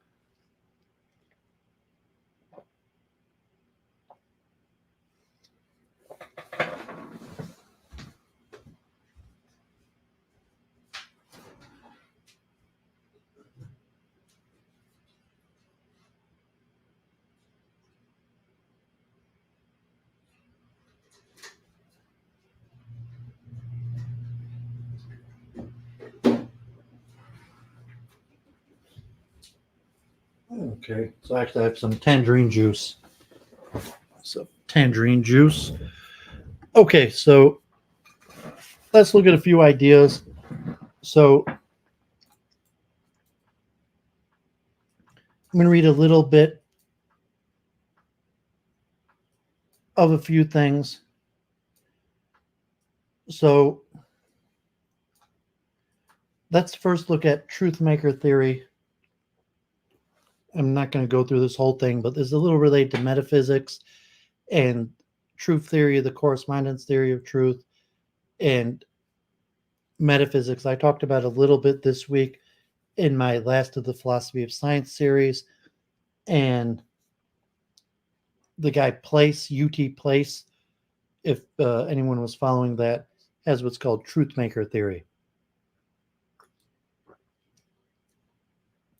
Truthmaker Theory. Truthmaker Theory is a branch of metaphysics that explores the relationship between what is true and what exists. The basic intuition behind Truthmaker Theory is that truth depends on being. For example, a perceptual experience of a green tree may be said to be true because there is actually a green tree. But if there was no tree there, it would be false. So the experience by itself does not ensure the truth, its truth or falsehood. It depends on something else. Expressed more generally, Truthmaker Theory is the thesis that the truth of truth bearers depends on the existence of truth makers. A perceptual experience is a truth bearer. In the example above, various representational entities like beliefs, thoughts, or assertions can act as truth bearers. Truth maker theorists are divided about what type of entity plays the role of truth maker. Popular candidates include states of affairs and tropes. Truth maker maximalism is the thesis that every truth has a truth maker. An alternative view is truth maker atomism, the thesis that only atomic sentences have truth makers. Truth maker atomism remains true to the basic intuition that truth depends on being by holding that the truth of molecular sentences depends on the truth of atomic sentences, whose truth in turn depends on being. All non-maximalist positions accept that there are truth maker gaps, truth without truth makers. Opponents have tried to disprove truth maker theory by showing that there are so-called deep truth maker gaps, truth bearers that are not only lack a truth maker, but whose truths do not depend on being. Various principles governing the truth-making relation have been proposed in order to make the intuitions about the role and nature of truth-making explicit. Truthmaker theory is closely related to the correspondence theory of truth, but not identical to it. Truthmaker theory has been applied to various fields of metaphysics, often with the goal of exposing ontological cheaters, theorists who are committed to certain beliefs but do not or cannot account for the existence of a truth maker for those beliefs. Overview. In Truthmaker's 1984, Kevin Mulligan, Peter Simons, and Barry Smith introduced the truthmaker idea as a contribution to the correspondence theory of truth. Logically, atomical empirical sentences such as John kissed Mary have truth makers, typically events or tropes corresponding to the main verbs of the sentence in question. Mulligan explored extensions of this idea to sentences of other sorts, but they do not embrace any position of truthmaker maximalism, according to which every truth bearer has a truth maker. The maximalist position leads to philosophical difficulties, such as the question about what the truth maker for an ethical, modal, or mathematical truth bearer could be. Someone who is deeply enough committed to truth makers and who simultaneously doubts that the truth maker could be found in a certain kind of truth bearer will simply deny that the truth bearer could be true. Those who find the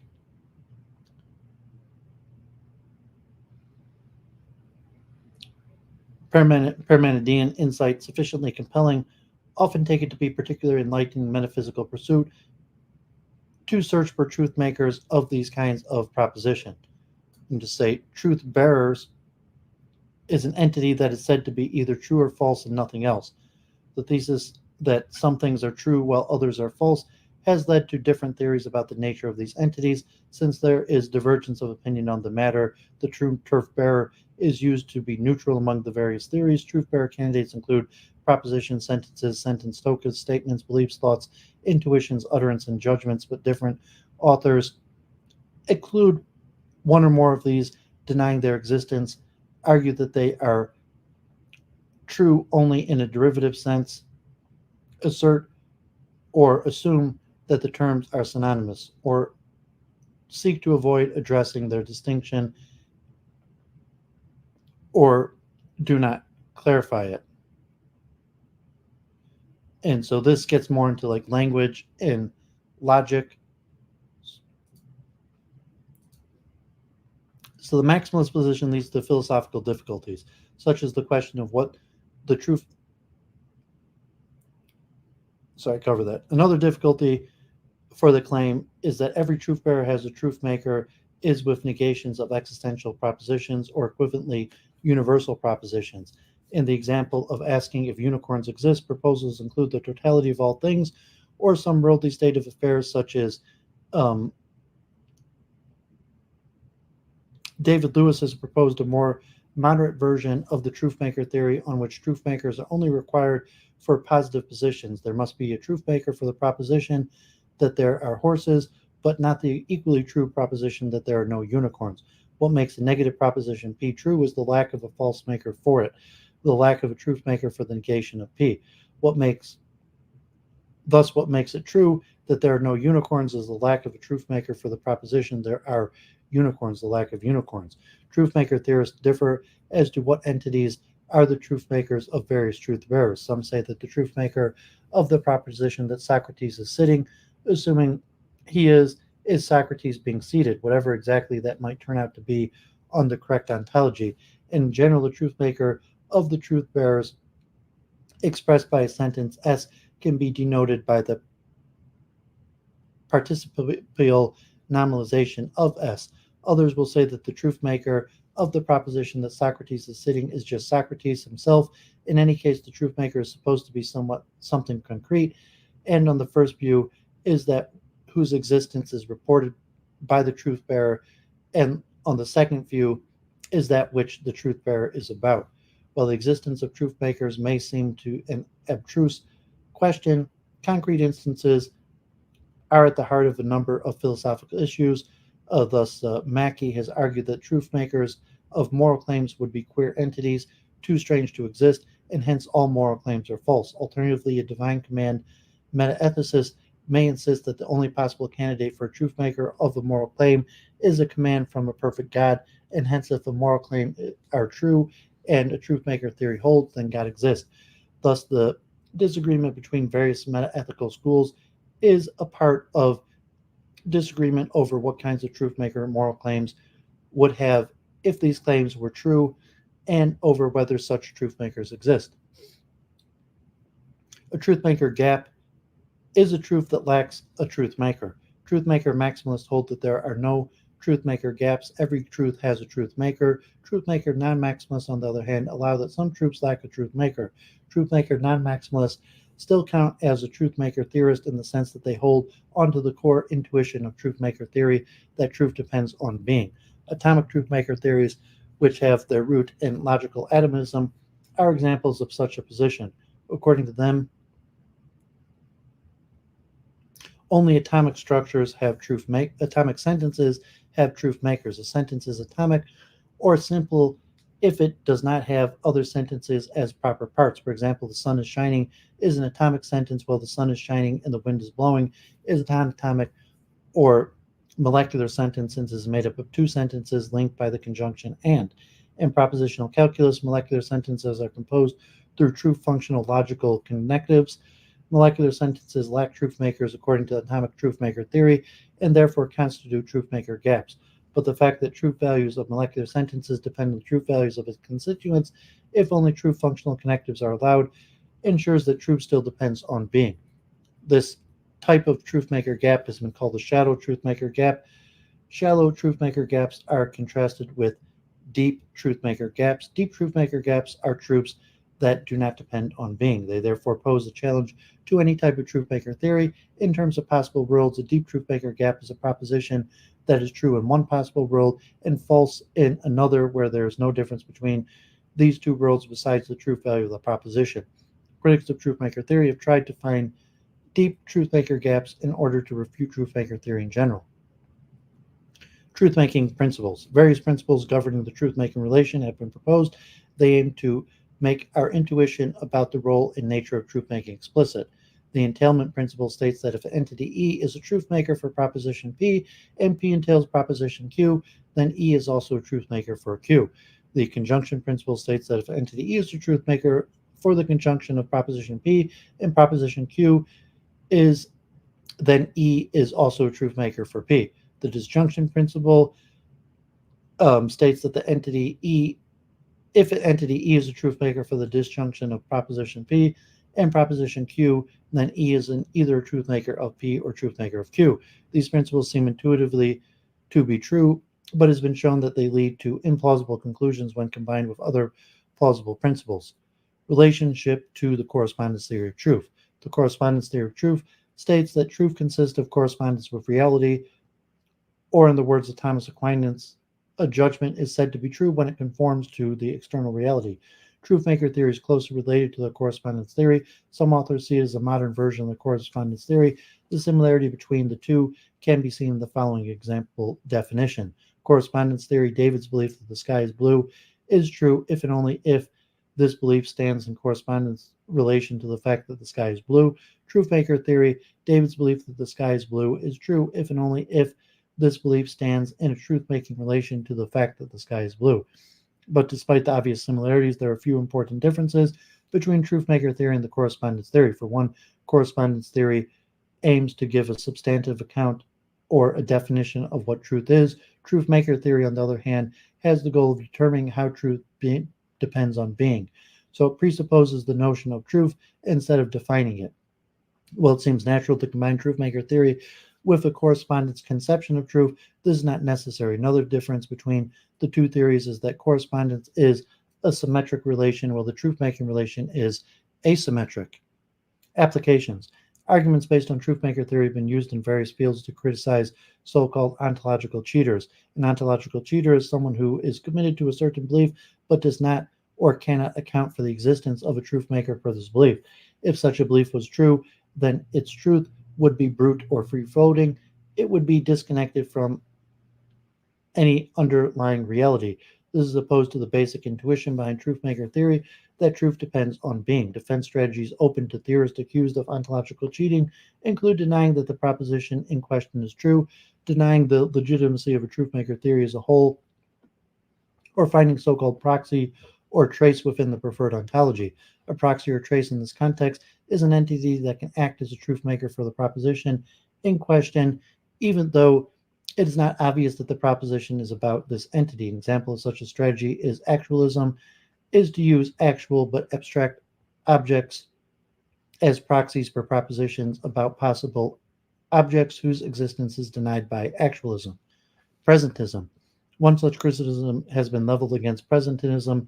Presentism is the view that only the present exists. The past entities or events lack existence. Eternalism is the opposite of presentism. It holds that past, present, and future existence are equally real.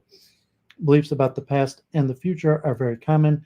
For example, the belief that dinosaurs existed, providing a truth maker for the belief, is quite straightforward for eternalists. They may claim that dinosaurs themselves or facts about dinosaurs act as truth makers. This is unproblematic since for eternalists, past entities have regular existence. This strategy is not available to the present since they deny the past entities have existence. But there seems to be no obvious truth maker candidates for this belief among the present entities. The presentist would have to be labeled an ontological cheater unless he can find truth making within his ontology. Phenomenalists have been subject to similar criticism. Phenomenalist is a view that only phenomena exist. It is opposed to the common sense intuition that the material objects we perceive exist independently of our perceptual experience of them, and that they even exist when not perceived. This includes an example of belief that valuables locked inside a safe do not cease to exist despite the fact that no one observes them in there, which would of course defeat the purpose of locking them inside in the first place. The phenomenalists face the problem of how to account for the truth of this belief. A well-known solution to this problem comes from John Stuart Mill. He claimed that we can account for unperceived object in terms of counterfactual conditionals. It is true that valuables are inside the safe because if someone looked inside, then the person would have a correspondent sensory impression. But this solution does not satisfy the truthmaker theorist since it still leaves open what the truthmaker for this counterfactual conditional is. It is not clear how such a truthmaker could be found within the phenomenalist ontology. Actualism. Actualism is a view that everything there is actual, that only actual things have existence. Actualism contrasts with possibilism, the view that there are some entities that are merely possible. Actualists face the problem of how to account for the truth maker of modal truths, like it's possible for the Cuban Missile Crisis to escalate into full-scale nuclear war. There could have been purple cows, or it's necessary that all cows are animals. Actualists have proposed various solutions, but there are no consensus as to which one is the best solution. A well-known account relies on the notion of possible worlds conceived as actual abstract objects, for example, as maximal consistent sets of propositions or of states of affairs. A set of propositions is maximal if, for any statement P, either P or not P is a member. Possible worlds act as truth makers for modal truths. For example, there is a possible world in which inhabited by purple cows. This world is a truth maker, for there could have been purple cows. Cows are animals in all possible worlds that are inhabited by cows, so all worlds are the truth maker of it is necessary that all cows are animals.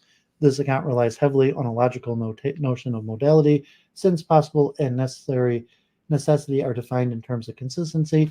This dependency has prompted some philosophers to assert that no truth makers at all are needed for modal truths, that modal truths are true by default. This position involves abandoning truth maker maximalism. An alternative solution to the problem of truth makers for modal truths is based on the notion of essence. Objects have their properties either essentially or accidentally.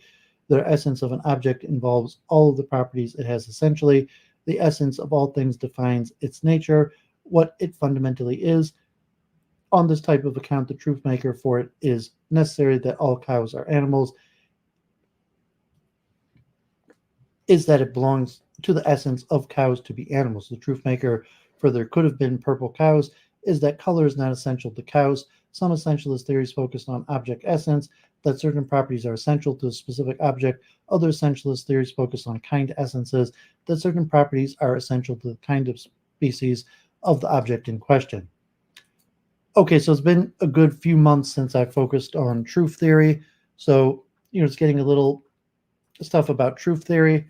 So I should have done tit for tat first. It's shorter, and tit for tat, although it's something I covered in relation to computational philosophy, it's directly related to the Israel war stuff in war theory and to discover. And I use the expression tit for tat, like Israel and Hezbollah, or America and Iran, and the proxies.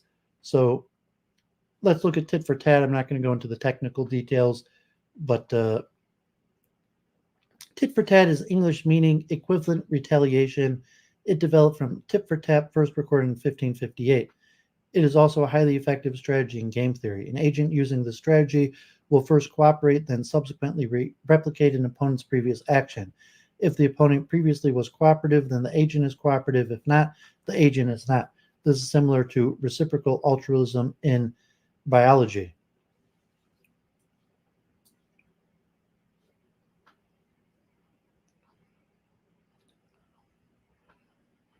Which, an important topic.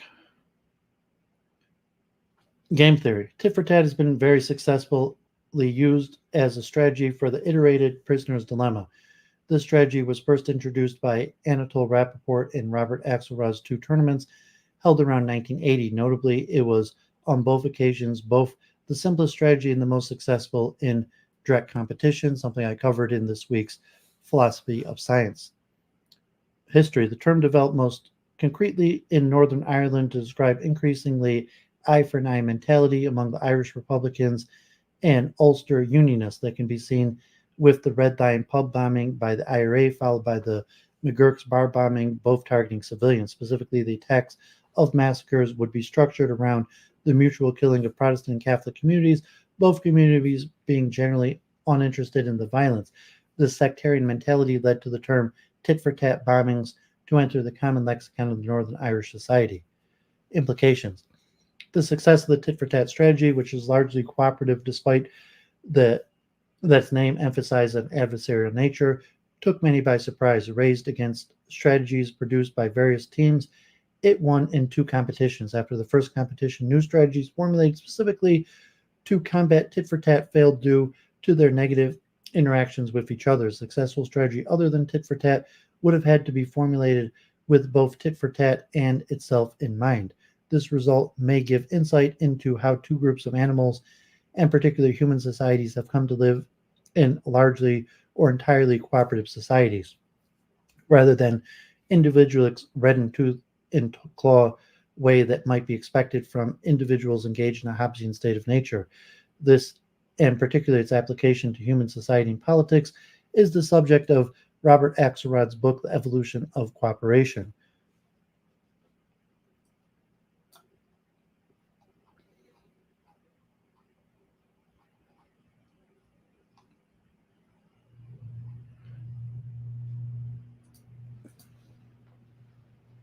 Moreover, the tit-for-tat strategy has been of beneficial use to social psychologists and sociologists in studying effective techniques to reduce conflict. Research has indicated that when individuals who have been in competition for a period of time no longer trust one another, the most effective competition reverser is the use of a tit-for-tat strategy. Individuals commonly engage in behavioral assimilation, a process in which they tend to match their own behaviors to those displayed by cooperating or competing group members. Therefore, if the tit-for-tat strategy begins with cooperation, then cooperation ensues. On the other hand, if the other party competes, then the tit-for-tat strategy will lead to the alternate party to compete as well. Ultimately, each action by the other member is countered with a matching response, competition with competition and cooperation with cooperation. In this case, in conflict resolution, the tit-for-tat strategy is effective for several reasons. The technique is recognized as clear, nice, provocable, and forgiving. Firstly, it is a clear and recognizable strategy. Those using it quickly recognize its contingencies and adjust their behavior accordingly. Moreover, it is considered to be nice as it begins with cooperation and only deflects in response to competition. This strategy is also provocable because it provides immediate retaliation for those who compete.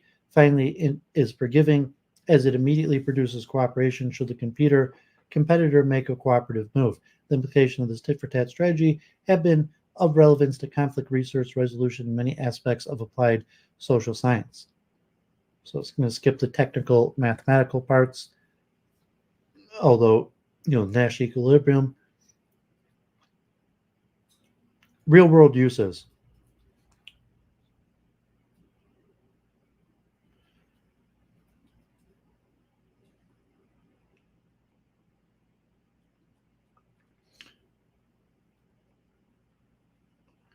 Explaining reciprocal altruism in animal communities. Studies in the prosocial behavior of animals have led many ethologists and evolutionary psychologists to apply tit-for-tat strategies to explain what altruism involves in many animal communities. Evolutionary game theory derived from the mathematical theories formalized by von Neumann and Morgenstern in 1953 was first devised by Maynard Smith in 1972 and explored further in bird behavior by Robert Hind.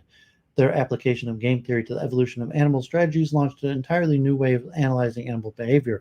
Reciprocal altruism works in animal communities where the cost to the benefactor in any transaction of food, mating rights, nesting, or territory is less than the gains to the beneficiary. The theory also holds that the act of altruism should be reciprocated if the balance of needs reverse. Mechanisms to identify and punish cheaters who fail to reciprocate, in effect, a tit-for-tat, are important to regulate reciprocal altruism. For example, tit-for-tat is suggested to be the mechanisms of cooperative predator inspection behavior in guppies. War. The tit-for-tat inability of either side to back away from conflict for fear of being perceived as weak or as cooperating with the enemy has been the cause of many prolonged conflicts throughout history. However, the tit-for-tat strategy has also been detected by analysts in the spontaneous nonviolent behavior called live and let live. Those arose during trench warfare in First World War. Troops dug in only a few hundred feet from each other, and we evolved an unspoken understanding. If a sniper killed a soldier on one side, the other expected an equal retaliation. Conversely, if no one was killed for a time, the other side would acknowledge this implied truce and act accordingly. This created a separate peace between the trenches. Okay, so I was talking about tit for tat this week on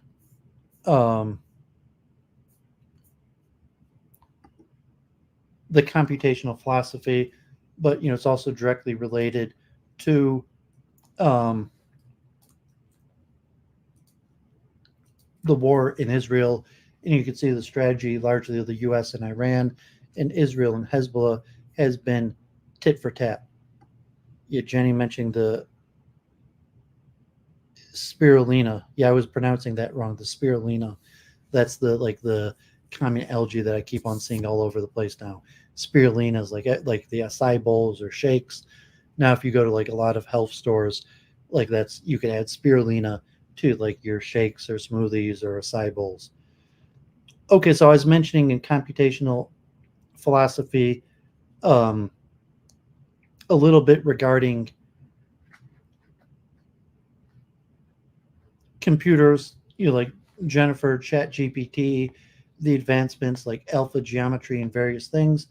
So this is already from 2014, but here was an attempt of computer programs to automate logical proofs.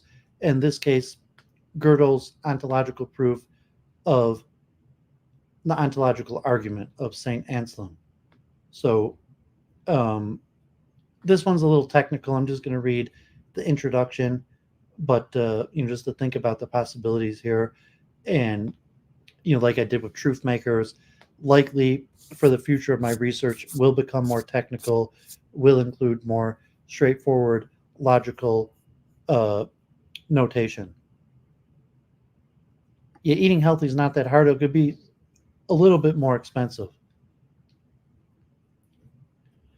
Automating Gödel's ontological proof of God's existence with higher order automated theorem provers by Christopher Bensmuller and Bruno Walzenlogel Paleo.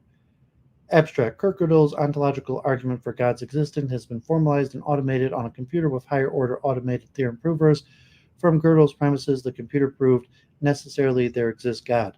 On the other hand, the theorem provers have also conferred prominent criticism of Gödel's ontological argument, and they have found some new results about it.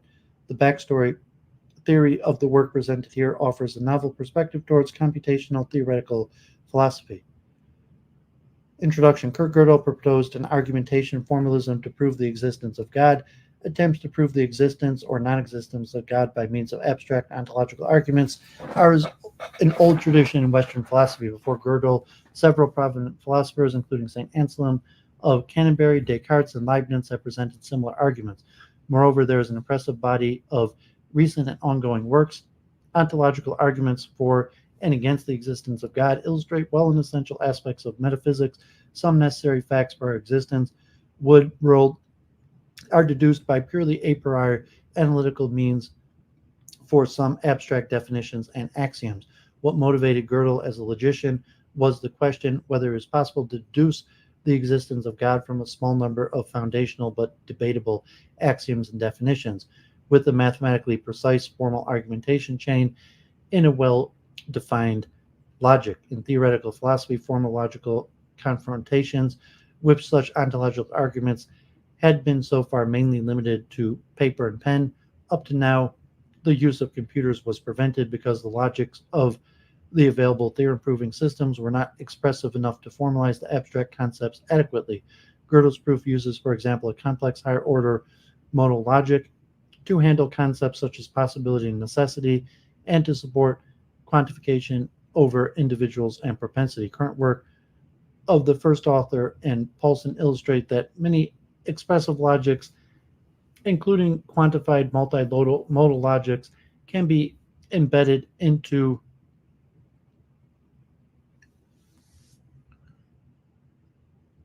classical higher order logic, which can thus be seen as a universal logic. For this universal logic, efficient automated theorem provers have been developed in the recent years, and these systems were now employed in our work. Gödel defines God as a being who possesses all positive properties.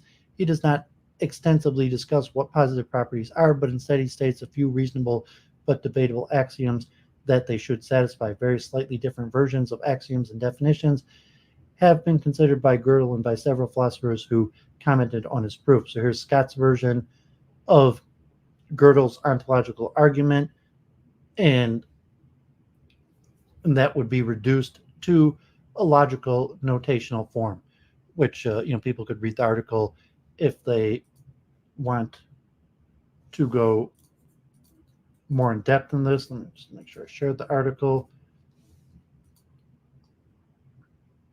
The overall idea of Gödel's proof is that the tradition of Anselm's argument, who defined God as some entity of which nothing greater can be conceived. Anselm argued that the existence in the actual world would make such an assumed being even greater, hence by definition God must exist. Gödel's ontological argument is clearly related to the reasoning pattern. However, it also tries to fix some fundamental weaknesses in Anselm's work. For example, Gödel explicitly proves that God's existence is possible which has been a basic assumption of Amslam. Because of this, Amslam's argument has been criticized as incomplete by Leibniz. Leibniz instead claimed that the assumption should be derived both from the definition of God as a perfect being and from the notion of perfection. Gödel's proof addresses this critique and also addresses the critique of others, including Kant's objection that existence should not be treated as a predicate. On the other hand, Gödel's work still leaves room for criticism. In particular, his axioms are so strong that they imply modal collapse, that is, a situation where contingent truths and necessary truths coincide. More information on the philosophical debate on Gödel's proofs provided in this article. We have analyzed Dana Scott's version of Gödel's proofs for the first time with unprecedented degree of detail and formality with the help of higher order automated theorem provers. The following has been done, and in this order: a detailed natural deduction proof, a formalization, syntax, an automatic verification of the consistency of the axioms and definitions, an automatic demonstration of the theorems with the provers, a step-by-step formalization using the Isabel proof assistant, where the theorems and some additional lemata have been automated. Subsequently, we have studied additional consequences of Gödel's axioms, including modal collapse and monotheism, and we have investigated variations of the proof, for example, by switching from constant domain semantics to varying domain semantics. So the paper gets pretty technical and in a logical formation that could be directly programmed into the computer. Maybe I'll return to this if people are interested. I forwarded this to Jennifer to see if she takes a look at it. And this is from a few years ago.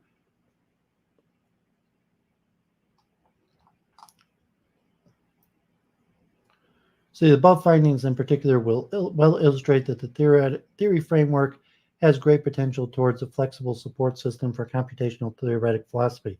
In fact, Gödel's ontological argument has been verified and even automated not only for one particular setting of logical parameters, but these logical parameters have been varied and the validity of the argument has been reconfirmed or falsified for the modified setting.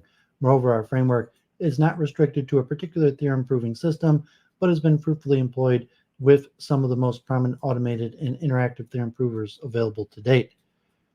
Related in future work, we are pioneering the computer-supported automation of modern versions of the ontological argument. There are two related papers, both focused on the comparably similar arguments by Amslam, encodes a variant of Amslam's argument in first-order logic and employs a theorem prover in experiments. This work has been criticized. The work, which has evolved in parallel to ours, interactively verifies Amslam's argument in the higher order proof assistant. Note in particular that both formalizations do not achieve the close correspondence between the original formulation and the formal encodings that can be found in our approach. A particular strength of our universal logic framework is that it can easily be adapted for logic variations and even support flexible combinations of logics. In ongoing and future work, we will therefore investigate further logic parameters for Gödel's argument, including varying domains at higher types and non-rigid terms. We plan to make the entire landscape of results available to the interested communities. This is relevant since philosophers are sometimes imprecise about the very details of the logics they employ. Conclusion: while computers can now calculate, play games, translate, plan, learn, and classify data better than we humans do, tasks involving the philosophical and theological inquiries have remained mostly untouched by our technological progress up to now, due to the abstract and sophisticated types of reasoning they require. They can be considered a challenge frontier for automated reasoning. We accepted this challenge and decided to tackle with automated reasoning techniques a philosophical problem that is almost 1,000 years old, the ontological argument for God's existence, first proposed by St. Anselm of Canterbury and greatly improved on by Descartes, Leibniz, Godel, and many others throughout the centuries. So far, there was no AI system capable of dealing with such complex problems. We created a prototypical infrastructure extending widely used systems to allow them to cope with the modalities, and using the extended system, we were able to automatically reconstruct and verify Gödel's argument, as well as discover new facts and confirm controversial claims about it. This is a landmark result with media repercussion at a global scale, and yet it is only a glimpse of what can be achieved by combining computer science, philosophy, and theology. Our work in this sense offers new perspective for a computational theoretical philosophy. The critical discussion of the underlying principles, definitions, and axioms remain a human responsibility, but the computer can assist in building and checking rigorously correct logical arguments. In case of logical philosophical disputes, the computer can check the disputing arguments and partially fulfill Leibniz dictum, calculemus, let us calculate. Okay, so this is from Luke Ford's blog. So Luke Ford wanted to talk about this book, Daniel Goldthwait, Young, Irony and Outrage, The Polarized Landscape of Rage and Fear and Laughter in the United States. So I had read through this, sped read it, and I hope to continue to it. So Luke had sent me the invite today, but I already had planned with my parents, so wasn't able to make it. But let's read through Luke's blog on his notes from this book. So these are largely just excerpts that Luke copied from this book.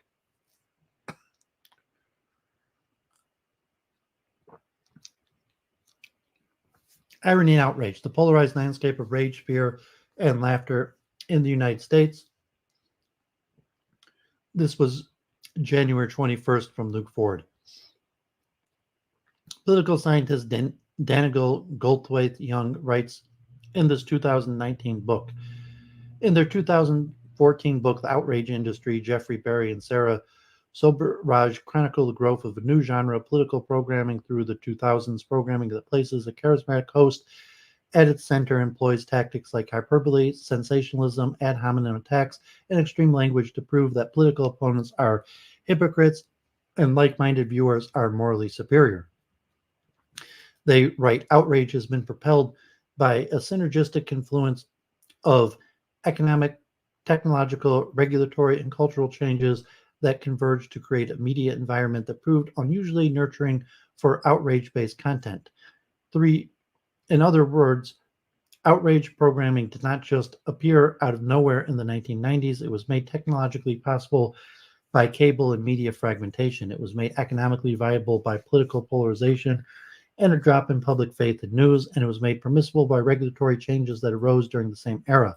Several conservative outrage personalities included Fox News' Tucker Carlson and Laura Ingraham, as well as conservative pundit Ann Cutler, started their cable news careers at MSNBC. After about a decade without a clear programming niche and trailing in cable news ratings wars in the mid-2000s, the network pivoted to the left and positioned itself as a liberal alternative to Fox. By creating programming focused on charismatic people who shared the network's ideological worldview, Roger Ailes had created an entire network, Fox News, to explore and cultivate the genre of outrage. Ailes wasn't interested in A-list hosts. Even the populist Ailes, as Sherman writes, valued authenticity over talent. Successful outrage hosts tell stories that allow them to position themselves or their political compatriots in the role of the hero, or to taint enemies, opponents, or policies they dislike as dangerous, inept, or immoral. Hence, outrage is designed to be reactive, to respond to the events, topics, and people of the day. Naturally, the Obama presidency proved to be an exceptional foil and fuel for Fox's outrage-centered business model. For all of Jon Stewart's substantive critiques of the failures of journalism, he never actually explored the systemic reasons for those failures. His critiques often suggested that journalistic failures were the responsibility of journalists or the fault of the cable networks, but he didn't explore why cable news fails in the way it does. He never tackled media deregulation or the consolidation of media ownership. He never addressed the conundrum posed by journalism being charged with serving the public good and simultaneously being squeezed for corporate profit. He never discussed the democratic threat posed by 5 megacorporations owning the nation's entire media landscape, or the fact that his own network, Comedy Central, was owned by one of them, Viacom. According to humor scholar George Test, play, laughter, and judgment. Aggression is the notion that satire embodies the spirit of attack. Play refers to the fact that humor operates like a riddle that must be solved, often including allusions to silly or strange construct. Laughter captures the mirth anticipated by and derived from a satirical message. Judgment is the notion that satire presents a valence evaluative argument aimed at a target, usually an institution, a policy, a practice, a society as a whole. According to Tess, aggression and judgment are the two criteria that distinguish satire from other kinds of humor. Satire ultimately judges. It asserts that some person, group, or attitude is not what it should be. However restrained, muted, or disguised, a playful judgment may be whatever form it takes. Such an act undermines, threatens, or perhaps violates the target, making the act an attack. The target is satire, and the judgments it levels are broad, aimed at society, systems, and the audience itself. Rachel Caulfield proposed that most political humor is aimed to entertain the audience by provoking fun at outsiders, political candidates, government officials, or public figures. In contrast, satire's target is broader. It is meant to attack political institutions, society foibles, or public vices. Put simply, conventional political humor is often geared at making the audience laugh at others, while satire is designed to make the audience laugh at itself as well as others, therefore allowing the audience to realize a larger set of systemic faults. Surprising violations of expectations is at the core of what makes things funny. Political satire is frequently presented through irony, literally stating one thing while meaning the opposite. Bergson described ironic juxtapositions as contrasting real and the ideal, or what is and what ought to be. Simply put, when you describe things that are obviously bad as though they are good, or describe things that are obviously good as though they are bad, you are inviting your listener to question why things are bad in reality, conversely, why things are not good in reality. Irony includes 5 elements: evaluativeness, incongruity, valence, a target, and relevance to the current context. First, irony is evaluative in that it issues a valence judgment, good or bad, about something. Second, irony relies on the incongruity between the literal and actual meanings of text. Third, it also requires the inversion of valence, meaning positive assessments are really negative and negative ones are really positive. Fourth, irony is always aimed at some target. Finally, irony must be directly or indirectly relevant to the situation or context in which it is introduced. Put simply, irony is a relevant context, specific form of judgment aimed at a target, and its literal and intended meaning are at all odds with one another. Irony is a way of saying something really harsh by saying something kind. Human beings use humor and irony to look good, to signal cognitive sophistication, to make each other feel good, to make society work more easily, and to tackle difficult subjects without making others angry. More on that in a minute. Humor is an advanced form of communication that fulfills the social and status related needs and gratifications. Being able to successfully use humor is a sign of leadership, authority, and intelligence. It is a way of promoting social cohesion among small groups of people, allowing groups to thrive and work productively together. Humor also creates temporary feelings of happiness, also called mirth, among audience members. These feelings often get projected onto the speaker or the person who created the humor, creating what is known as the halo effect, through which audience members feel good about the person who made them feel good, like the opposite of the shoot the messenger effect. Arguments made through jokes elicit less resistance than arguments made through regular serious discourse. The discounting cue hypothesis, it says that people perceive humor differently from serious discourse and choose to apply different rules when processing it. Instead of treating it seriously, people see humor as just a joke, in which case scrutinizing the message or challenging the speaker about what the speaker is saying is not appropriate. The discounting cue hypothesis is based on the idea that people choose whether or not to scrutinize messages, and in the case of jokes, usually decide not to. The cognitive processing required to make sense of even the most basic joke is quite burdensome.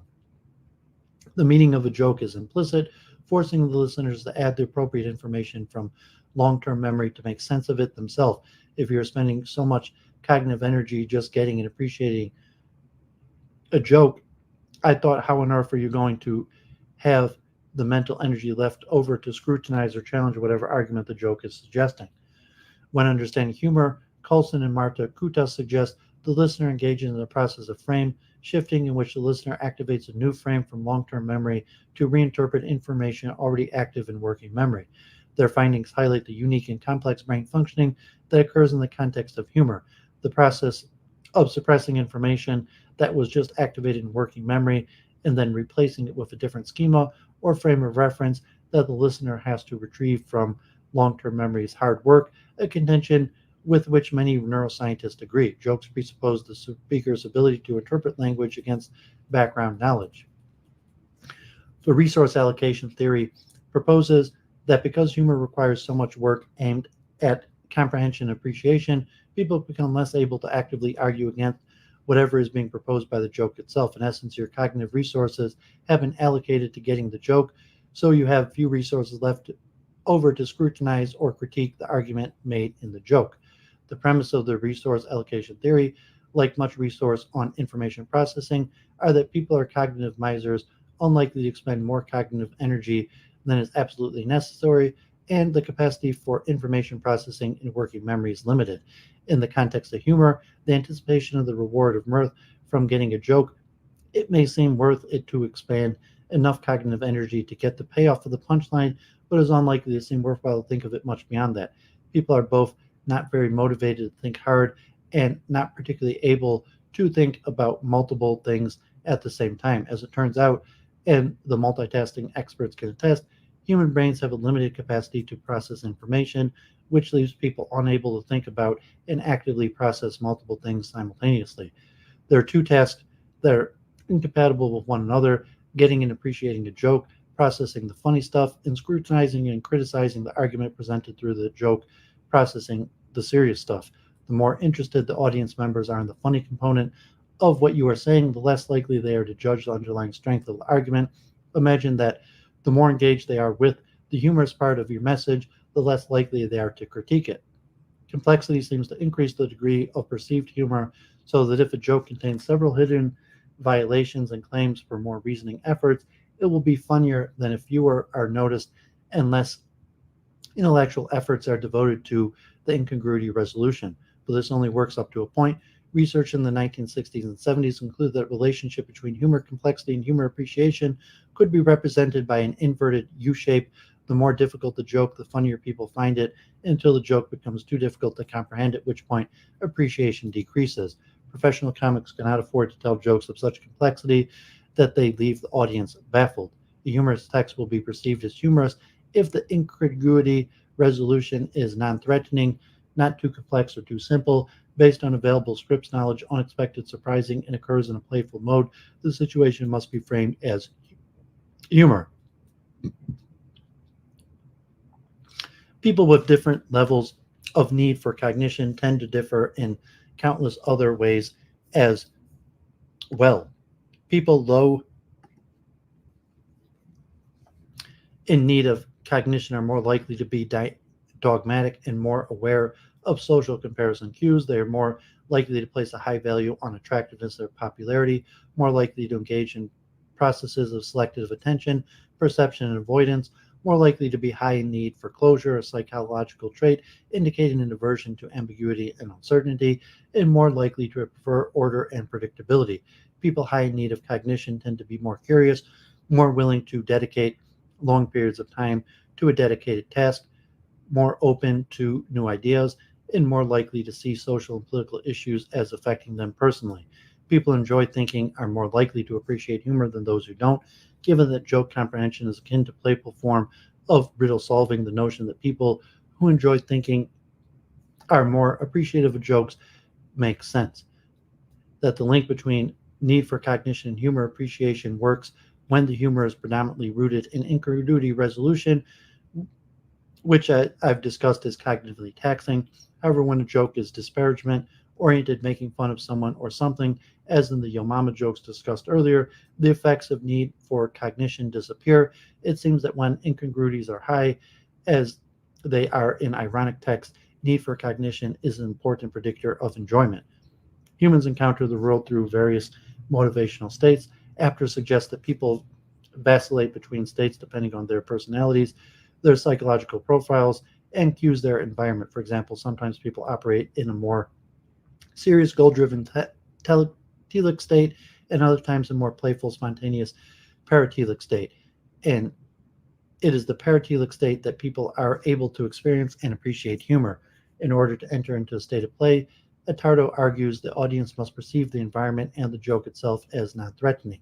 During my junior year studying abroad in France, I found myself at a loss when French people made jokes. I quickly learned that there was one kind of joke that I had to get on board with relatively quickly: stupid Belgian jokes. In France, Belgians are the source of endless comedy for their supposed stupidity. Satire is most likely to be appreciated by people who, due to personality, psychology, and aspects of the environment, can get it and are willing to get it. There are people who possess the requisite knowledge to reconcile the incongruity. Their openness to and enjoyment of thriving increases their motivation to try to get the joke, and they are willing to and able to entertain the topic in state of play. Need for cognition also tends to be high among people who are tolerant of ambiguity. Tolerance for ambiguity is another key trait that contributes to artistic and aesthetic preferences. Tolerance for ambiguity, also known in association with its converse, need for closure, refers to how comfortable an individual is with novelty and uncertainty. People are high in tolerance for ambiguity, adapt easily to new situations, are open to new experiences, and tend to reject structure, order, and predictability. Those low in tolerance for ambiguity, who are high in need for closure, are less comfortable with new experience and tend to prefer routine, order, structure, and predictability. The need for closure scale includes several different underlying dimensions, including need for order, need for predictability, need for decisiveness, intolerance for ambiguity, and closed-mindedness. Studies conducted in the emerging field of political neuroscience point to the difference in brain structures between liberals and conservatives, differences that map onto their unique psychological traits and orientations to the world. For instance, studies of the neurological structures of conservative brains indicate that conservative individuals have larger amygdalas, the region of the brain that responds to threat.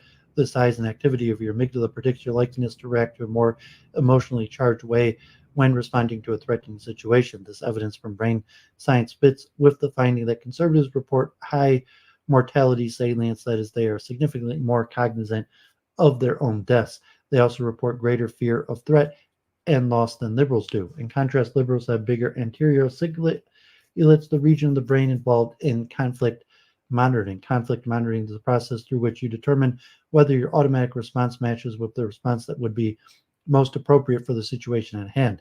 Hence, with a larger anterior cingulate, liberals are more likely to change how they react to certain events, as they tend to devote cognitive resources to choosing the most suitable response to the various situations.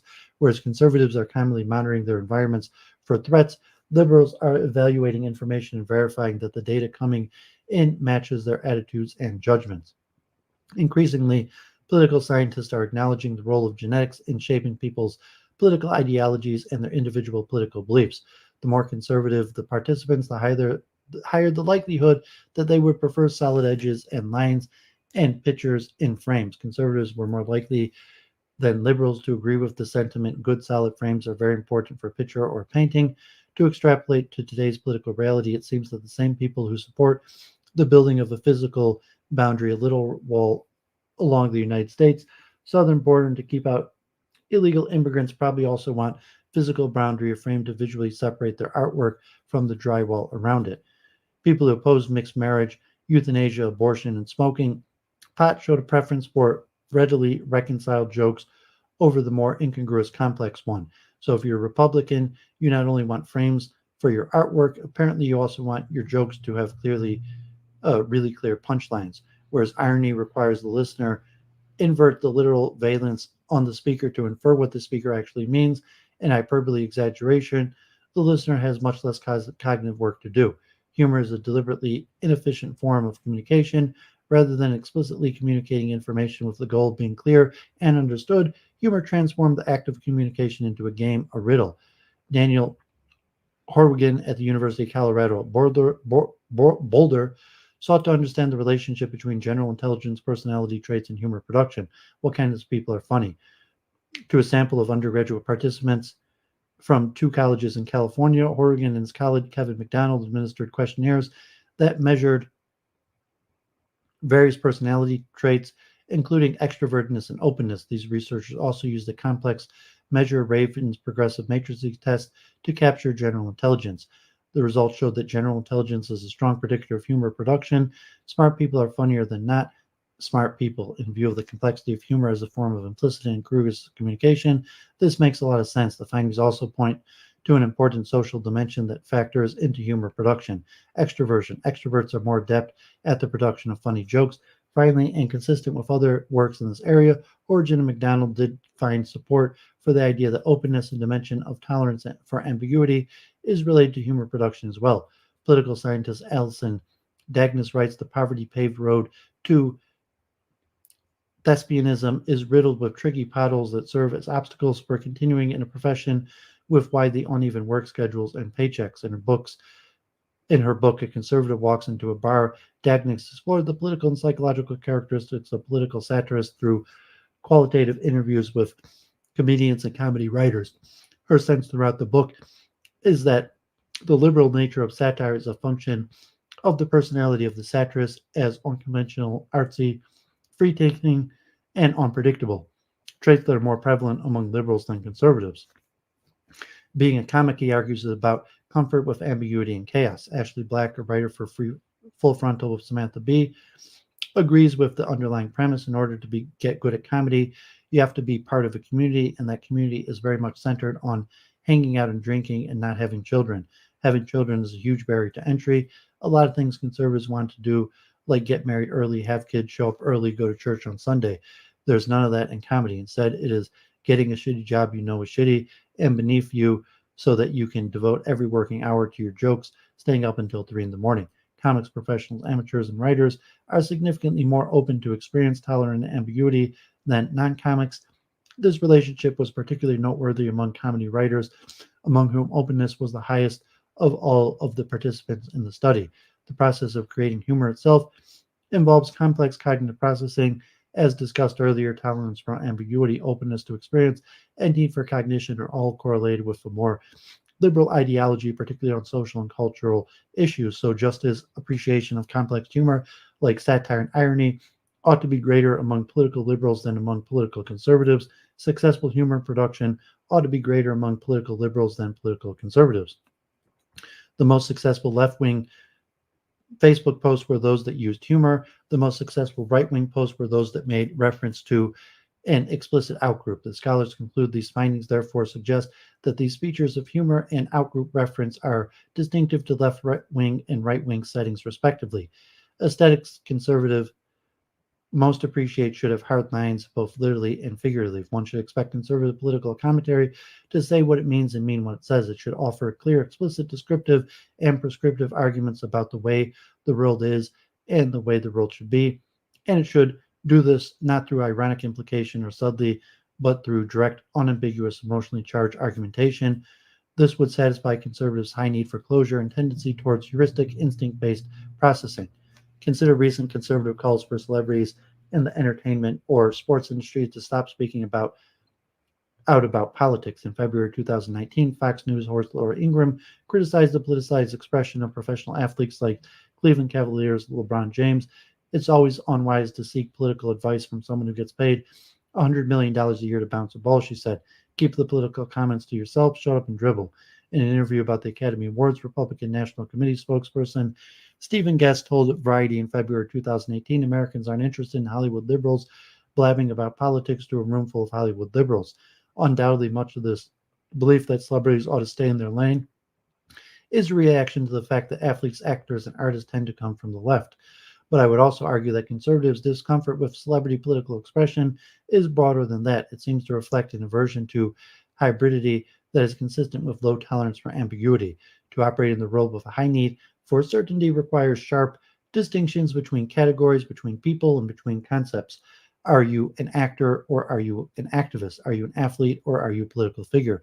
The moral certainty with which outrage hosts speak is palpably different from the self-deprecation with which satire hosts speak. Outrage is a genre, bills itself as important, as explicitly political, as a vehicle for the dissemination of truth. Satire bills itself as playful, designed to entertain, as vehicles for laughter. These distinct frames surrounding the two genres illustrate the two unique psychological profiles in humor as a form of political discourse has another disadvantage for audience who prefer clarity, closure, certainty, and efficiency. Humor is inherently inefficient. Humor is created through incongruous juxtaposition. The audience must go through a complex series of cognitive activities to assess the first frame of reference, activate a second seemingly disconnected frame of reference, and then make a cognitive leap. The aesthetic of hybridity is more compatible with a liberal ideology, as strong liberals are comfortable both turning to comedy programming for political views and opinions and admitting that they do. Conservatives, meanwhile, were significantly less likely to label outrage programming a source of entertainment. They might enjoy watching those programs and might even find the experience entertaining, but when asked why they turned to them, they overwhelmingly reported watching for interesting views and opinions. Viewers of political satire programs are on average more educated and politically interested than the general population. One of the main features of the outrage programming is the central role a show's solo host plays. The host drives the show, the host personality and perspective are the show, yet from the start, Air America execs and programmers seem to treat the question, who's hosting, as an afterthought. When they have tried to dabble in the preferred genre of the other side, liberals and conservatives have often struggled. Liberals brought play, experimentation, and collaboration to their attempt at outrage at Air America. Conservatives brought straightforward insult, directness, and very little humor to their attempt at satire in the half-hour news hours. Under the Trump administration, though, as liberals' high tolerance for ambiguity has most certainly been tested by conservatives' social and cultural policy and rhetoric, some liberal comics have eschewed humor, at times invoking the tropes of outrage, but if the characteristics of the outrage genre are indeed better suited to a conservative orientation to the world, perhaps liberals should proceed with caution before substituting funny with angry. Satire thrives outside the system and emerges from the bottom up largely through experimentation and improvisation. If outrage is a well-trained attack dog that operates on command, satire is a raccoon, hard to domesticate and capable of turning on anyone at any time.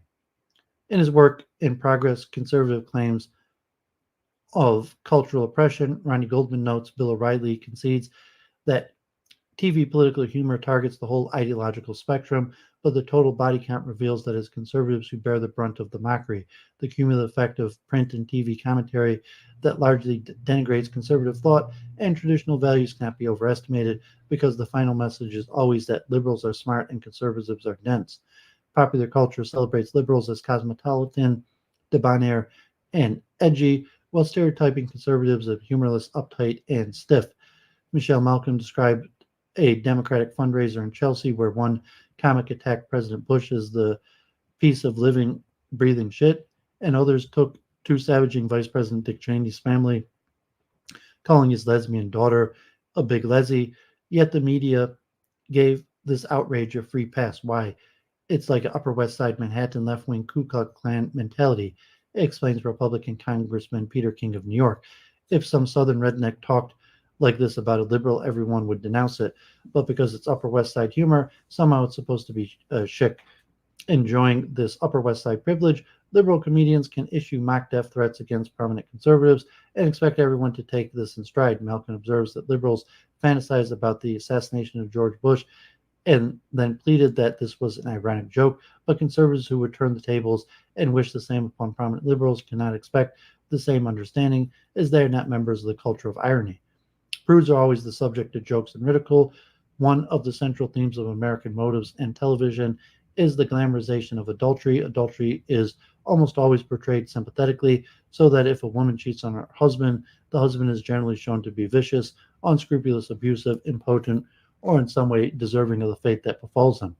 With social status now hinging on words rather than swords, stylistic conventions, the forms of social intercourse, affect modeling, esteem for courtesy, the importance of good speech and conversation, articulateness of language, all assume a newfound importance. Good taste acquires a new prestige value as members of courtly society listen with growing sensitivity to nuance of rhythm, tone, and significance to the spoken and written word. Every plebeian banish coarseness and vulgarity from his life.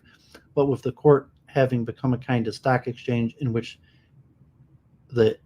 his value was being continually assessed and reassessed, he could no longer afford this former freedom. Gone were the days in which joking could lead to mockery, and from there to violent disagreement and violence itself in the span of a few minutes. Gone were the days in which one could leap from the most exuberant pleasure to the deepest despondency on the basis of slight impressions. What mattered now was others' impressions, not one's own, and the foremost task became impression management, which also meant self-management. The tone of outrage is emotional, angry, and fearful. The content is personality-centered, with a given program, column, or blog defined by a dominant charismatic voice, and the tactics simultaneously engaging and ruthless. The specific tactics of outrage include hyperbole, sensationalism, ad hominem attacks, ridicule, extreme language, and proving that opponent is a hypocrite. Outrage is a genre is focused on unveiling enemies. It does this explicitly by pointing out institutions, media, individuals, and policies that are threatening. Since conservatives have a higher threat and mortality salience than liberals, one should expect them to be drawn to information that monitors for threats. Outrage appeals to people not because the information it delivers, but because the experience it provides. Outrage helps viewers feel validated in their opinions, allows them to avoid belief, disconfirming points of view. It seems reasonable to assume that for people who are low in tolerance for ambiguity, it would be far more comfortable to swim in a sea of like-minded opinions than to have to entertain the possibility that exists when viewing mainstream news, that occasionally your side may be incorrect. Outrage also helps audience members feel like they are part of a clear, like-minded in-group, whereas political conversation generates fears of social exclusion. Barry and Sobraj write, outrage programs incorporate and include viewers and listeners. The host presents as a kindred spirit who gets you even when other folks don't. Outrage host makes viewers feel smart, especially compared to all those dupes out there, as though their fans are far more intelligent than the idiotic others who don't get it. Golfer Lee Trevino said, when I was a rookie, I told jokes and no one laughed. After I began winning tournaments, I told the same jokes and all of a sudden people thought they were funny.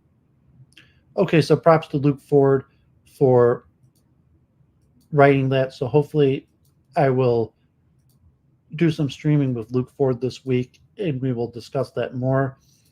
And those were excerpts from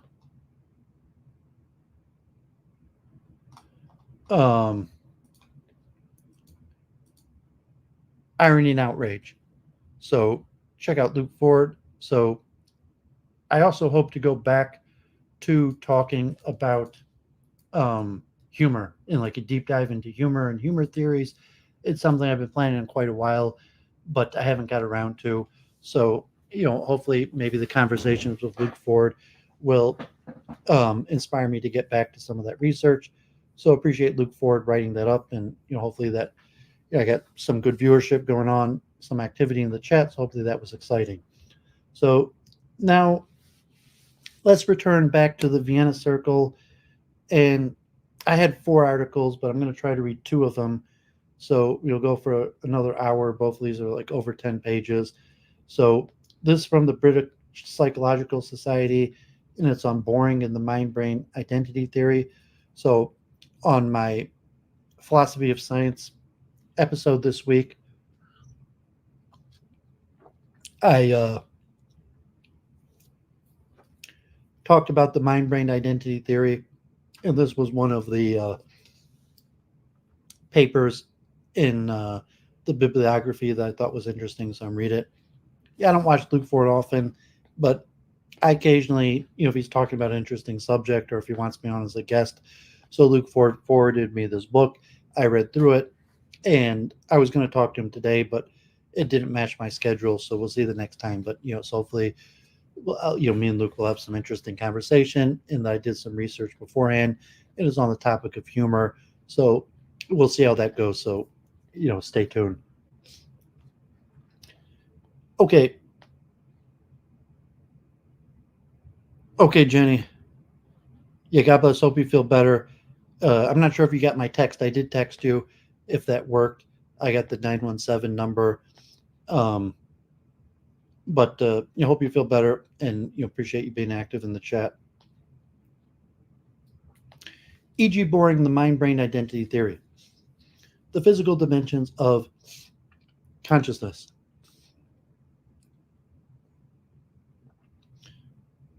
Published some 4 years after his massive and authoritative History of Experimental Psychology, Edwin Boring's much less successful second book, The Physical Dimensions of Consciousness, which appeared in 1933, is probably best known, if it is at all, for the role played by its comparative failure as a book in the episode of neurotic depression, which its author developed around the same time, and whose unsuccessful treatment by psychoanalysis is frankly recorded in his paper, Was This Analysis a Success? As you will know if you have read this paper, Boring took the relative failure of his second book as compared with the success of the first as evidence in his own case of the progressive deterioration in the individual's creative and intellectual ability with advancing age. He was in his late 40s at the time, which had recently been demonstrated partly by the technology of intelligence testing and more specifically by Lehman's 1935 study of creativity in science and literature. In fact, the relative failure of what was to have been Boring's contribution to psychology future, rather than, as his other book had been, to the recording of its past, had nothing to do with any intellectual deterioration on its part. It had much more to do with the fact that the physical dimensions of consciousness represented an albeit brilliant culmination of a research tradition which had been obsolescent, if not actually defunct, for some 20 years prior to the book's publication. I refer to the tradition which began in 1860 with the publication of Fechner's Element of Psychology and was continued by the so-called structural or introspective psychology of Wundt and the self-appointed champion of Wundtian orthodoxy in the United States, Edward Bradford Titchener. Boring, it is well known, was a student of Titchener and his most devoted disciple. As Boring makes clear in his original preface to the book, the psychological dimensions of consciousness was conceived as an exposition of what he took to be Titchener's way of meeting the challenge of Gestalt psychology, an answer to the challenge which Titchener himself never wrote before his death in 1927. Boring's argument in the physical dimensions of consciousness takes as its fundamental premise Titchener's principle that, as revealed by introspection, all conscious content is sensory. Sensationalism, as this doctrine is called, is not and has not been fashionable doctrine, either in philosophy or psychology, for a very long time. It has, I believe, a lot more to be said in its favor than is generally admitted, but it is not my purpose in this paper to defend sensationalism. Sensationalism is important for our present purposes only because it has to be assumed in order to make sense of Boring's project, which was to give a description of consciousness as a multidimensional space in which the dimensions are the dimensions of sensory experience, classified according to the particular sensory modality involved. According to Boring, sensation, hence consciousness, has four basic dimensions: quality, intensity, extensity, extension and patterning in space, and protensity, extension and patterning in time. Of these, the quality of the sensation differs radically according to the modality involved, and each modality has a different set of qualitative subdimensions: hue, saturation, and light dark, the two latter not easily distinguished from intensity. In the case of vision, and the single qualitative dimension of pitch. In the case of hearing, the situation is more complex in the case of the other modalities. In synesthesia, four distinct qualities are distinguished: pressure, pain, warmth, and cold. But if we exclude the dimension of intensity, these qualities do not readily resolve into the kind of continua implied by the concept of dimension of variation. Henning's 1916 taste, tetrahedron, and smell prism suggest the possibility of dimensional continua in the case of those modalities, but without either the conviction or the resolution into three specifiable dimensions, that is, characteristics of the color pyramid. And in the case of vision, although this is not made explicit, it is an underlying assumption of Boring's synthesis that the position of every sensation or of each of the relevant dimensions is specifiable in principle, given certain assumptions about the repeatability of sensations from moment to moment by means of the psychophysical methods originated by Weber, 1838, and refined by Fechner. The mind-brain identity theory.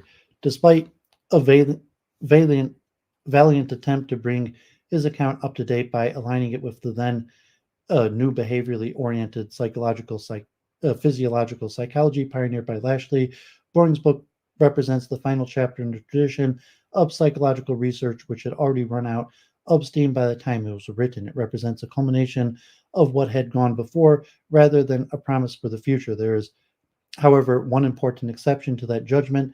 There is one respect in which the physical dimensions of consciousness is the fons et original of an intellectual movement, which, though it has had little impact in psychology, has profoundly influenced the development of the philosophy of mind in the latter half of the 20th century. From the first chapter of The Physical Dimension, Boring states, for the very first time, the identity theory of the mind-brain, or as I prefer to say, the consciousness-brain process relation. The notion that conscious experience, as reported by the introspective subject, just is the brain activity with which it is correlated. That what we have is not two distinct and correlated processes, but one and the same process under two different descriptions. Was not, of course, originated by Boring. Materialist monism, the doctrine that the function otherwise attributed to the mind or soul are the product of some organ of the body, be it the brain, the heart, or the liver, is at least as old as our earliest records of speculation on such matters, but Boring was undoubtedly the first to formulate this position in terms of the relation of identity. Identity, of course, is a relation which has long been a special interest to philosophers and logicians. It is not, generally speaking, a relation with which psychologists have felt particularly at home. Even identity crises, which are clearly states of mind with obvious psychological manifestations, have been seen as more the concern of a certain kind of philosopher than of the psychologist. Feigl, so Feigl from the Vanna Circle. It is therefore not altogether surprising that it was a philosopher in the person of Herbert Feigl, a member of the original Vanna Circle who had migrated to the United States in the 1930s, who took up the idea of the mind-brain identity theory from Boring. Feigl first discussed the implications of the theory in a paper entitled The Mind-Brain Problem in the Development of Logical Empiricism, which appeared in the Review International of Philosophy in 1950 and was reprinted in Feigl and Broadbeck's Readings in the Philosophy of Science in 1953. In this paper, Feigl cites Boring as the originator of the identity theory, but although he indicates that his own sympathies lie with that position, he did not firmly commit himself to it until his better-known paper, The Mental and the Physical, which appeared in 1958 in the second volume of the Minnesota Studies in the Philosophy of Science. Even then, Feigl's adherence to the identity theory did not last very long. He recanted in the postscript added to the original 1958 essay when it was republished in a separate volume in 1967. The Australian Connection. In 1959, the year following Feigl's The Mental and the Physical, another paper advocating the identity of mental processes and brain processes appeared in the Philosophical Review. Smart's paper, Sensation and the Brain Processes. Smart, however, gave the credit for originating his version of the identity theory not to Feigl and hence indirectly to Boring, but to my own paper, Is Consciousness a Brain Process, which appeared in the British Journal of Psychology in 1956. Smart, however, had been aware of its content since 1954, when as head of the Department of Philosophy at the University of Adelaide, he participated in a discussion at which the substance of the paper was hammered out. In my paper, I put forward the quote, the abstract, the thesis that consciousness is a process in the brain as a reasonable scientific hypothesis not to be diminished on logical grounds alone. I had not, however, used the term identity in this connection. Instead, I described the is in the sentence, consciousness is a process in the brain as an is of composition, which I contrasted with the is of definition. In other words, what I was maintaining was not that consciousness is one and the same as some process in the brain, but that consciousness consists in or is entirely composed of brain processes, despite the fact that is composed of and is an asymmetrical relation, whereas is the same as is a symmetrical relation. Smart chose to ignore this difference between my formulation and his own, and went on to give his classical exposition of the doctrine of contingent identity using Frege's distinction between sense and reference, which he illustrated by means of Frege's example of the morning star and the evening star, two descriptions which differ in sense, but which, as a matter of fact, refer to one and the same object, the planet Venus. Boring's influence on Is Consciousness a Brain Process? My own reluctance to speak of identity in this connection had been motivated by the fear that to do so would get me into philosophical and logical waters which were too deep for my limited competence in those areas as the mere psychologist that I then was. Consequently, when I saw that the two philosophers and logicians, as distinguished as Fagel and Smart had no such qualms, I was happy to go along with them in adopting the formulation, which, as we have seen, goes back to boring. This raises an interesting question as to how far I was influenced by boring in developing my own version of what I later was happy to describe as the mind-brain identity theory. I had, in fact, read The Physical Dimensions of Consciousness while I was an undergraduate reading philosophy and psychology at Oxford in the late 1940s.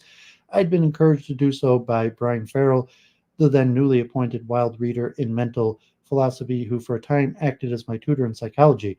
But although I can remember being impressed by the grandeur of Boring's conception of consciousness as a multidimensional sensory space, I had no recollection of having noticed his brief exposition of the identity theory in the first chapter.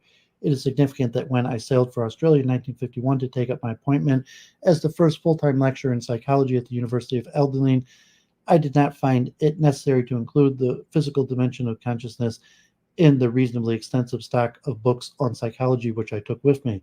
Indeed, I did not acquire my own copy of the book until 1965, when I visited Boring in his office in the William James building at the Harvard shortly before his death. On this occasion, he presented me with a signed copy of the book, which has since become a treasured possession.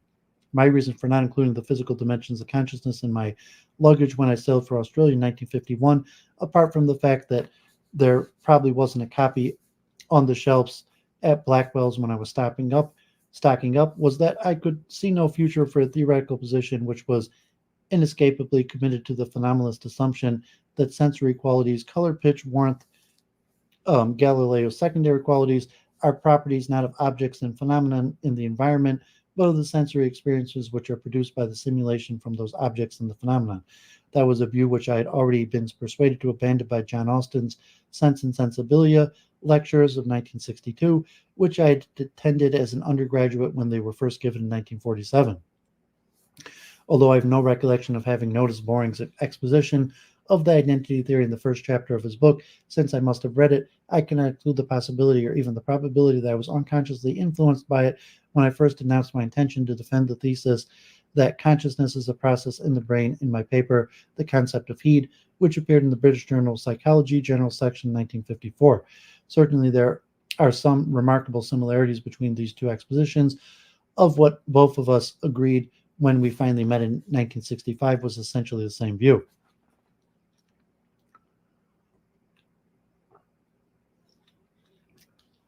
The identity theory as a scientific hypothesis. One notable similarity is that Boring and I both approached the topic from a psychological perspective rather than, as Fagel and Smart were to do later, from the perspective of a philosopher of mind and the philosophy of science. This psychological perspective is what led both of us to present our retrospective theories as a scientific hypothesis, which was going to stand or fall on the empirical evidence, despite the widespread acceptance in contemporary philosophical circles that some variety of materialism, monism must be true. Philosophers have never been happy with the suggestion that materialism is an empirically decidable hypothesis. This is understandable when one considers that, according to the views, then current empirical issues are the province of the empirical sciences and not of philosophy. Philosophy, it was held, concerns itself only with the issues which are decidable by a priori argument. Hence, the suggestion that the mind-body problem is empirically decidable threatens the philosopher's long-standing claim to be the arbiter in matters of this kind. Not surprisingly, therefore, it was my contention that materialism is an empirically decidable scientific hypothesis, which was the one part of the thesis as I formulated it in Is Consciousness a Brain Process, with which Smart, who of course is a philosopher, expressed disagreement in his 1959 paper. Those of you who are familiar with that paper will remember his claim that any evidence supporting the identity theory would be equally consistent with epiphenomenalism, and that consequently we need to invoke Occam's principle of parsimony, as Boring incidentally had also done, in order to establish a preference for the one theory over the other. The restriction to the identity theory to consciousness. Another feature which my version of the theory has in common with Boring's is that we both restrict its application to consciousness and use that term in the special technical sense in which it was used by Titchener. Titchener's concept of consciousness has four distinctive features. One, consciousness is a process which springs into vivid life on waking in the morning is dominated by sensory stimulation as long as the subject is awake and continues intermittently without that dominant contribution from sensory stimulation during sleep in the form of dreams. 2. Consciousness is palpable, subject to introspective observation by the subject. 3. Consciousness is, though not always or exclusively sensory in its causes, is always sensory in quality. 4. Although the influence of meaning concepts or intentional states of consciousness is not denied, meanings, concepts, and intentional states are not considered part of consciousness since they are neither processes palpable in the sense of being subject to observations and description, nor sensory in quality. Although he does not emphasize the point, it is clear from the two things he does say that for Boring, the scope of the identity theory is restricted, as it is for me, to consciousness in this sense. Thus, one of the striking features of Boring's exposition, which I shall discuss in more detail in a moment, is his contention that a perfect correlation is identity, two events that always occur together at the same time and same place without any spatial or temporal differentiation at all are not two events but the same event. The example he gives to this kind of perfect correlation is that between sensation A and neural process A. What he must have in mind here is the empirical discovery of a perfect correlation between two measures. One, a measure of the occurrence of a particular type of sensation as described by the introspecting subject. The other, an electrophysiological measure of the occurrence of the corresponding type of neural process. It is difficult, if not impossible, to envisage the empirical discovery of a similar perfect correlation between a particular neural state, a token, be it noted, not in this case a type, and a mental state reported by the subject, such as a grasp of the concept prime minister, the belief that Margaret Thatcher is the current British prime minister, or the desire that the state of affairs should either long continue or cease to be the case. The behaviorist theory of meaning and intentional states. More decisive evidence than for Boring meaning and intentional mental states lie outside of the scope of identity theory comes from his exposition and discussion of Tickner's context theory of meaning in Chapter 8 of the Physical Dimensions of Consciousness. He concludes this exposition with the following statement. Absurdly paradoxical as it may seem, the context theory of meaning fathered by Tickner makes behavioralism, which Tickner excommunicated, a true cognitive psychology. Meaning is a response. I should perhaps explain that Tickner's context theory of meaning holds that a sensation or mental image derives its meaning from the context in which it occurs. Tickner illustrates this point in his lectures on the experimental psychology of the thought process with the example of his own visual image of a scene familiar to my childhood, the flow of incoming tide over a broad extent of sandy shore. This mental vision, Tickner reports, occurs in his thought with two different meanings depending on the context. In one context, it recalls an afternoon ramble. In another, it means the progress of science. What Boring is now saying is that the context theory of meaning tells us how it comes about that a mental content has the meaning that it does. What it does not tell us is what it is for the sensation or image to have one meaning rather than the other. It is this gap in the theory which Boring is claiming that only behavioralism can fill.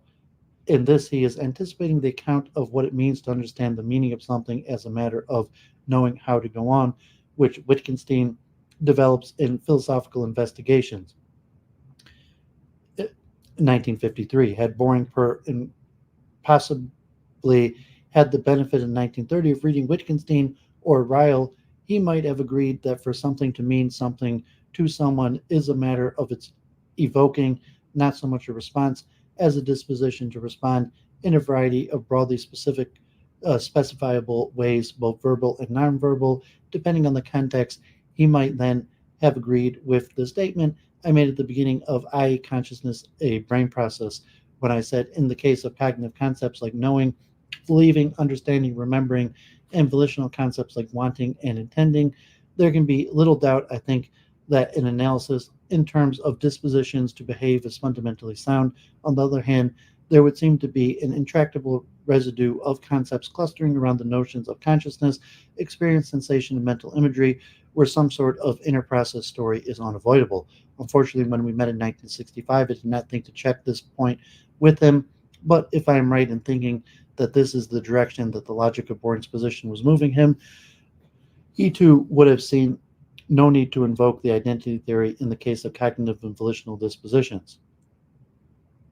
The restrictions of the identity theory to raw feels and sensations. Although they did not use the technical concept of consciousness in this connection, both Fagel and Smart followed Boring and myself in restricting the application of the identity theory to a limited aspect of the mind and relying on some form of behavioralism to deal with the rest. In Fagel's case, it was the raw feels, or as philosophers now saw, the quality of experience which were to be identified with states of the brain.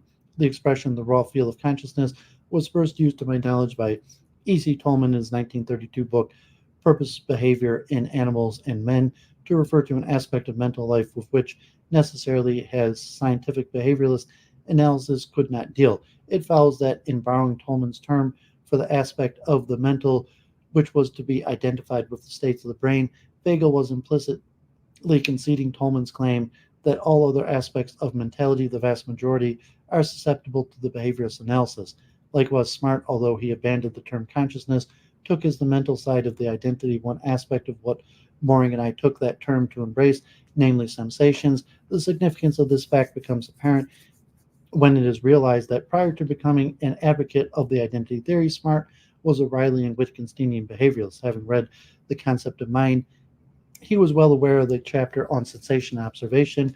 Riley expressed dissatisfaction that in that chapter, and in contrast with the behavioralist line which he followed in the remainder of the book, he was, as he says, fallen in with the official story that perceiving involves having sensations. Smart, too, it would seem, saw the identity theory as plugging the quality gap in an otherwise all-embracing behavioralism. Indeed, it was not until Armstrong published his A Materialist Theory of the Mind in 1968 that this restriction of the identity theory to consciousness, raw feels or sensations, feelings, and images was seriously challenged. Perfect correlation is identity. In conclusion, I would like to say a few words about one aspect of Boring's contribution, which was unique to him. This is his claim, already quoted, that a perfect correlation is identity. As Fagel points out, Boring ends up in a lengthy note at the end of the chapter 1 by appealing, as Smart does, to Occam's razor as the grounds for preferring the identity theory to other accounts of the mental processes, brain process relations. However, in his early discussions in the text of this chapter, he addresses the issue which is ruled out of court by the philosophical advocates of the identity theory, namely the question, what evidence would convince us that two correlated sets of measurements referred to one and the same underlying process rather than two distinct, though correlated processes? Boring's answer to that question is that we would prefer the identity hypothesis in a case where the two sets of measurements were perfectly correlated. What I take him to have in mind is not a case where, in a tightly controlled experimental setting, a perfect correlation is observed between an independent and dependent variable. That would be a case of causal relation between what Hume calls the distinct existences. The case what Boring has in mind, I take it, is one in which the two measures remain perfectly correlated, regardless of any change that occurs in the controlling variables. I'm now inclined to think that a perfect correlation of this kind between two measures, if sustained and always provided the two measures relate, as far as can be ascertained, to the same point in space, would constitute conclusive evidence that what was being measured by this was the same process in both cases. I did not myself consider this possibility when I discussed the issue of what would constitute evidence of the identity of the reference of two sets of observations in my response to Smart, entitled Materialism as a Scientific Hypothesis, which was published in Philosophical Review in 1960. There were, I suspect, two reasons for this omission. One factor was the influence of Hume's account of the causal relation in terms of constant conjunction, which, as I think now, is grossly misleading as an account of causation, because it ignores the invariable multiplicity of causal factors in the individual case, and hence the fact that constant conjunction or perfect correlation is only observed when all variables but one are held constant. The other factor which affected my judgment in this regard was taking as my example of causal relation the case of the relation between the movement of the tides and the phases of the moon. Here, so it seemed, we have a perfect correlation which derives not from identity between the referent of the two sets of measurement, but from a causal relation between the two distinct existences, the movement of the moon around the rotating Earth on the one hand and the large-scale movement of the oceans on Earth on the other. But despite their predictability, the correlation between the tides and the phases of the moon is not the kind of perfect correlation that I take Boring to have had in mind, for the gravitational pull of the moon and the relative position of the moon and the different parts of the Earth's ocean are not the only variables which affect the motion of the tides. There is also the gravitational pull of the sun and its position relative to the different parts of the Earth's ocean, and the Earth rotates and moves around the sun. Given the interaction between these two gravitational pulls and the rotation of the Earth, the correlation between any one of them and the movement of the tides can never be the kind of perfect correlation envisioned by Boring, quite apart from the fact that this case and the two terms of the relation are widely separated in space. Okay, so I thought that was interesting, a new perspective, of the Vienna Circle and Ullin Place from North Wales. A little bit of history, the relationship between the history of philosophy and psychology, and also the shift from dualism to monism to materialism, where like Kant, from Descartes, like Kant was somewhat like the last of the dualists, and then the neo-Kantians and the early Vienna circles move into monism, and Bertrand Russell and his monism, and somewhat abandoning monism and the unification of science, early projects of the Vienna Circle to the later Vienna Circle moving towards scientific realism and materialism. And, so a little bit of the overlay of these histories. And last but not least, let's look at Richard Rorty, Pragmatism and Analytical Philosophy, and also like a little history of the Vienna Circle and Truth Theory. And I had another paper that is pretty long that hopefully I'll do next week, also on this kind of pragmatism and the adaptation of the original, like the Vienna Circle in Germany had more monist leanings, but once they came to America and the Vienna Circle found adaptation and acceptance with American pragmatism, and then somewhat mixed where the morphed together the Vienna Circle with American pragmatism, that it took a direction more towards materialism. And then Richard Rorty, who is a critic of truth theory and of pragmatism. So this is an interesting history by Cheryl Misak. So let me just pour myself a little more tangerine juice and we'll finish off.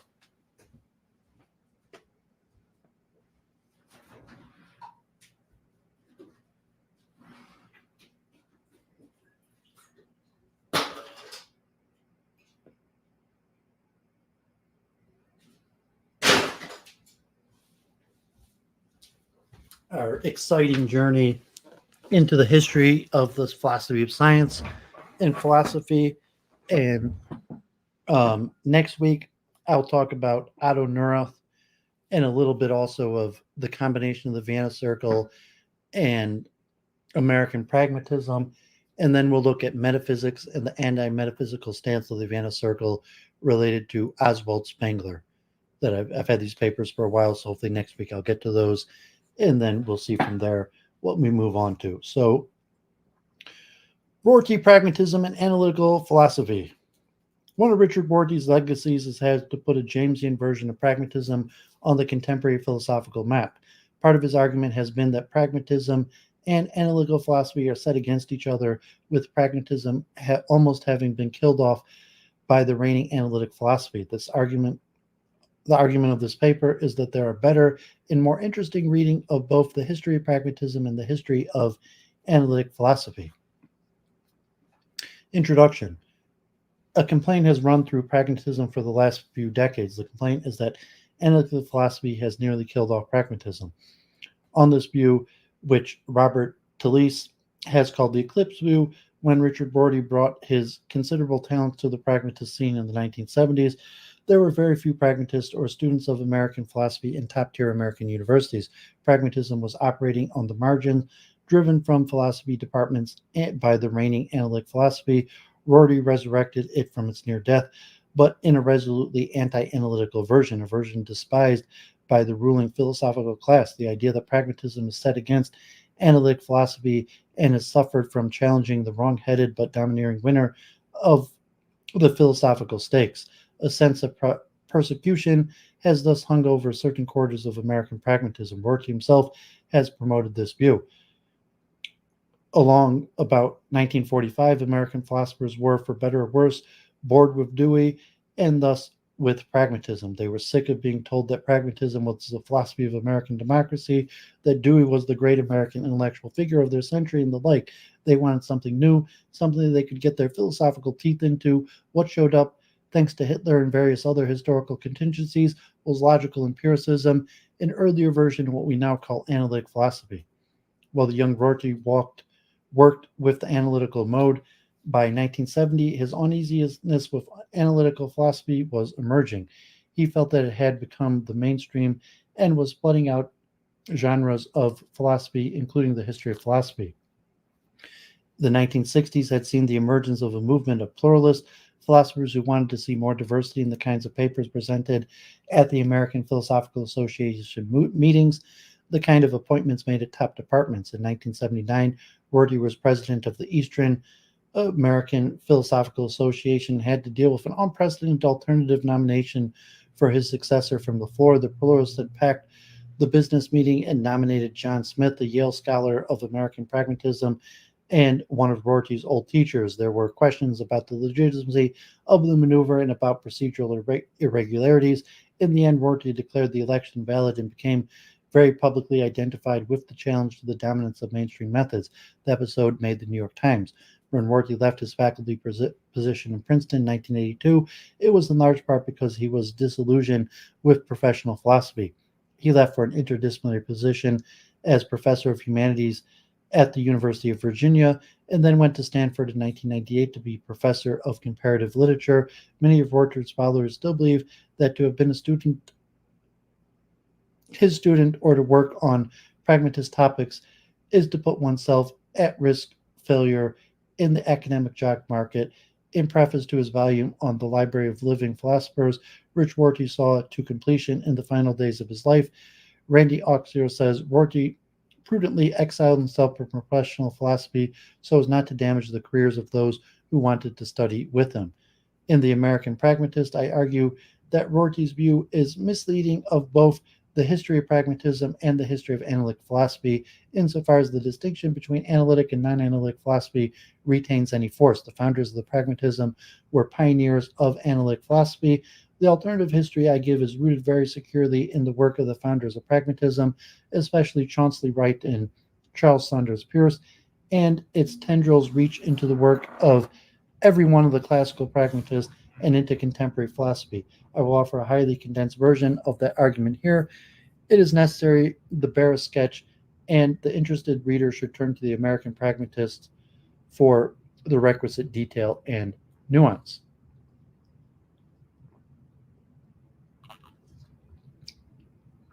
Two versions of pragmatism.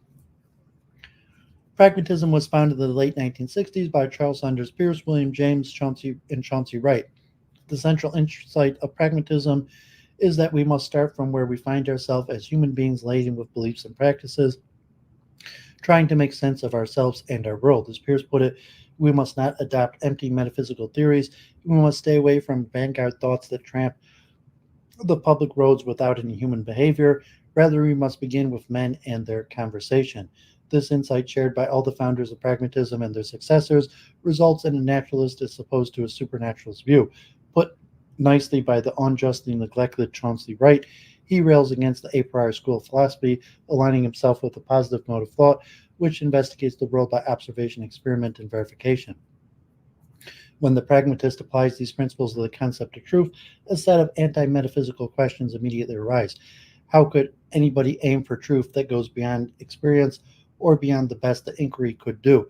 How could an inquirer adopt a methodology that might achieve that aim? The very idea of the believer independent world and the items within it to which beliefs might correspond or represent seems graspable only if we could somehow step outside of our practices. The correspondence theory, Peirce said, makes truth a useless word, and having no use for this meaning of the word truth, we had better use the word in another sense. Peirce is perfectly happy with the correspondence theory as a nominal definition, good only to those who have never encountered the concept before. He is intent on preserving the important idea that truth is something objective, not a matter of what we might happen or choose to believe.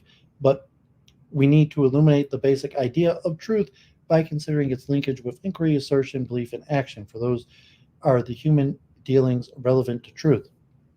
All this is shared pragmatist principle, but folks soon appear in the path. The fixation of belief, Peirce delivers his view of how the concept of truth arises from our practices. He's very careful to give us an argument that does not beg the question, that does not presuppose a particular concept of truth while trying to excavate the very concept from our practice of inquiry. He is resolute about struggling with the idea that in inquiry, what we want is to settle our belief so that we have something on which to act. His argument is not just any old settled belief will do. It is not so easy to settle belief. He tells us that the a priori method, for instance, is a failure for it. Makes of inquiry something similar to the development of taste, but taste, unfortunately, is always more or less a matter of fashion, and I cannot help seeing that sentiments in their development will be very greatly determined by accidental causes. Now that there are some people among whom I must suppose that my readers is to be found, who, when they will see that any belief of theirs is determined by any circumstance extraneous to the facts, will for the moment not merely admit in words that the belief is doubtful, but will experience a real doubt of it so that it ceases to be a belief. Beliefs resign in the face of recalcitrant experience or of the knowledge that they were put in place by a method that did not take experience seriously. That is when Peirce suggests that true beliefs are those on which there would be agreement at the end of inquiry. He requires that agreement be warranted in how things are, whether that amounts to in this or that domain of inquiry. When we ask how truth is likened to our practices, we find a true belief is one that would be indefeasible or would not be improved upon or would never lead to disappointment or would never meet the challenges of reason, argument, and evidence. A true belief is a belief we would come to were we to inquire as far as we could on a matter. Peirce was also clear that we in question had to be seen as encompassing everybody. Since individuals have finite lives, logicality inexorably requires that our interests shall not be limited. They must not stop at our own fate, but must embrace the whole community. Truth is not a matter for individuals. Logic is rooted in a social principle for investigation into what is true is not a private interest, but an interest as wide as the community can turn out to be. Peirce was a difficult man, and one of the great intellectual tragedies of philosophy is that he was drummed out of the academy because of that, and on the heels of what was then considered a scandalous divorce and quick remarriage. William James was, on the other hand, America's most famous and respected academic. It was thus James who was the face of pragmatism, not the almost unheard of Peirce. James sparred with Peirce and Wright over the pragmatist account of truth, promoting a view on which the community in question could be as small as an individual, though he sometimes articulated a view very much like Peirce, such as in The Moral Philosopher and Moral Life. He more often than not put forward a radical view on which truth varied from person to person and from time to time. In his most contentious articulation, he argued that though one needs to believe something, then one ought to believe it, even if there is no evidence in its favor. Beliefs are true for an individual, any idea upon which we can ride, any idea that will carry us prosperously from any one part of our experience to any other part, linking things satisfactorily, working securely, simplifying, saving labor is true instrumentally. Satisfactorily for James means more satisfactorily to ourselves, and individuals will emphasize their points of satisfaction differently. To a certain degree, therefore, everything here is plastic. This radical view came under serious bombardment. Here's Bertrand Russell on James. We must suppose that the consequence of entertaining the belief are better than those of rejecting it. In order to know this, we must know what are the consequences of entertaining it and what are the consequences of rejecting it. We must know also what consequences are good, what bad, what consequences are better, and what worse. This, of course, is a very tall order, which Russell immediately illustrates. The consequences of believing the doctrine of the Catholic faith might make one happy at the expense of a certain amount of stupidity and priestly domination, but it is entirely unclear how we are to weigh these benefits and burdens against each other. The effects of Rousseau's doctrines had far-reaching effects on Europe, but how do we disentangle what the effects have been? Even if we could do that, whether we take them to be good or bad depends on our political views.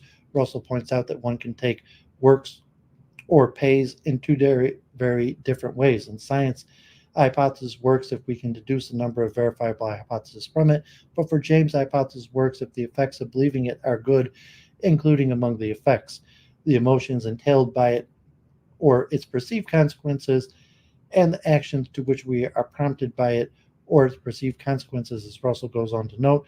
This is a totally different conception of working and one for which the authority of scientific procedure cannot be invoked.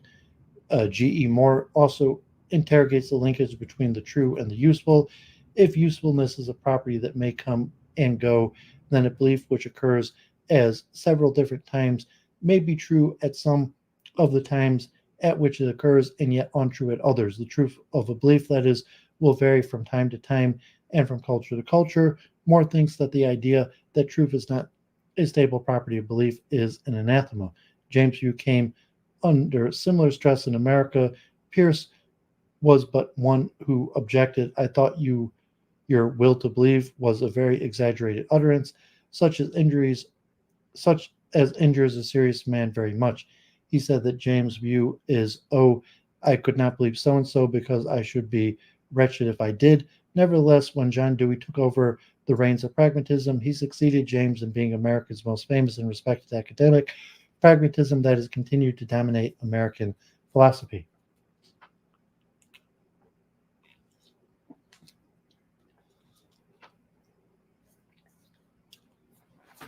Pragmatism and logical empiricism.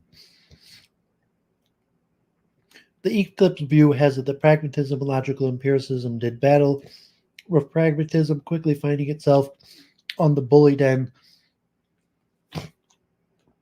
But that is not, I shall argue, an accurate account of the engagement between logical empiricism and pragmatism. When the logical empiricists arrived in America, they found a soil in which their position could thrive. They did not arrive in a land that was inhospitable to their view, nor did they need to uproot the view they found already planted there.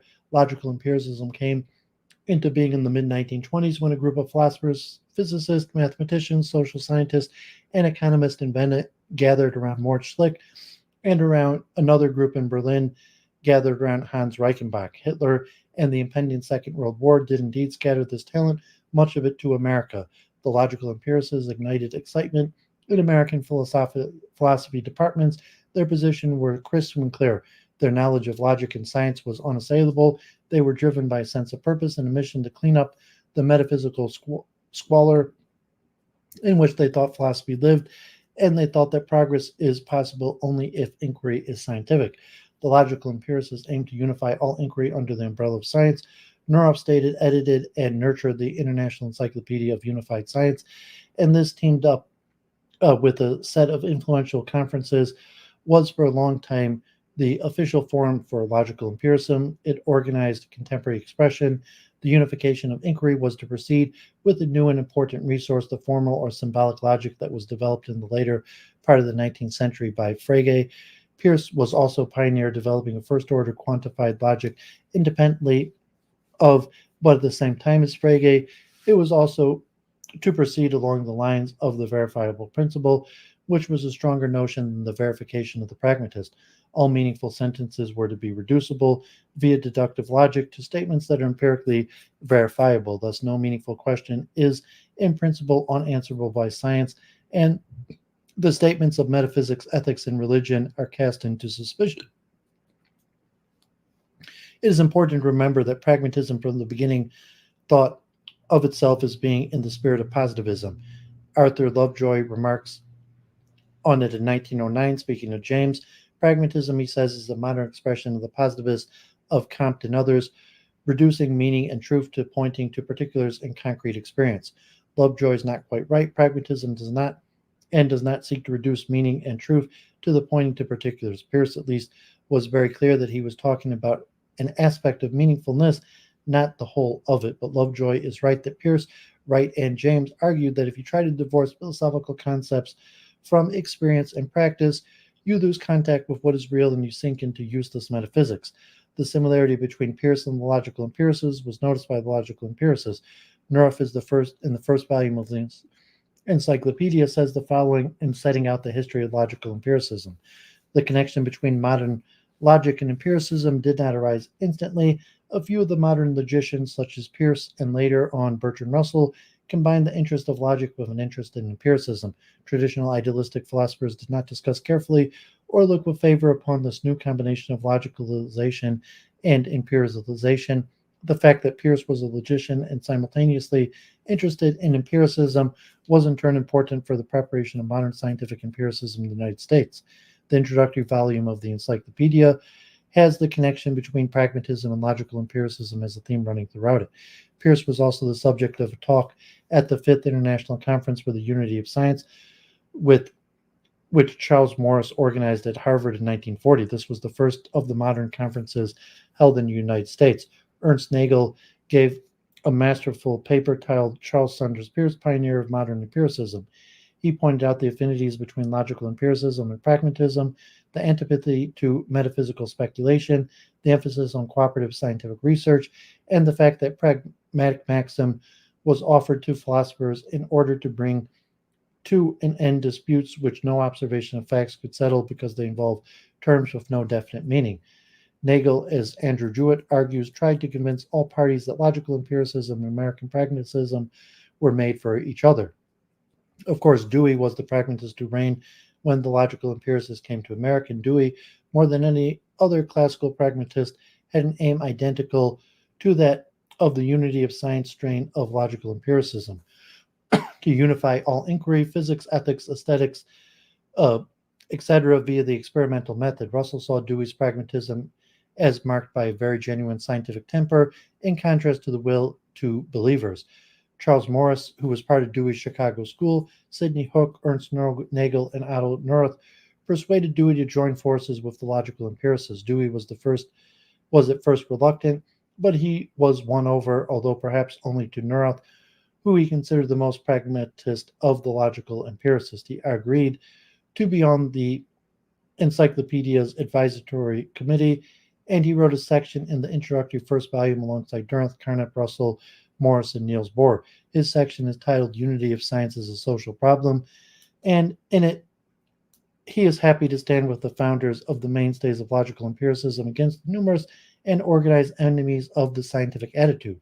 He tells us that the scientific attitude can be manifested in every walk of life, for the scientific attitude is the attitude that is the freedom from dogma, unexamined tradition, and self-interest. It is a commitment to inquiry, the gathering of evidence, and the drawing of conclusions based on evidence, only on evidence. It is the intention to reach beliefs and to test those that are entertained on the basis of observed fact. He then tells us that science deals with actual problems and that the home, the school, the shop, the bedside, and the hospital present such problems as truly as does the laboratory. In 1939, Dewey was the sole author of a volume of the encyclopedia. The volume was titled Theory and Valuation, and in it he brings value under the scope of science. He tries to show how propositions about what is good and right are empirically grounded propositions about desires and interest. Inquiries into values produces verifiable conclusions. We can verify what individuals and groups hold dear or prize and the ground upon which they prize them. Valuation phenomenon, Dewey argues, have the immediate source in biological modes of behavior and owe their concrete content to the influence of cultural conditions. All of this can be studied. It is not surprising that some of the attacks on Dewey were identical to those on the logical empiricist. It is said that he illicitly applied science to question of value Indeed, reviews of the 1908 Ethics had already seen Dewey as contributing to positivism. It is pretty clear that Dewey was not out of step with the ideas of the new philosophy. He was, however, out of step with formal logic. While Peirce was a brilliant logician, Dewey had very little interest or ability in it. He hated and dropped Peirce's logic class as a graduate student at Johns Hopkins during Peirce's fleeting stint as a teacher. Nonetheless, the new analytic philosophy moved closer and closer to pragmatism as the verifiable principle came under sustained pressure and scrutiny. North put his view on truth and knowledge in terms of classical metaphor. It was to become a famous image. There is no way to establish fully secured, neat protocol statements as starting points of the sciences. There's no tabula rasa. We are like sailors who have to rebuild their ship on the open sea without ever being able to dismantle it in a dry dock and reconstruct it from its best components. This metaphor delivers precisely the same message as Peirce's central metaphor. Inquiries are walking on a bog, saying only this ground seems to hold for the present. Here I will stay till it begins to give way. This is the thought at the heart of pragmatism. Knowledge is fallible, and we make revisions when the force of experiences causes a particular belief or theory to be thrown into doubt. Hans Hahn, who is also happy to throw his lot in with the pragmatist, as again the metaphysical view that truth consists in agreement with reality. Though this agreement cannot be established, we advocate the pragmatist view that the truth of a statement consists in its confirmation. Carnot writes in the Library of Living Philosophers volume dedicated to him, since I came to America, my philosophical views have clearly been influenced by pragmatist ideals. He says that as a result of these pragmatist influences, he puts more emphasis on the social factor in knowledge and on the idea that a conceptual system involves practical decisions. As George Reich puts it, there was a golden age in which logical empiricists and the pragmatists were engaged in a collaborative project.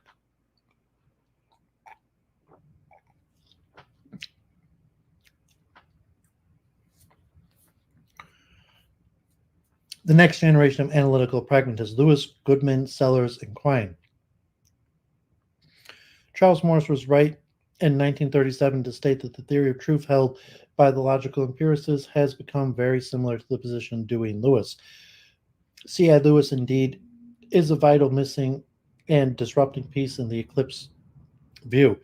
He really puts paid to the idea that pragmatism withered away because it was never fully entrenched in the new professionalized philosophy departments. Lewis was an undergraduate and graduate student at Harvard, studying with Royce and James. In my third and final year, I took the famous course in metaphysics which James and Royce delivered. Between them, it was immense. I should be glad to think that the conceptual pragmatism of mind and the world order had its roots in the same ground. Indeed, the general tenor of my own philosophical thinking may have taken shape under the influence of that course. Lewis returned to Harvard in 1920. He practically lived with the manuscript remains of Peirce for 2 years. This massive bulk of papers had been left to Harvard in a state of disarray by Peirce's widow, and there was some hope that Lewis would start to put them into order. He dipped in and out of the Peirce papers for those 2 years, coming to the opinion that the originality and wealth of the legendary figure was not fully evident in Peirce's meager published writings and not well represented by those who were influenced by him. Like James and Royce, it is very clear that he studied these papers closely. His writings teems with Peirce's language and thoughts. Lewis taught and influenced the next generation of first-rank philosophers. The following of his students absorbed his view, not without first trying to distance himself from their stern teacher, and made pragmatism the dominant philosophy. Quine, Goodman, Sellers. There's not space here to show how these three great pragmatists took their view directly from Lewis, and then how Quine especially attacked him.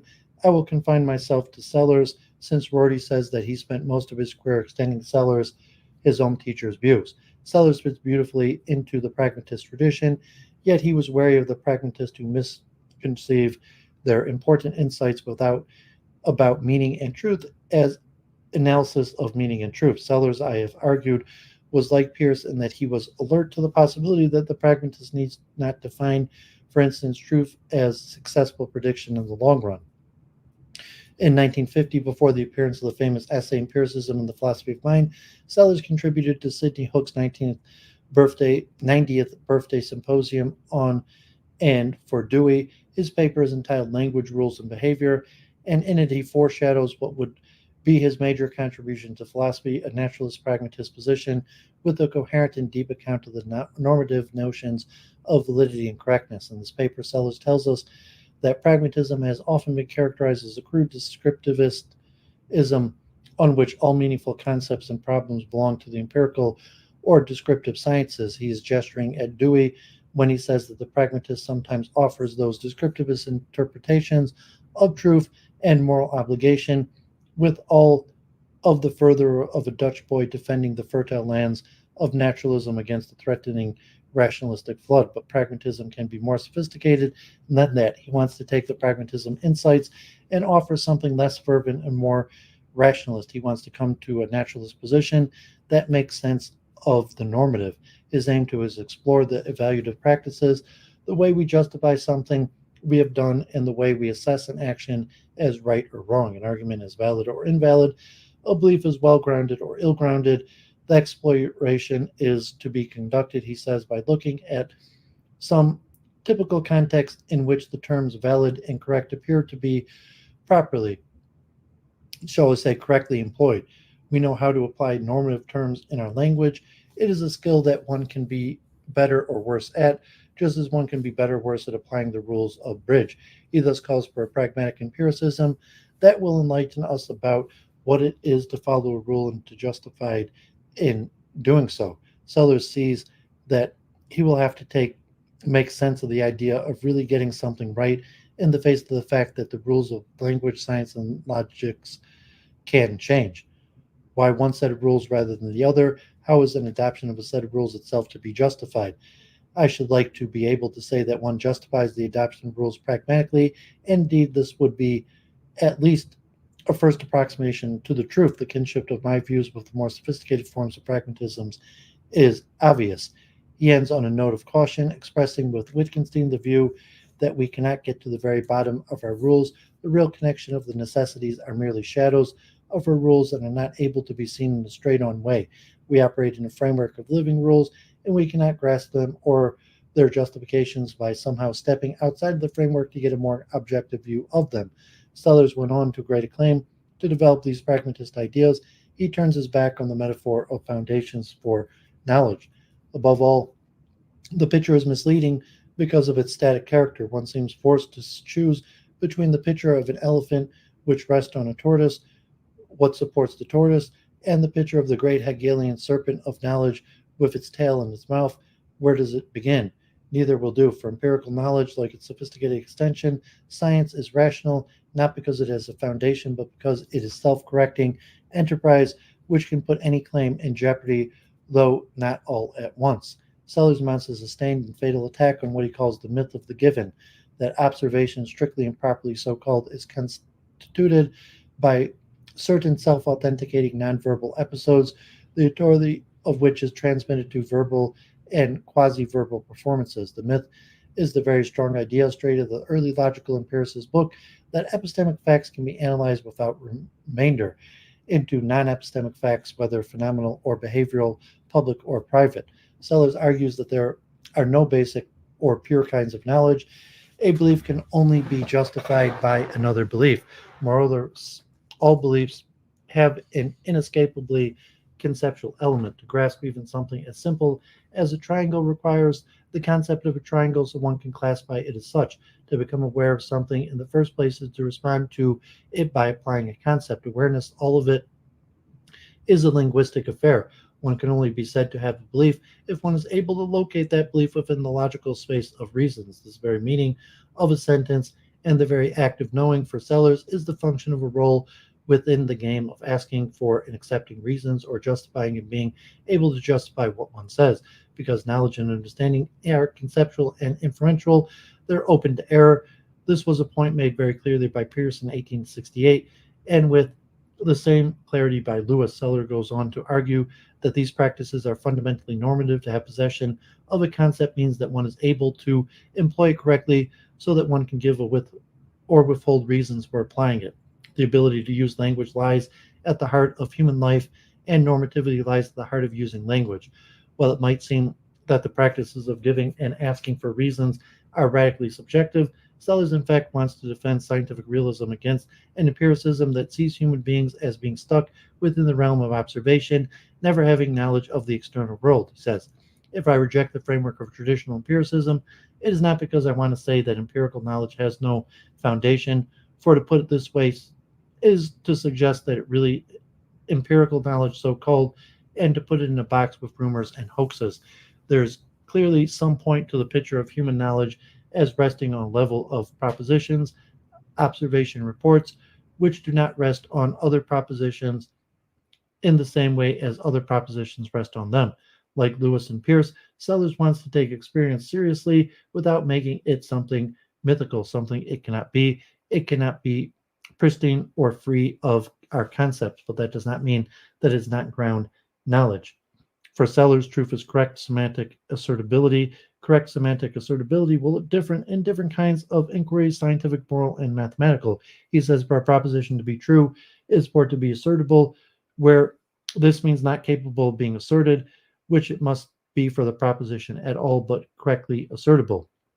Sellers, that is, adopt something very much like the pragmatist account of truth.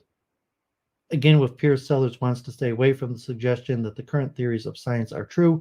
The perspective of the philosophers can be limited to that which is methodologically wise for developing science.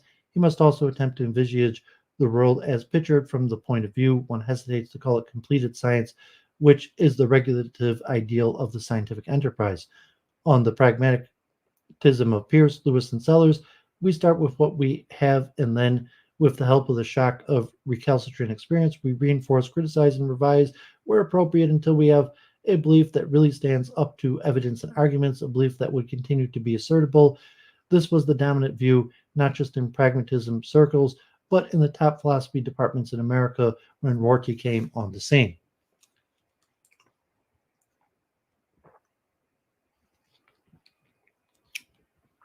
Rorty's revolutionary pragmatism. Although Rorty takes much of his inspiration from Dewey, in attempting to think of him as a contemporary pragmatist William James, Paul Karras said that James' pragmatism appeared in 1907, comet-like on our intellectual horizon. Rorty's philosophy in the Mirror of Nature appeared also comet-like in 1979, reviving the fortunes of Jamesian pragmatism. His narrative, Rorty said, tend to center around James' version, or at least certain selected versions out of the many that James casually tossed off of the pragmatic theory of truth. Moreover, Rorty, like James, often put forward a moderate pragmatist view, but it is his less moderate, contentious remarks that have stuck in the minds of philosophers. Peirce howled with outrage that his pragmatism had fallen into literary clutches. He could see how James' provocative statements were going to damage the more carefully expressed position they shared. I ventured he would say the same about Rorty. Rorty argues that pragmatism as a movement contains ambiguities that have made it seem very muddled movement indeed, neither hard enough for the positive nor soft enough for the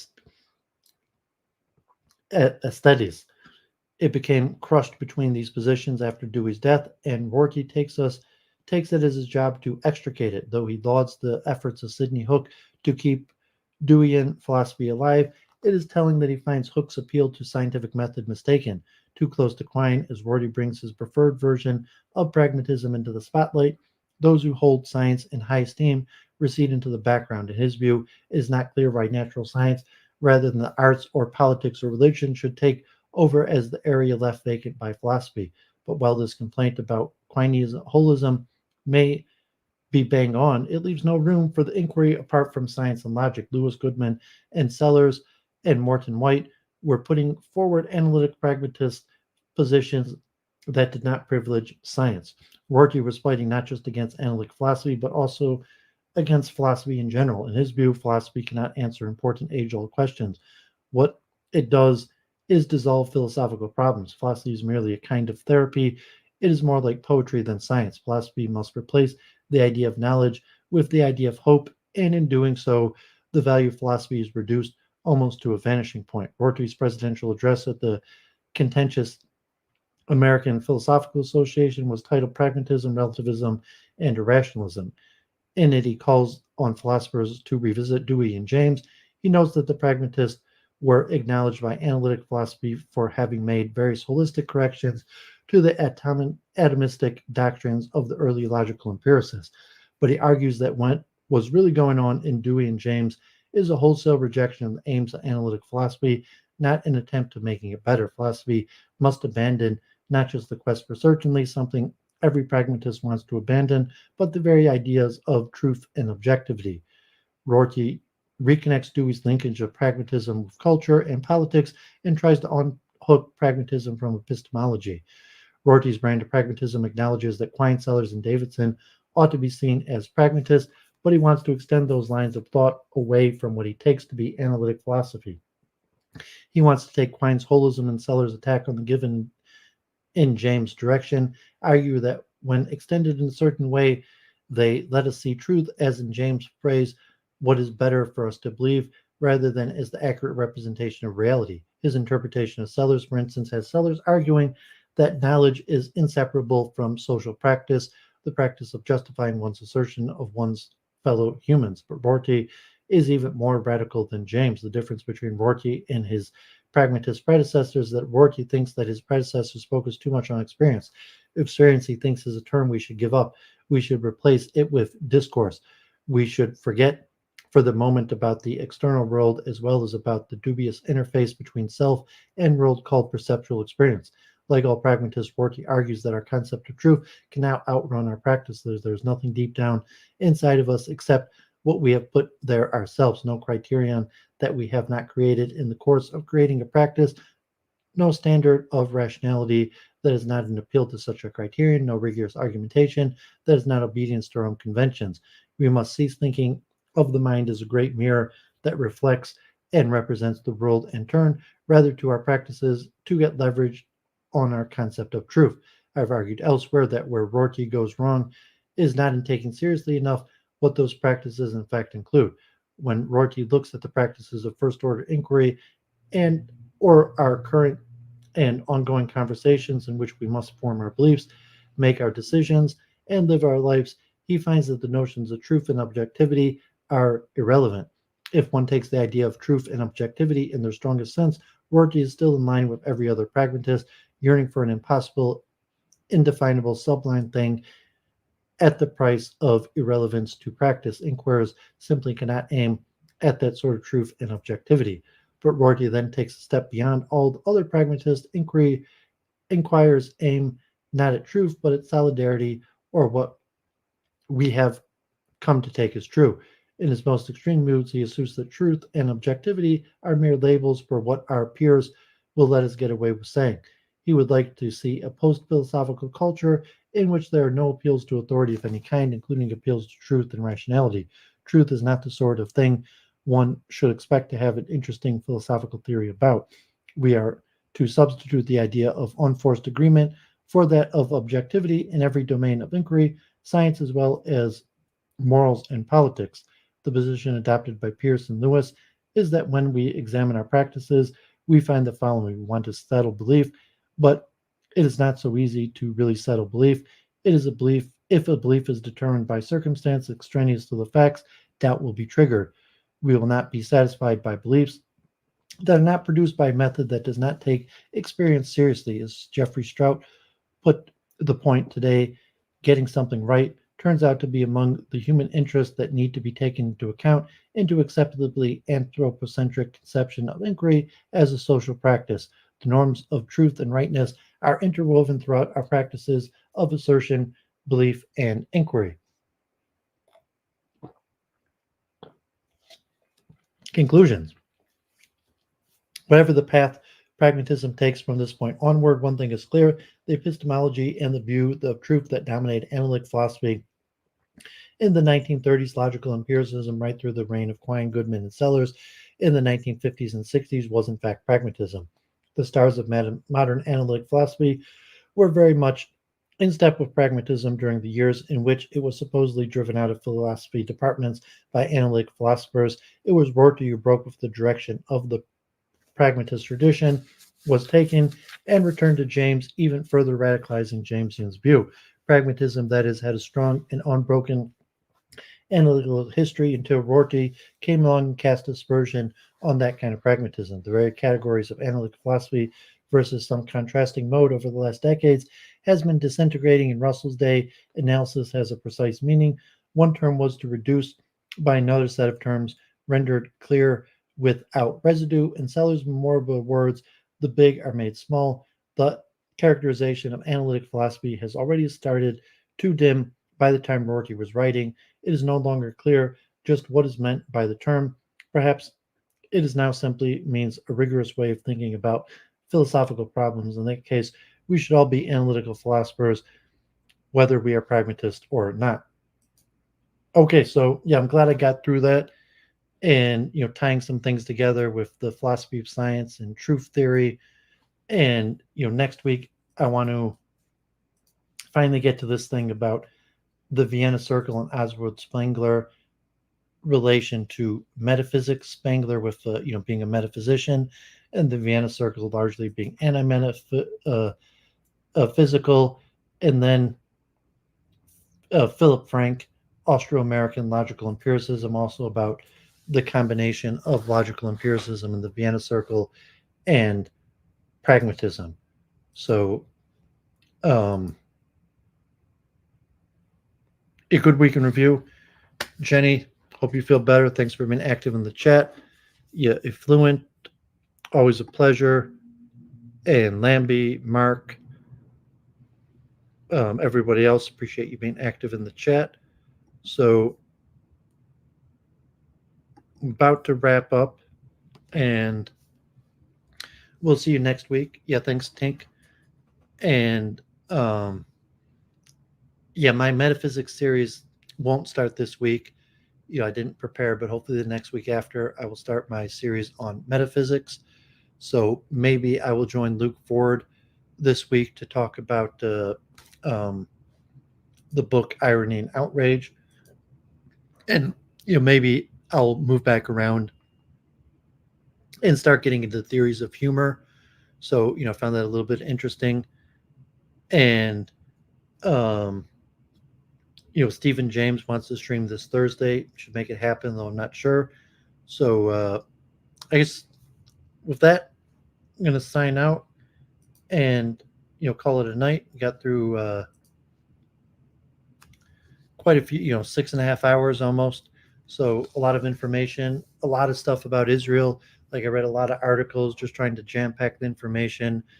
Not that much of my own analysis this week, more just putting out information. I think this coming week might be very pivotal in the direction of what's happening in Israel.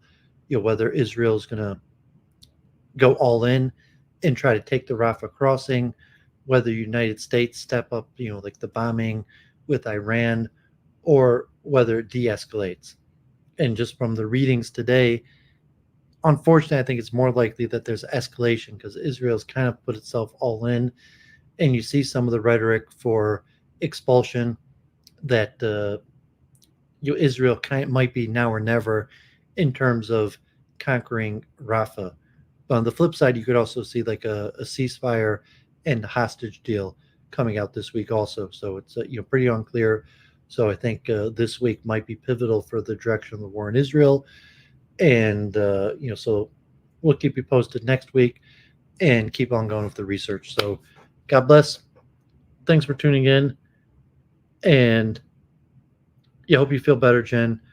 And appreciate you being active in the chat. And we'll see everybody next week.